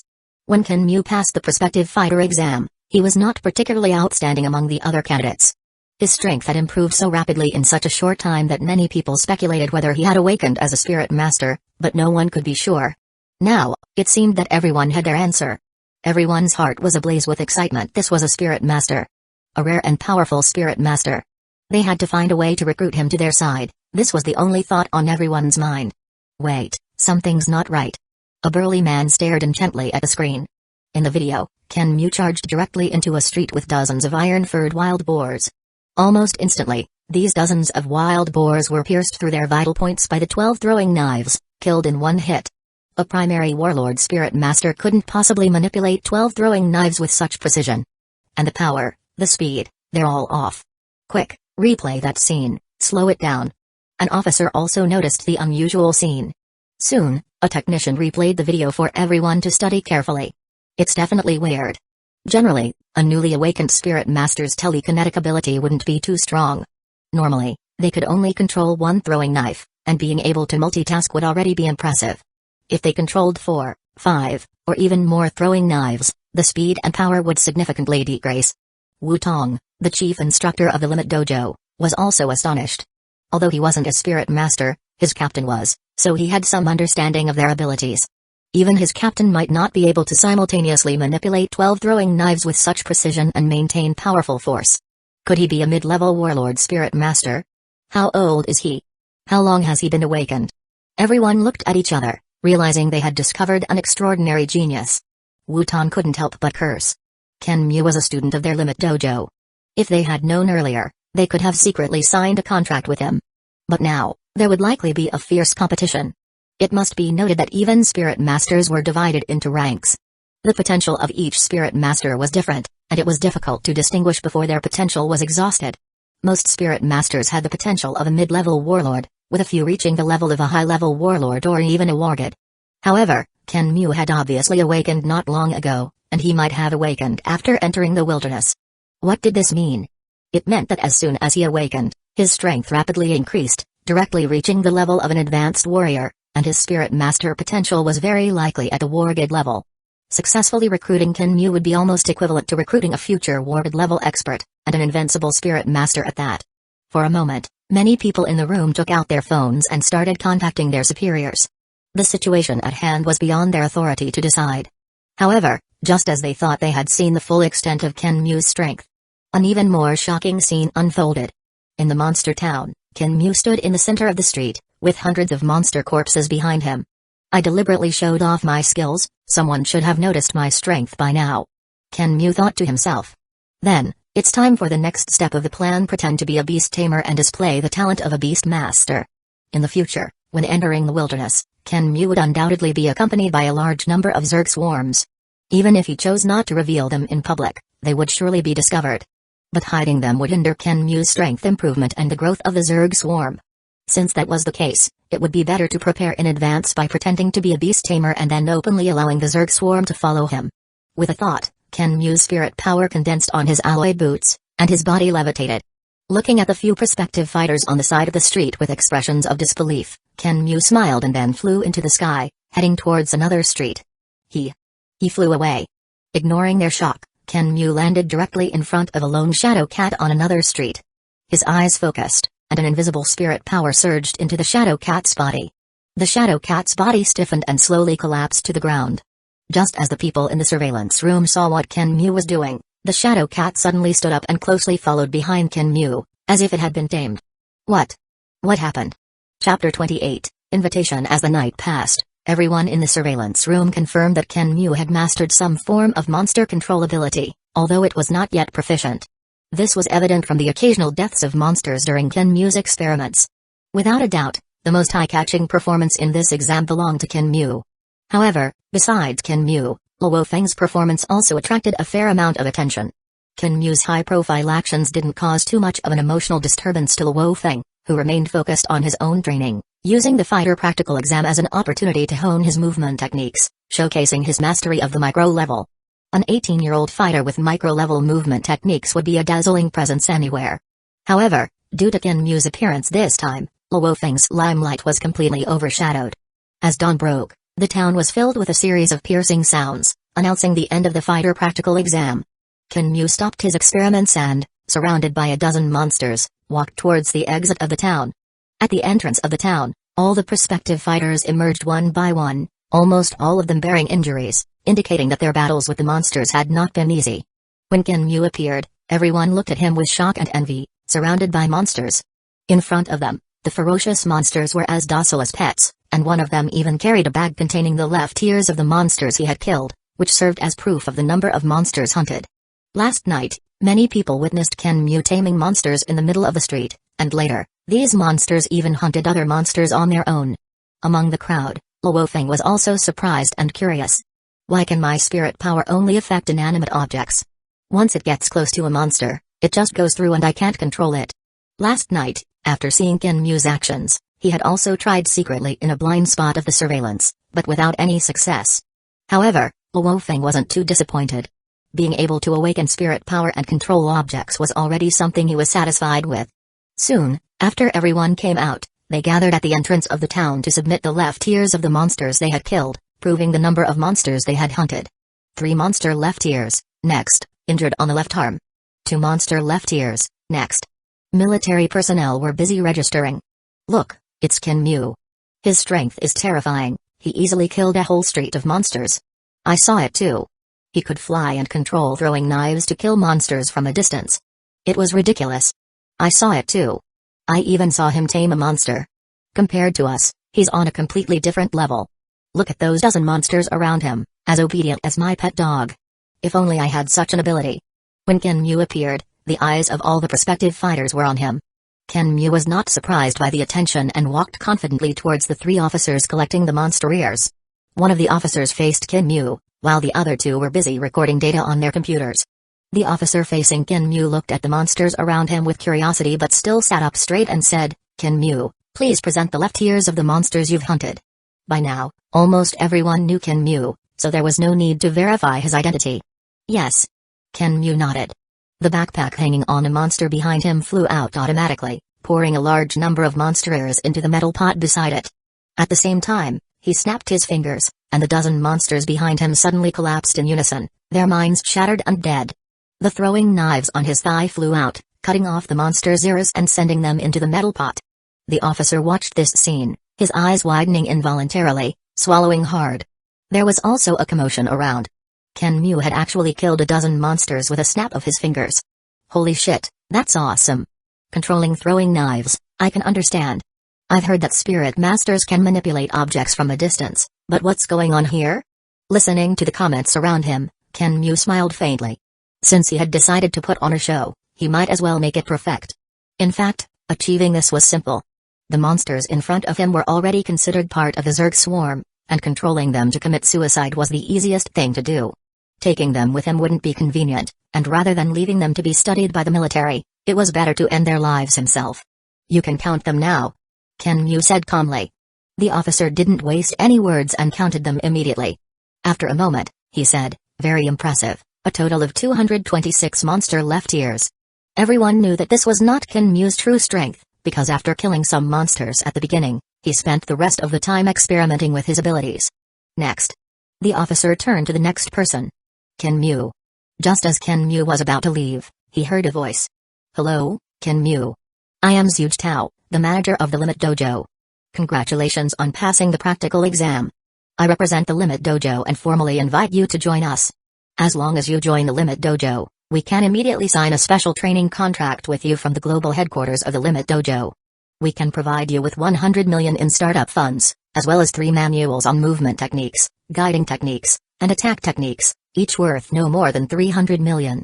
A middle-aged man in a black tang suit pushed through the crowd and stepped forward. This man in the tang suit was slender, with a hooked nose and a gentle smile in his eyes. He had a somewhat effeminate aura. Behind him stood Wutong, the chief instructor of the Limit Dojo, with respect. As soon as these words were spoken, the prospective fighters around erupted in a huge uproar. The difference was too great. After all, the usual startup funds for joining the Limit Dojo were only 1 million. However, before Kinmu could respond, another person, a burly man, quickly stepped forward. "Hello, Kinmu. I am Wang Heng, the manager of the Thunder Dojo. I represent the Thunder Dojo and formally invite you to join us. As long as you join the Thunder Dojo, you can also sign a special training contract from the global headquarters. Moreover, we can provide you with 200 million in startup funds, as well as 3 manuals on movement techniques, guiding techniques, and attack techniques, each worth no more than 500 million. Regarding the special contract, I don't know if you've heard about it, but every year, worldwide, no more than 10 fighters receive this special training contract. Each one is a true genius. This year, our Thunder Dojo has only issued 3 special training contracts. One is for a 20-year-old advanced level warrior from the European Union. Another is a genius from South America, who, like you, is also a spirit master. The third is a 16-year-old intermediate level warrior from our country. If you agree, you will be the 4th. In recent years, the competition between the Limit Dojo and the Thunder Dojo had been fierce, and the Thunder Dojo had generally been at a disadvantage. It was clear that they had decided to make a big bet to secure Kinmu. Hearing Wang Heng's words, Zhuge Tao's expression changed, and he was about to say something when an officer in military uniform on the other side spoke first. "Hello, Kinmu. I am Xing, the military representative. I represent the military and invite you to join us. If you join the military, you can be directly appointed as a colonel and enter the special forces. Our special forces are similar to their dojo's special training contracts, with many geniuses like you. After joining the military, You can choose to lead troops or form your own elite fighter squad according to your own wishes. Likewise, we will provide 100 million in startup funds, as well as 3 manuals on movement techniques, guiding techniques, and attack techniques, each worth no more than 300 million. We've noticed that you have the talent for Spirit Master and are good at beast taming. We also have many Spirit Masters within the military, with specialized training for Spirit Master, and even Spirit Master who are good at beast taming like you. If you join us, you will be taught by specialists. This is not the place to talk. We can go somewhere quiet to discuss the specifics of the contract and benefits. What do you think? On the other side, a member of the HR Alliance who hadn't had a chance to speak quickly said, "Hello, Kinmu. I am a representative of the HR Alliance. As long as you join the HR Alliance, we can directly give you 1 billion in startup funds." At this moment, the prospective fighters around who were participating in the exam were completely crazy. 1 billion. Many fighters couldn't earn that much money in their entire lives. Chapter 29, The Choice. In a reception room within the military camp, Kinmu and representatives from the 4 factions were seated. "Thank you for your invitations. I am deeply grateful. Your conditions are all very generous, but I have a small request." Kinmu looked at the representatives of the 4 factions with ease and confidence. After all, this situation was part of Kinmu's plan. "Please tell us, and we will try our best to accommodate." Military Representative Zhang did not hesitate to respond. The other parties also expressed that there would be no problem. "You've all seen my information. My mother was a military researcher, and under her influence, I've been passionate about monsters and genes since I was young." Kinmu paused here. Of course, this was to establish his persona. After all, there were indeed many related books at home, but who knew if he was truly passionate about them? Perhaps influenced by this, I awakened my spirit power during a fight with monsters in the wilderness, at the brink of death. This statement was indeed true. Before awakening, Kinmu had indeed fought with monsters. Later, I discovered by accident that I seemed to be able to communicate with monsters through spirit power, and even control them. This talent, after my research, I found to be closely related to my understanding and research of monsters. Therefore, I hope to receive some help in this area. Research on monsters, and even deeper into genetic engineering, would be very helpful to my strength improvement. Hearing Kinmu's request, the representatives looked at each other in dismay. The representatives from the Limit Dojo and the Thunder Dojo were somewhat at a loss. When it came to training fighters, the 2 dojos were very adept, and even for spirit masters they had certain resources. However, when it came to research on monsters and genetic engineering, they were not completely without it, but their research was only superficial. On the other hand, Military Representative Zhang and the HR Alliance representatives showed delight. Every year, various military academies would train a large number of research talents, and the majority of these talents entered the military's various research institutions. For this purpose, the government and military invested a vast amount of resources each year. Among them, the cell repair serum Kinmu had used was one of the military's research achievements. Although the HR Alliance was not as strong as the military, they had ample funds and had attracted a considerable number of high-end research talents, investing in numerous high-end research institutions with fruitful results. The most famous were the various genetic potions and high-profit pharmaceutical products related to medicine. The HR Alliance representative, finally finding an opportunity, quickly said, "Kinmu, your idea is excellent, and we will support you. Our HR Alliance has in-depth research on various monsters, especially in genetic engineering, and many well-known research institutions are funded by our HR Alliance. As long as you join our HR Alliance, I can apply for permission for you to access some high-end knowledge, and even directly join various research institutions. However, since most of our high-end research institutions are in European-based cities, you can come and settle in a European-based city with me, and we will give you the best conditions."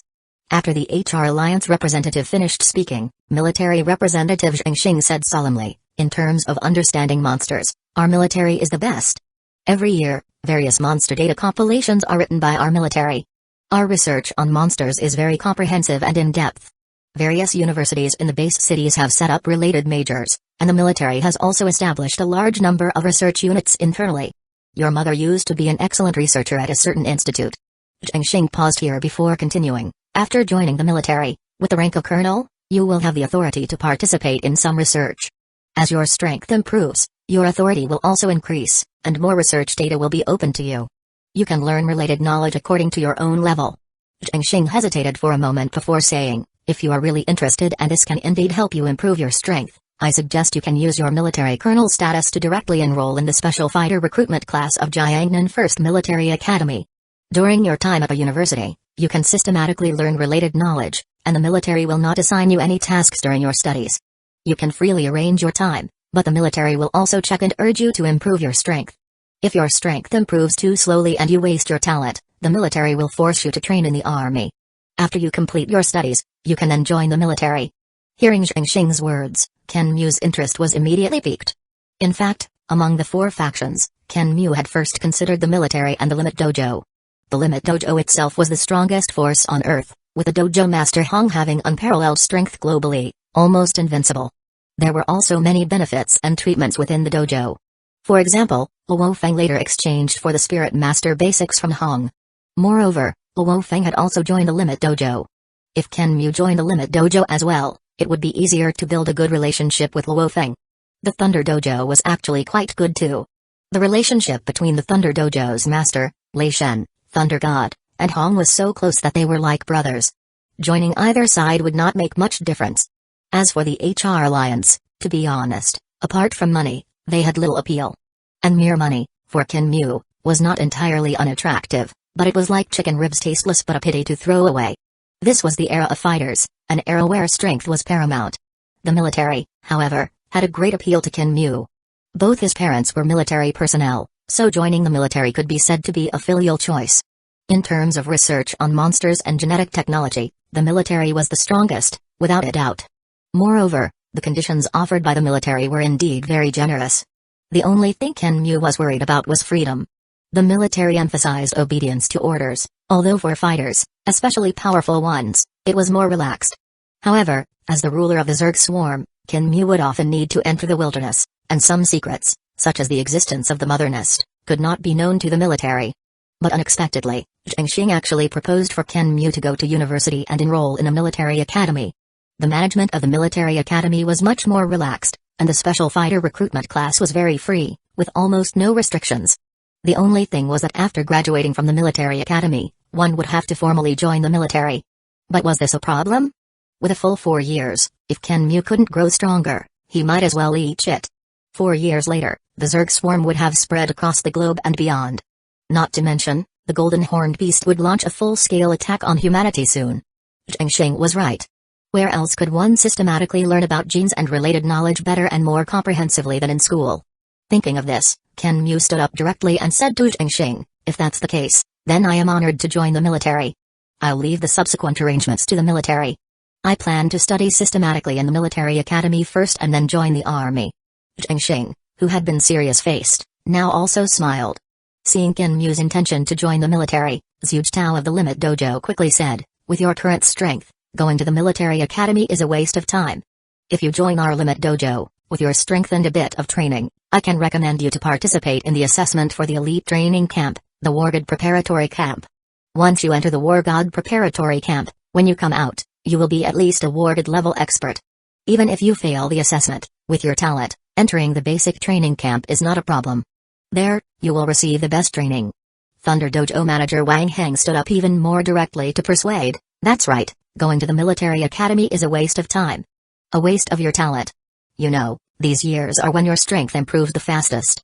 Going to the military academy is simply not worth it. If you want to learn about monsters and genes, our Thunder Dojo also has some related research institutions. Although they are not profound, they can still provide you with the opportunity to learn. You can wait until your strength improves and you become awarded before considering these things."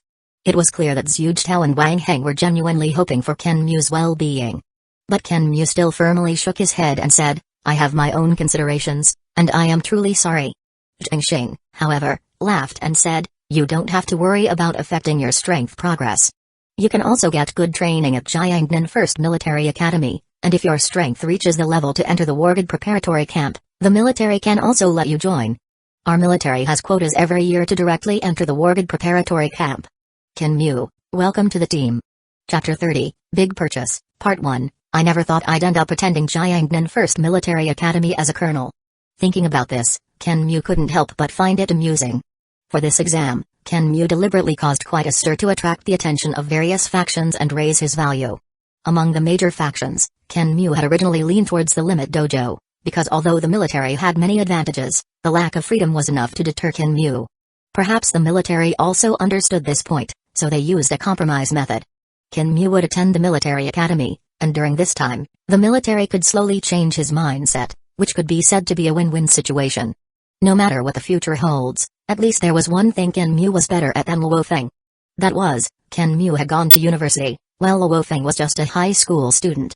During the college entrance examination, Luo Feng fainted because the math problem was too difficult, which was a black mark in his life. After signing the contract with the military, Ken Mu did not stay in the barracks and returned directly to Yangzhou City. Uncle King, I've passed the fighter exam. Let's go. I've joined the military, so we'll move into the military family villa area tomorrow. Ken Mu called Uncle King to share the good news. Haha, I knew you could pass the exam, Zhao Mu. Let me know when you're back, and we'll have a good drink, haha. Uncle King laughed heartily, his tone relaxed. As a soldier, he knew that even practical exams could lead to casualties. Since Ken Mu had passed the exam, it meant everything was fine. After returning to Yangzhou City, Ken Mu had a good drink with Uncle King and discussed the moving next day before returning home. Upon arriving home, Ken Mu sat in front of the computer and logged into a military internal website, entering his account. A piece of information popped up.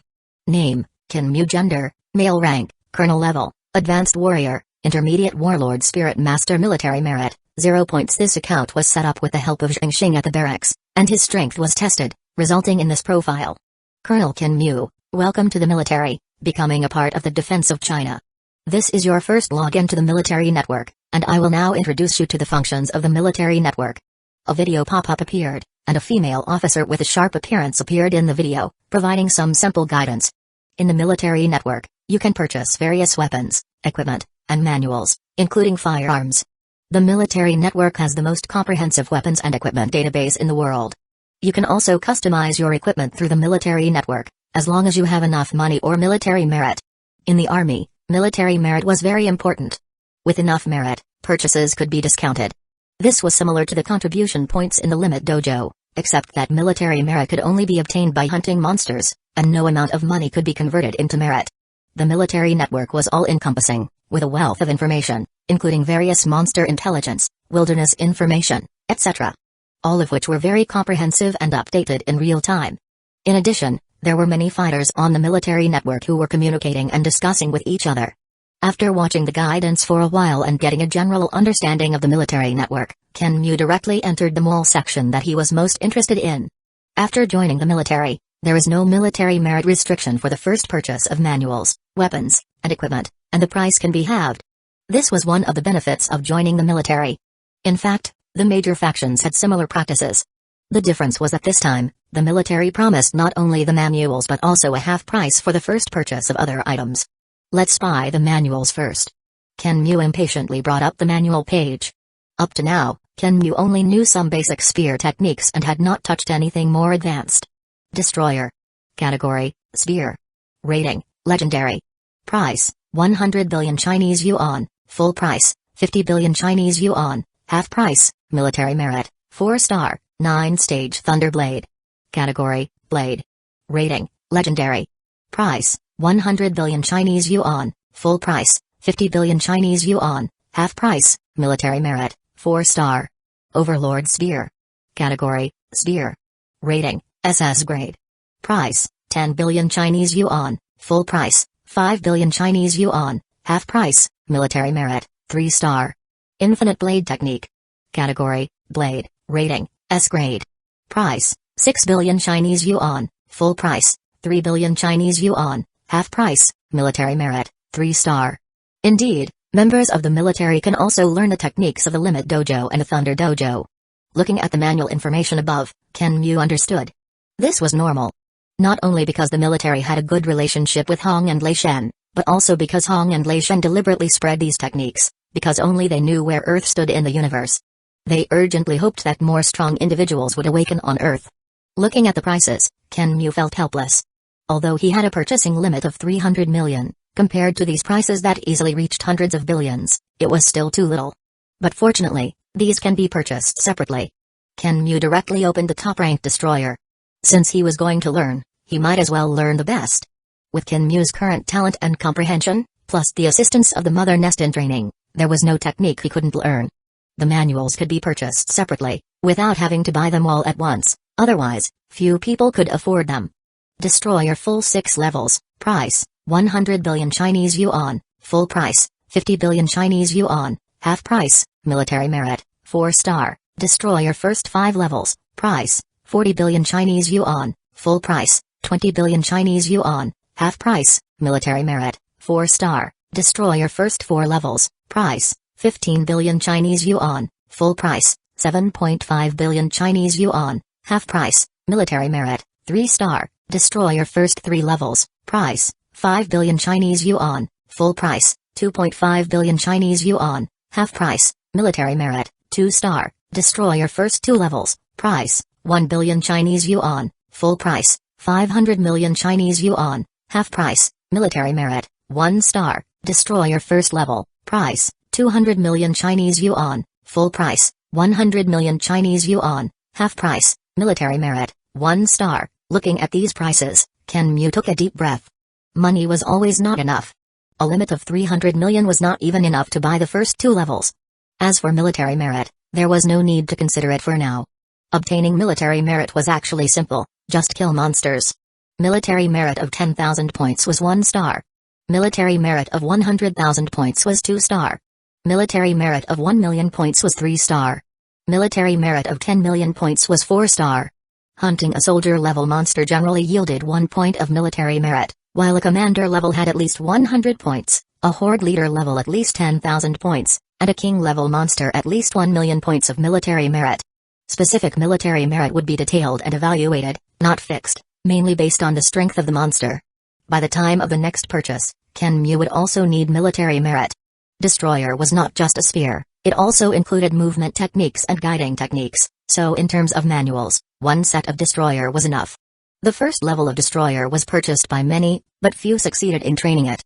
Just like the 9-stage Thunder Blade was known as the most difficult blade technique, this spear technique was also the most difficult. However, Kenmu felt no pressure because the difficulty of training lay in the high requirements for body strength, body control, and reaction speed. But Kenmu had the assistance of the Zerg swarm in training. With the Mother Nest's powerful computing ability, it could easily discover any non-standard or incorrect movements in Kenmu's training and mark these actions one by one. Directly marking which muscle's way of exerting force was incorrect, which body movement was deformed. As long as he practiced more, success was inevitable. With this amount of money, I can only buy the first level. Let's buy it. Kenmu clicked lightly to confirm, and 1 billion yuan was gone. Now let's see what manuals they have for a Spirit Master. Chapter 31, Big Purchase, Part 2, Switching the military network page to the Spirit Master mode, Kenmu carefully checked it out. This mode was not open to ordinary fighters, only Spirit Masters had the authority to enter. Unlike the thousands of manuals for fighters, the manuals and techniques for Spirit Masters were scarce, with only a dozen or so. Unexpectedly, the top-ranked item was not something with a domineering name like Destroyer or 9-stage Thunderblade, but a book called Spirit Master Basics. The most outrageous thing was that this Spirit Master Basics was actually worth 100 billion yuan. Spirit Master Basics. I remember later when Luo Feng was being chased by the vulture Li Yao, he accidentally found some spirits of nature and exchanged them with Hong for this Spirit Master Basics. At that time, Luo Feng used 3 stars to exchange, but the star unit was arbitrarily made up by Hong. A portion of dragon blood worth 800 billion yuan was only 1 star. If you calculate this way, Spirit Master Basics should be worth at least 2.4 trillion yuan, but the dragon blood at 800 billion yuan was overpriced, because that was just the external selling price. Dragon blood can be mass-produced, and the cost certainly isn't that high. Moreover, things like Spirit Master Basics don't require a cost to produce and can be sold repeatedly, so it's normal for the price not to be so exaggerated. Kenmu was a little surprised but also felt it was normal for the military to have such a good item as Spirit Master Basics. Because it was obviously not a product of Earth, 9 out of 10, it was obtained from some ruins. Since Hong could get it, the military could too. With Spirit Master Basics, Kenmu was no longer interested in other Spirit Master techniques, because most of them were self-cultivation methods of war gods, far less valuable than Spirit Master Basics. Like Destroyer, Spirit Master Basics could also be purchased separately. The difference was that Spirit Master Basics was divided into 3 parts. They were Controller, Illusionist, and Beast Taming. Spirit Master Basics, Controller. Rating, Legendary. Price, 40 billion Chinese yuan, full price, 20 billion Chinese yuan, half price, military merit, 4 star, Spirit Master Basics, Illusionist. Rating, Legendary. Price, 40 billion Chinese yuan. Full price, 20 billion Chinese yuan. Half price, military merit, 4-star, Spirit Master Basics, Beast Taming. Rating, Legendary.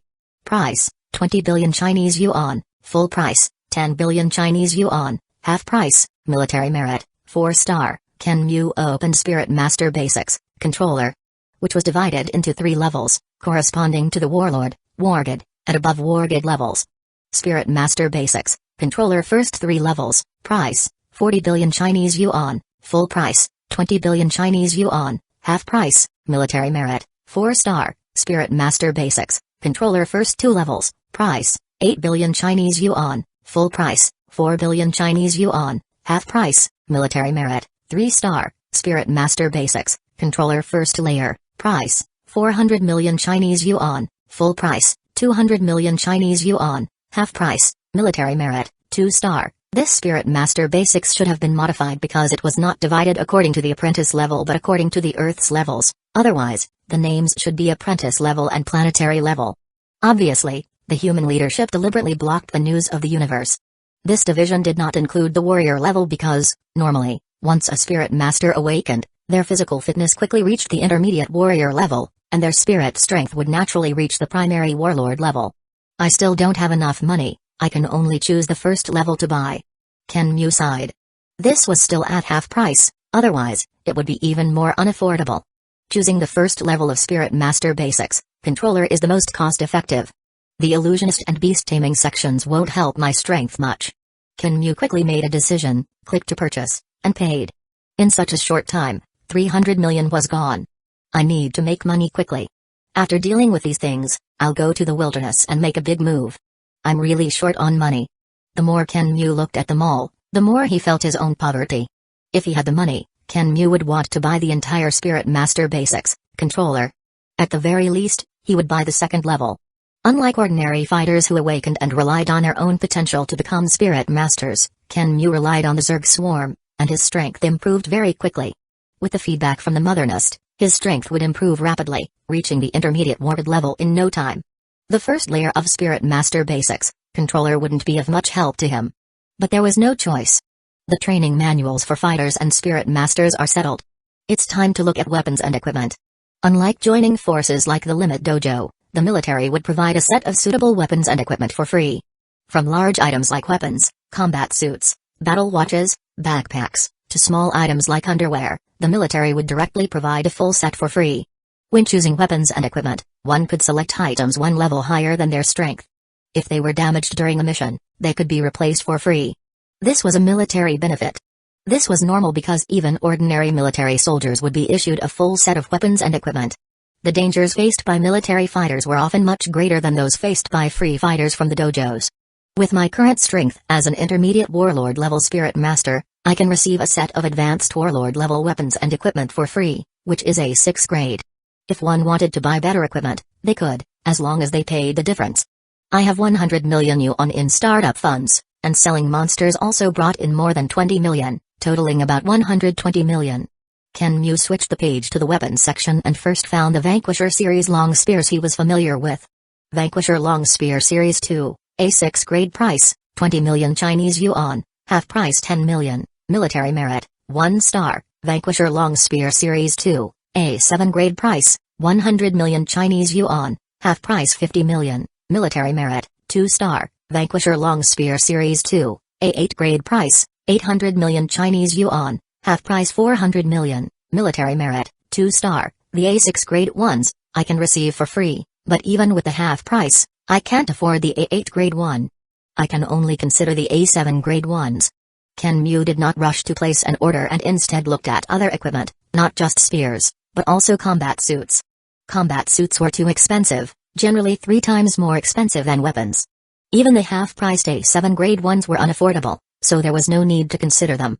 Receiving a free set of 6 series ones was fine. For Kenmu, the most needed items were not these weapons and combat suits, but combat weapons suitable for Spirit Masters. Such as throwing knives, short spears, etc. As a Spirit Master, Kenmu could also receive a set for free according to his needs, but only 6 throwing weapons were allowed because, generally, an intermediate warlord level Spirit Master could only control 2 or 3, and any more would be impossible. The military providing 6 for free was already very good. Throwing knives? No, short spears should be more suitable for me. Kenmue did not consider throwing knives. Although they were small and convenient to carry, their lethality was also little. Short spears were not convenient to carry, but their power was sufficient. Moreover, Kenmue used spears, so manipulating short spears would be more comfortable. These throwing weapons were relatively cheaper than conventional weapons like blades and long spears. A9 grade short spears cost 50 million yuan each, and after the half price, they still cost 25 million. A8 grade short spears cost 10 million yuan each, and after the half price, they still cost 5 million. With my talent as the Lord of the Zerg Swarm and my current ability, I can easily control 10 short spears to unleash their full power. After training in Spirit Master, Controller, I might be able to control dozens of them with ease. It must be said that the Lord of the Zerg Swarm was indeed powerful in this aspect. After all, before Luo Feng became a peak advanced warbot and trained in Spirit Master basics, he could only perfectly control 6 throwing knives. I can receive 6 A6 grade short spears for free, but unfortunately, A6 grade short spears aren't worth much, only 2 million yuan each, so 6 would be 12 million yuan with half price. I can deduce 6 million off of my purchase. Kenmue carefully calculated how to purchase them to bring out his strongest strength. In the end, Kenmue decided to buy 1 A9 grade short spear and 10 A8 grade short spears, totaling 75 million. After deducting the free quota of 6 million yuan, he only needed to pay 69 million yuan. For the weapon, he chose the A7 grade Vanquisher long spear, which was also half-priced and then deducted from the quota, totaling 40 million yuan.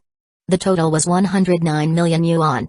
The military had already transferred the promised 100 million yuan startup funds to Kenmue's account. Seeing the money drop from 120 million to just over 11 million, Kenmue felt heartache. Unlike purchasing manuals, which was just a quota, this was real money, his own money. For avoiding later troubles, Kenmue simply paid off the loan he had secured with his house. The balance instantly dropped to around 8 million yuan. Now I just have to wait for the weapons and equipment to arrive. Chapter 32, Moving in the Military Family Resettlement Community. A military vehicle was parked downstairs at Uncle King's house, and several young soldiers were helping to load some of Uncle King's belongings onto the vehicle. Kenmue himself didn't have many things, just a few changes of clothes, which fit into a small bag. Several elderly men and women were gathered around the vehicle, chatting. "Old Wang, you're going to enjoy a good life now. Wang King has also suffered a lot, raising 2 children alone and taking such good care of Zhao Mu. Now that Zhao Mu has made it, he hasn't forgotten Wang King." An elderly woman standing nearby also felt emotional. Her husband was also a soldier and had retired due to disability. How could she not understand the hardships? Unlike other communities, as a military family resettlement community, the conditions here were much better than those in general communities. It had also produced many fighters, so while people were envious, they didn't show it too excessively. Uncle King was also chatting with the neighbors, looking very happy. Looking at Uncle King's empty sleeve, Kenmue's heart stirred. It was time to find a way to solve Uncle King's arm problem. Having only one hand made many things inconvenient. Solving this problem was simple. Either spend 30 billion yuan to buy the water of life, or use the abilities of the Zerg swarm. Money was something Kenmue currently lacked, and the Zerg wasn't convenient to expose. So, could he solve this by learning biotechnology and combining it with the abilities of the Zerg? This was not impossible, because the Zerg had already analyzed Kenmue's genes and could repair his injuries and even regenerate lost limbs. This matter might be difficult for others, but for Kenmue, it was not without hope. If successful, it would solve not just Uncle King's problem alone.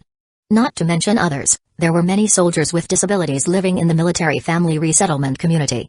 Every year, a large number of soldiers retired from the military due to injuries from fighting monsters.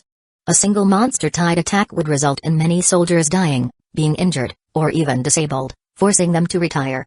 Perhaps this problem could be the first major issue Kenmue would solve after learning biotechnology. Kenmue made a silent decision in his heart. Once everything was loaded onto the vehicle, the military vehicle slowly drove away amidst the envious gazes of the onlookers. On the way, Uncle King chatted casually with Kenmue, while Miu Miu and Zhao Wu were excited, constantly asking Kenmue about fighters. Uncle King suddenly sighed. "Zhao Mu, this time I'm benefiting from your glory. I just received a notice from the factory saying they want to make me a manager. Hey, ever since you became a prospective fighter, my work at the military factory has become much easier, and now I'm directly a manager." Kenmue also laughed. That's because Uncle King is capable. Being a manager is just the beginning. In the future, Uncle King might even become the factory director. The journey was filled with laughter and joy, and the military vehicle drove smoothly, arriving directly at the military fighter residential area, the Shengshi Residential Complex. The Shengshi Residential Complex was the headquarters of the military fighters in Yangzhou City, and all the residents were military fighters. The environment of the complex was excellent, with various flowers, plants, trees, rockeries, flowing water, and a series of well-arranged super-large villas. In both his past and present life, Ken Mu had never lived in such a good house. Uncle King was also a bit excited, feeling a bit unreal. On the other hand, the two children, Miu Miu and Zhao Wu, screamed and rushed in, filled with excitement and happiness. When selecting the villa, the military personnel suggested that Ken Mu choose one in Jiangnan Base City, because by September, Ken Mu would need to go to Jiangnan First Military Academy for school. But Ken Mu refused, because he knew that living in such a villa, Uncle King might feel uncomfortable. However, the surroundings were still familiar, and he could still go to work at the military factory. If they went to Jiangnan Base City, there would truly be no familiar faces, and no matter how good the material life was, it might still feel uncomfortable. Solving this problem was actually simple. In the future, find a way to restore Uncle King's arm and let him become a fighter. With his own strength, he would have the confidence, and this principle applied everywhere. Moreover, Ken Mu wouldn't be living in the villa often. In the future, he would probably spend most of his time in the wilderness area. Coming back to the base city from the wilderness, having such a home, with Uncle King, Miu Miu, and Zhao Wu around, Ken Mu's mood would also relax a lot, avoiding being alone. Colonel Ken Mu, this villa number 0921 will be your home from now on. This villa has 3 floors and a matching basement. If you have any needs here, you can let us know, and we will try our best to meet your needs. A strong-looking fighter in military uniform smiled at Ken Mu. Indeed, this person was also a fighter, responsible for the security of the residential area, and came over to greet Ken Mu. Then I'll trouble you in the future. May I ask your name? Ken Mu expressed his gratitude. You can call me Chen Jian. By the way, Colonel Ken Mu, some of the items you purchased on the military network have arrived. Since you weren't here before, the items were directly sent to the residential area, so the delivery person is still waiting. Should I ask him to come over now? Chen Jian smiled. As a security guard for the military villa area, his information was naturally well informed. He knew that the person in front of him was a rare spirit master, and this trip was to get acquainted and sell a favor. Otherwise, there was no need for a fighter to come and do some small tasks like guiding and introducing the rooms. Ken Mu was pleasantly surprised. He didn't expect the items to arrive so quickly. Then please ask him to deliver them. Taking advantage of the time, Ken Mu and Uncle King took a tour. The most attractive thing in the villa for Ken Mu was not the swimming pool, the private cinema, nor the huge terrace, the luxurious living room, and bedrooms, but the super-large training room on the 2nd floor. Having died once, Ken Mu was more eager to become stronger than anyone else. How could a little material enjoyment compare to the wonderful feeling of continuously improving one's strength? Perhaps Ken Mu would also relax a bit, but that was just a small adjustment in life. Finally, there's a suitable training room. Looking at the spacious training room and the various training equipment, Ken Mu showed a satisfied smile. After Ken Mu, Uncle King, Miu Miu, and Zhao Wu had all chosen their rooms, and the 2 little ones were playing wildly in their rooms, the items Ken Mu had purchased were finally delivered. The delivery person was still a military fighter, and what was delivered included not only Destroyer and Spirit Master basics, controller, but also the Vanquisher long spear and short spears Ken Mu had purchased, as well as the full set of combat suits, combat communication watches, and other equipment gifted by the military, even including several sets of military uniforms, underwear, and other items. Colonel Ken Mu, please open and check the items, and sign here if everything is correct. The military delivery man smiled and handed over a list. Holding the list, Ken Mu carefully checked it before signing and receiving the items. After all, the items were worth several 100 million yuan. Colonel Ken Mu, do you know the rules for purchasing manuals and techniques? The military fighter smiled. The copyright of the techniques belongs to the creator. The copyright owner of the destroyer technique is Hong, and the copyright owner of Spirit Master Basics, controller, is the military. The purchaser only has the right to learn, not the right to disseminate. Copying the techniques, privately selling or teaching them is prohibited. Anyone who violates this will be pursued by the Limit Dojo, Thunder Dojo, HR Alliance, and the Army. Ken Mu nodded, indicating that he understood. All fighters were clear about this rule. Watching the military fighter leave, Ken Mu felt a bit emotional. Originally rare fighters had become commonplace, even the delivery person and the residential area's security had become fighters. Perhaps this was the difference in circles, and the people one came into contact with were completely different. Chapter 33, Training. This technique is quite interesting. The third diagram is complete, and I'm starting on the fourth. In the training room, Kenmu sat cross-legged, easily manipulating 16 short spears to rotate and fly around him. It doesn't seem too difficult. The 16 short spears did not fly in one direction but each had its own trajectory, sometimes fast, sometimes slow, forming a very complex three-dimensional pattern in the air, like a huge maze. Kenmu only bought one A9 grade short spear and 10 A8 grade short spears. The rest were ordinary short spears. The reason for using ordinary short spears to make up the numbers was, of course, because he was poor and couldn't afford so many good weapons. Ordinary short spears were not suitable for combat, but they were fine for training. As for the technique he was practicing, it was a training method for controller spirit masters in the Spirit Master Basics Manual.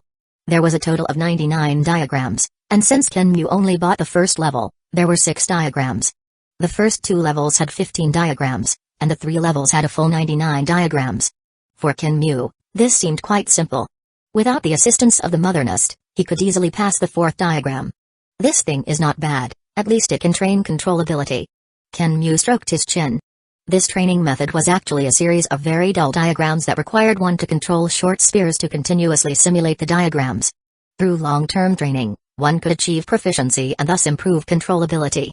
After all, in the universe, it was just some basic stuff, not very profound.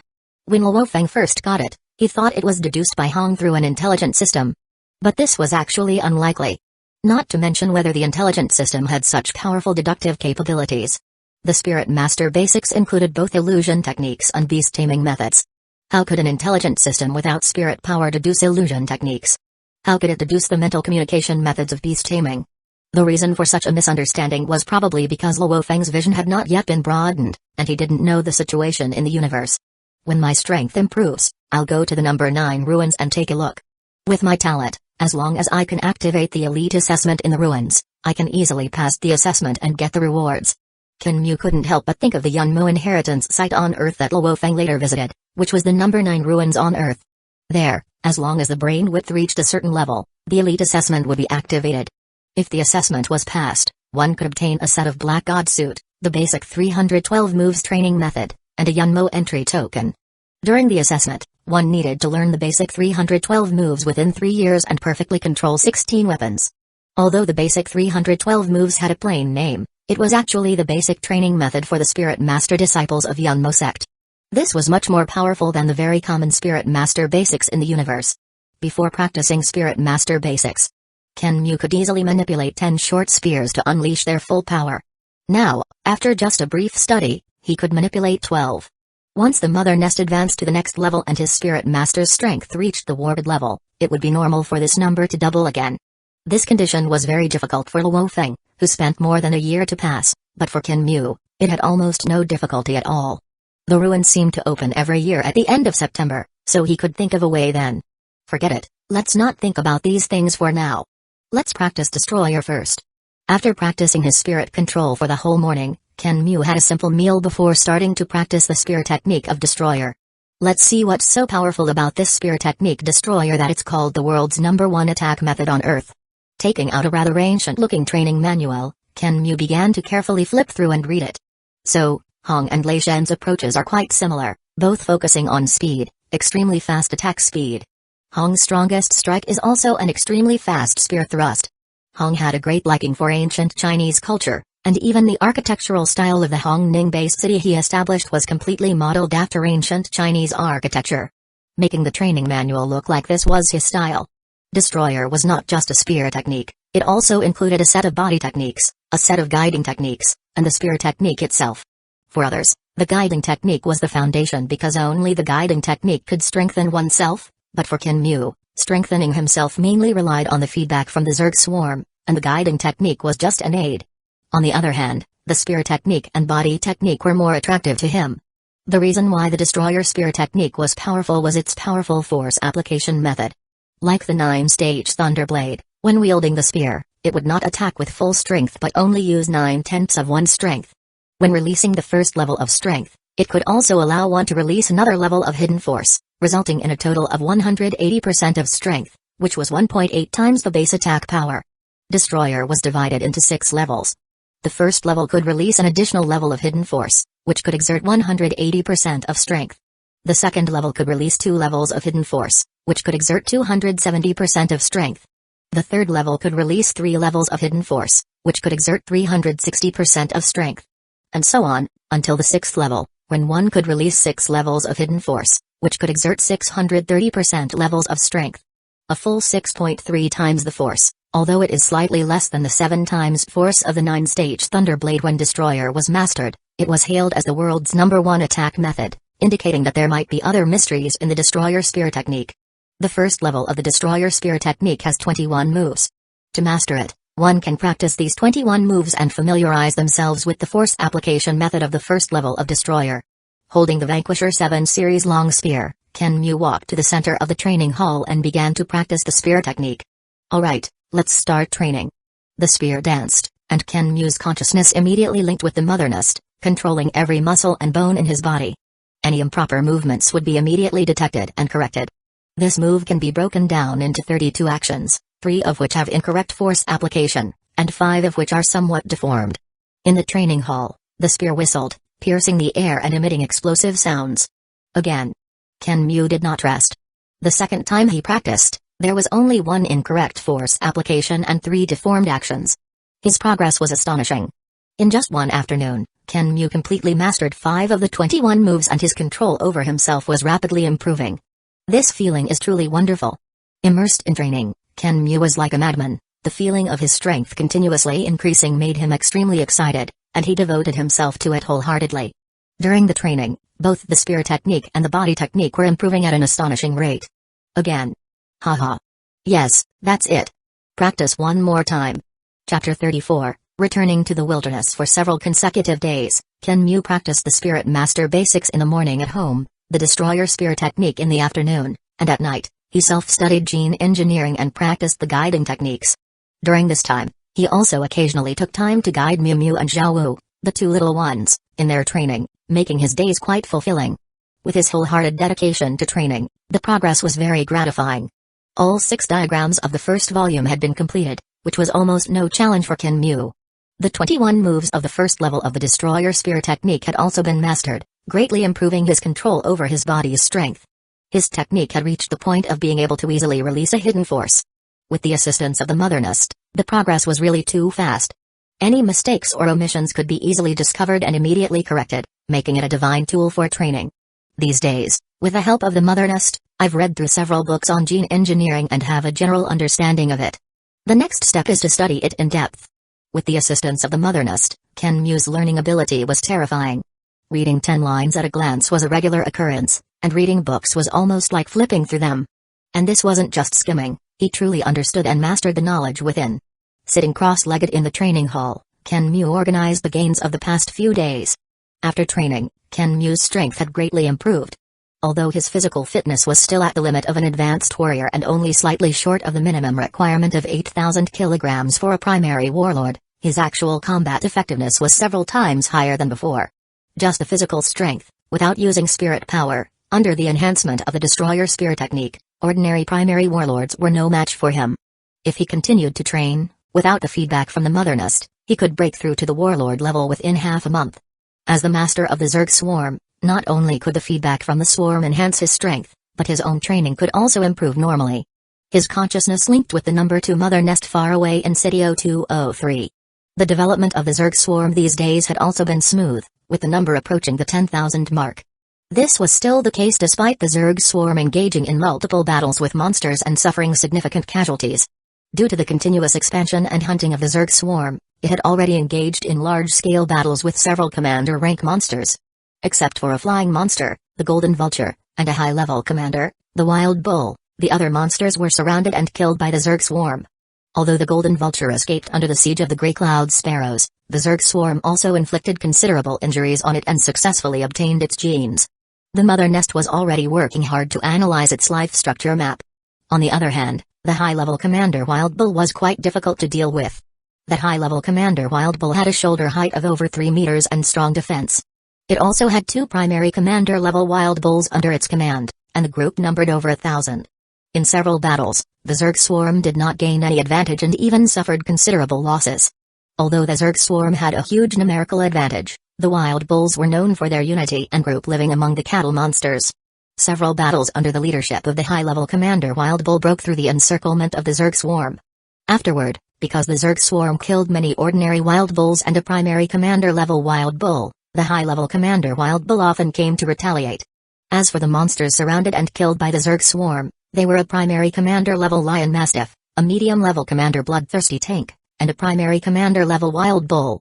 This allowed the Zerg swarm to successfully record 3 more commander-level genes, waiting only for the second-level mother nest to hatch successfully to incubate commander-level Zerg units. The structure of the Zerg swarm was also constantly changing under the adjustment of the mother nest. Among them, the iron-furred wild boars were gradually being phased out and replaced by the single-horned wild boars. Compared to the iron-furred wild boars, the single-horn wild boars were stronger and more agile, and the single horn on their heads greatly enhanced their charging power. The position of the tiger mastiff remained stable. Although the Zerg swarm had hatched some lion mastiffs and other monsters for comparison, the tiger mastiff still performed the best in actual combat. The shadow cat was the same. Although there were similar tiger cats, the shadow cat's positioning as an assassin and scout made its small size more suitable for the ruins of the city. Therefore, the main units of the Zerg race now were the tiger mastiff, the single-horned wild boar, and the shadow cat, with many other units supporting them. The most critical thing was that the gene progress of the first-level mother nest had reached 91% and was about to evolve into a second-level mother nest, with accumulated energy exceeding 10,000 points. In another day or two, the Zerg swarm could evolve into a second-level mother nest. The things I need to learn have been learned almost enough, the weapons are ready, and the rest needs to be experienced and improved in actual combat. So, I'll set off directly for the wilderness, to the mother nest. Kinmu's eyes were bright, full of light. This time, the Zerg swarm was about to begin its true expansion, blooming in all directions, and he would also undergo actual combat, a trial of life and death. After bidding farewell to Uncle King, Kinmu put on the full set of combat gear, slung the combat backpack over his shoulder, and carried a long weapon box before heading out. On the second day of moving into the villa area, Uncle King already knew that Kinmu had entered the wilderness. He also knew that Kinmu had awakened as a spirit master, and his strength was invincible among intermediate warlords. After feeling amazed and shocked, he naturally would no longer interfere with Kinmu's ideas. When the night was deep, Kinmu got off the train leading to the military camp. 2 soldiers on duty saw Kinmu and, although he was not in military uniform, they still stood at attention and saluted immediately. Kinmu also nodded and smiled. In this supply base, Kinmu was considered a minor celebrity, especially after the news of his practical assessment spread and he joined the military. Following the memory of the last time, Kinmu directly went to the martial artist supply base, went to the front desk, and registered his information. Colonel Kinmu. The officer in charge of registration was still the same person as last time, and he quickly stood up and saluted. Since Kinmu had joined the military but had no specific position, he directly addressed him by his military rank. "Please help me register," Kinmu said with a smile. "Yes, are you still going into the wilderness alone?" the officer asked. "Yes, alone."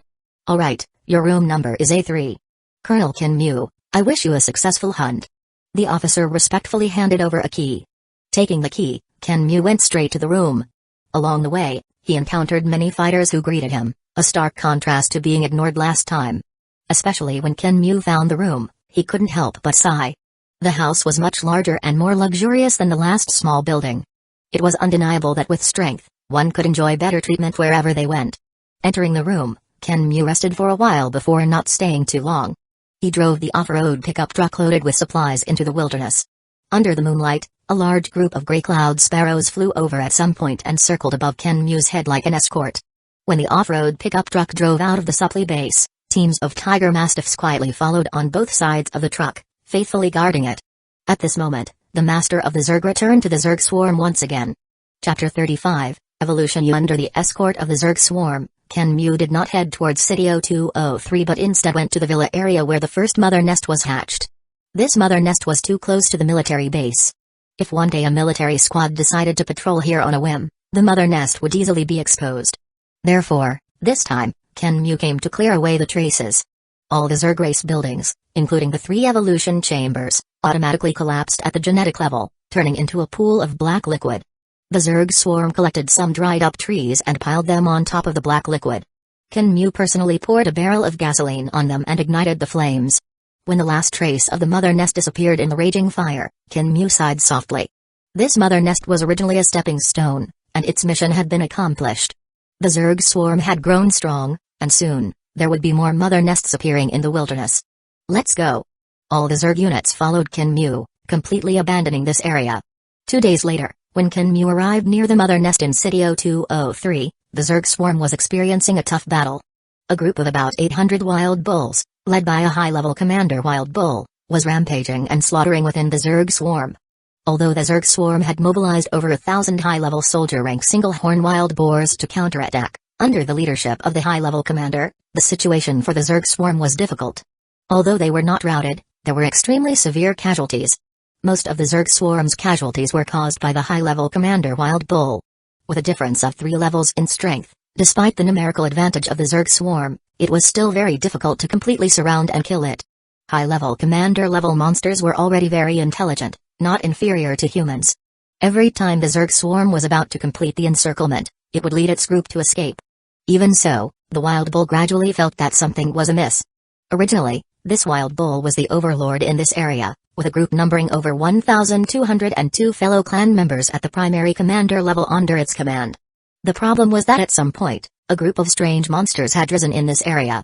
They had no commander leading them, and the strongest among them were only high-level soldiers. Yet, these monsters inexplicably united and continuously waged war on their surroundings, fighting in an extremely crazy and fearless manner. Several monster groups were annihilated in succession, and even its own clan members were affected. In anger, it led its clan members into an extremely bloody war with this group of monsters. It killed one monster after another, but the continuous battles also exhausted it, strong as it was, while enemies continued to pour in from all around. In the end, its clan members suffered heavy casualties, and a primary commander-level clan member was surrounded and killed. In a crisis, it managed to escape with the remaining clan members. These days, it had been leading its clan members to roam the outskirts, trying to find an opportunity to kill this group of strange monsters. It had also learned to be smarter, each time not waiting for the Zerg swarm to successfully encircle it, killing a batch of Zergs before immediately escaping. But what was not good was that the number of these monsters seemed to increase the more they were killed, while its own clan members were decreasing. What made it most uneasy was that it actually discovered the presence of its own clan members among this group of monsters. A group of wild bulls had somehow joined this group of monsters. Although it was extremely angry, it, with its not low intelligence, had already decided to flee. The number of these monsters was increasing, and if this continued, sooner or later, it would also be killed. Kill one more batch, avenge your clan members, and then leave. It thought to itself. When it thought that this time, it could still escape like before. Several short spears suddenly shot over from a distance without a sound. Roar the wild bull, whose mind was extremely tense and constantly on guard against the surrounding Zerg swarm's attacks, immediately discovered the flying short spears. It roared fiercely, its speed exploding beyond the speed of sound, creating a huge sonic boom. But no matter how fast it was, how could it be faster than short spears operated by spirit power? Seeing that it couldn't dodge, the wild bull turned its head to avoid its eyes and other vital points, planning to endure this wave of damage. Its defense was among the strongest in high-level commanders. Puchy puchy puchy, the sound of short spears piercing flesh rang out. Under the momentum of surpassing the speed of sound, the short spears easily pierced its skin, penetrated its tendons and bones, shredded its internal organs, and finally passed through. 7 short spears passed through its body, nailing it to the ground. This powerful wild bull, with strength reaching the high-level commander and renowned for its defense, was actually killed in one hit. In its gradually dimming eyes, it saw a young man in black combat gear flying over, holding a long spear, with short spears circling around him, like a god of slaughter descending, mercilessly butchering its clan members. It's actually a spirit master. Why is this human spirit master mixed up with that group of monsters? This was the last thought that flashed through its mind before it fell into darkness. Although Kinmu was currently only an intermediate warlord spirit master, he was manipulating 1A9 grade and 10A8 grade short spears. Not to mention this mere high-level commander monster, even horde leader monster wouldn't dare to take it head-on. Adding to that, Kinmu's surprise attack directly killed it in one hit. In a frontal battle, the wild bull could still exchange a few blows with Kinmu and wouldn't die so quickly. The entire wild bull group following the high-level commander wild bull, seeing their leader killed by a human in an instant, immediately fell into chaos. Some continued to charge and attack Kinmu, while others scattered and fled. Taking advantage of their confusion, Kinmu didn't sit idle. While 3 short spears circled around him for defense, The rest massacred the wild bulls. The number of the wild bull group decreased at an astonishing rate. When the Zerg swarm surrounded them, forming an encirclement, not a single wild bull could escape this slaughter, and they were completely annihilated. Don't think that because Kenmu killed a high-level commander-level monster in one move, it was weak. In the original work, Luofeng once encountered a severely injured Silver Moon Wolf. This Silver Moon Wolf's strength was only at the peak of a high-level commander.